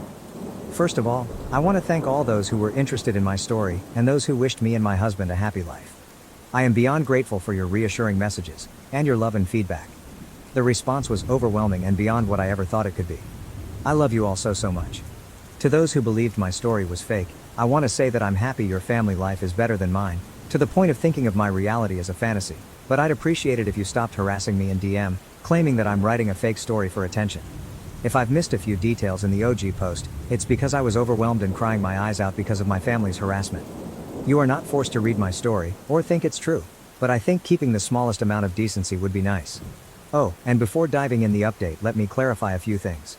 Yes, the invitation specifically stated it was a wedding. No excuses. My maternal side of the family didn't come to the wedding. I'm sorry, I didn't make that clear in the OG post. Most of them were busy, and the others just gave me excuses to send a gift but did not come. That's it.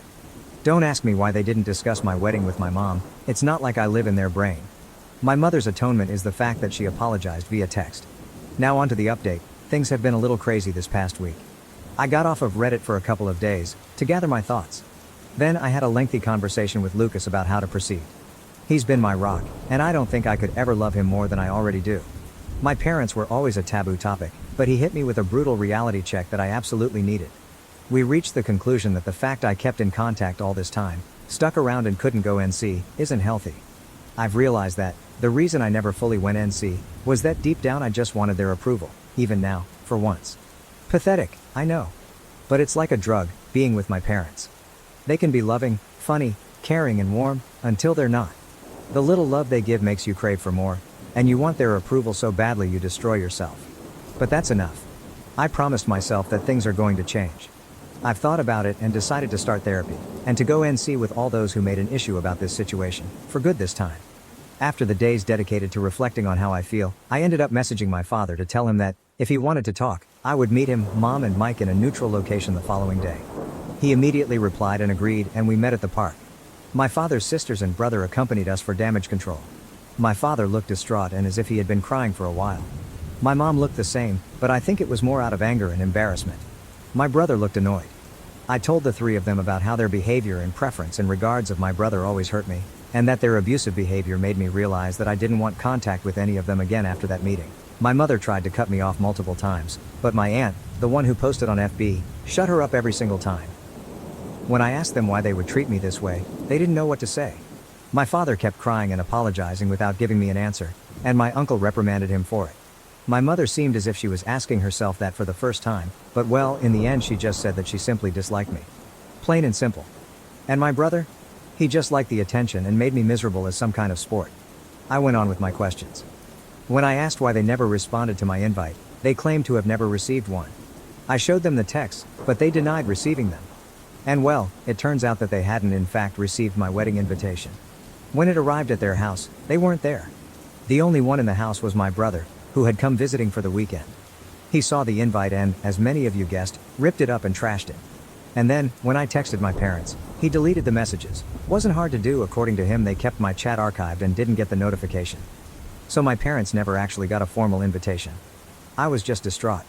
I asked Mike why he would do that, and he just shrugged, and claimed that it wasn't as important as the stuff they had in the program anyway. I had to stop Lucas from punching him in the face. Strangely enough, my parents were upset and started reprimanding him. He actually began to throw a tantrum and cry crocodile tears, and I must admit that I was kind of satisfied.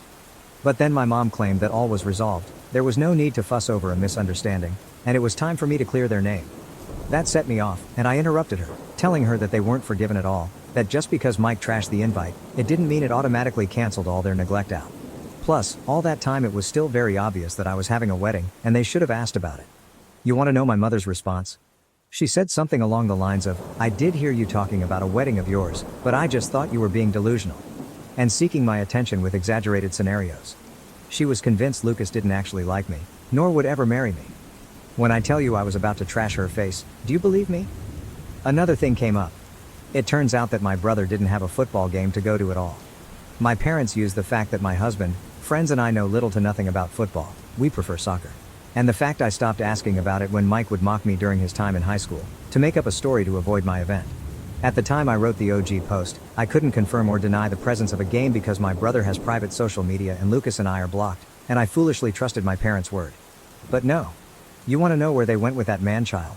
They went to Disneyland, because Mike wanted to go. They used the football story to cover for my brother's 100th tantrum holiday, and apparently they did it multiple times in the past months. At that point I was just completely burnt out and overwhelmed by this amount of information.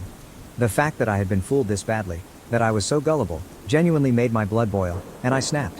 I stood up and told my father he was a sad, weak man, unable to stand up for his kids unless his wife approved of it. I told my brother he was a little dipshit, a poor excuse of a man that will not accomplish anything in his life and that he'll always live like the leech he is, baby to the point of uselessness. And to my mom, I told her that she was the worst narcissist, pathetic, little woman on the earth, that she didn't even deserve to be addressed and judged, for her irrelevance. That not even God could help her out because she is just too rotten. Harsh, I know. My mother shot up from her seat to scream at me halfway through my rant to her, but I was just too mad. I shouted at her to shut the fuck up and sit down, and listen for once. She got so mad it felt like steam was coming out of her ears. I don't remember much after that, just that I kept talking. And talking. It felt as if all my anger and hurt just flooded out. At one point I'm pretty sure the whole park was silent. I spat at my parents and Mike that I was disowning them all, and that if they're smart, they'll think before reaching out again. I took my purse and left with Lucas, Anna and Francis, leaving my parents and brother at my aunt's and uncle's mercy. I think at some point the reality of what I had just learned and said finally hit me, because I ended up having a panic attack on the way home. Lucas was driving, so Anna helped me through it until we stopped in a parking lot to calm me down. I am beyond grateful for their help. Once home I just fell on the bed and went to sleep. I really wanted to go with you guys' advice, and post the whole thread on FB, but given my work and career I couldn't expose myself like that. One thing is sharing my story from an anonymous throwaway on Reddit, the other is on FB, with my name and face plastered everywhere. I couldn't go down that path. Instead, I did something better. I made a folder with all of my mother's insults, messages and awful comments, and sent it to the woman in charge of my mom's church. It's a tight-knit community my mom worked her ass off to enter in, but that is also extremely judgmental, and being shunned by them is a death sentence. And well, that's exactly what happened. Just like clockwork, the scandal spread like wildfire, going out of the church and reaching the rest of the small town. You can imagine what this means for my mother and father. Because of my little spill, I did find other messages from my maternal side of the family, belittling me even more for upsetting their sister or daughter and insulting her. I just didn't care anymore at that point, so I followed you guys' advice, and told them that from now on, they will no longer be part of my life and that they can talk shit all they want, I just won't care. Instead, they should be grateful I don't send their nasty texts to their employers and spouses. I blocked every single one of them, grandparents included, on everything. I did find a lengthy message from my father. He apologized for not being strong enough to face my mother, agreed that what I said was true and couldn't believe that he had lost so much of my life because of her. He told me he is going to divorce her no matter what my decision will be, because he is tired of being controlled. He would like a relationship with me to make up for all the years that passed. I did reply to him, to tell him that as of now I really don't want to see him or forgive him. He has replied that he'll try his best to win me back, and that he loves me. I replied back that, as of now, I find that hard to believe, and then blocked him too. Frankly, his slimy way of trying to get out of this situation by throwing my mother under the bus is pathetic. At least, she was hateful and owned up to it. He is only able to blame others for his choices. I don't want to surround myself with people like that. My mother and brother are blocked similarly to my maternal side. Mike wrote other messages to taunt and insult me, and I just blocked him. My mom threw herself a pity party for being shunned by her community and for her marriage going into shambles, and I just replied, good riddance, before blocking her too. As for my grandpa, he has decided to stay with us for a while, to stick by my side.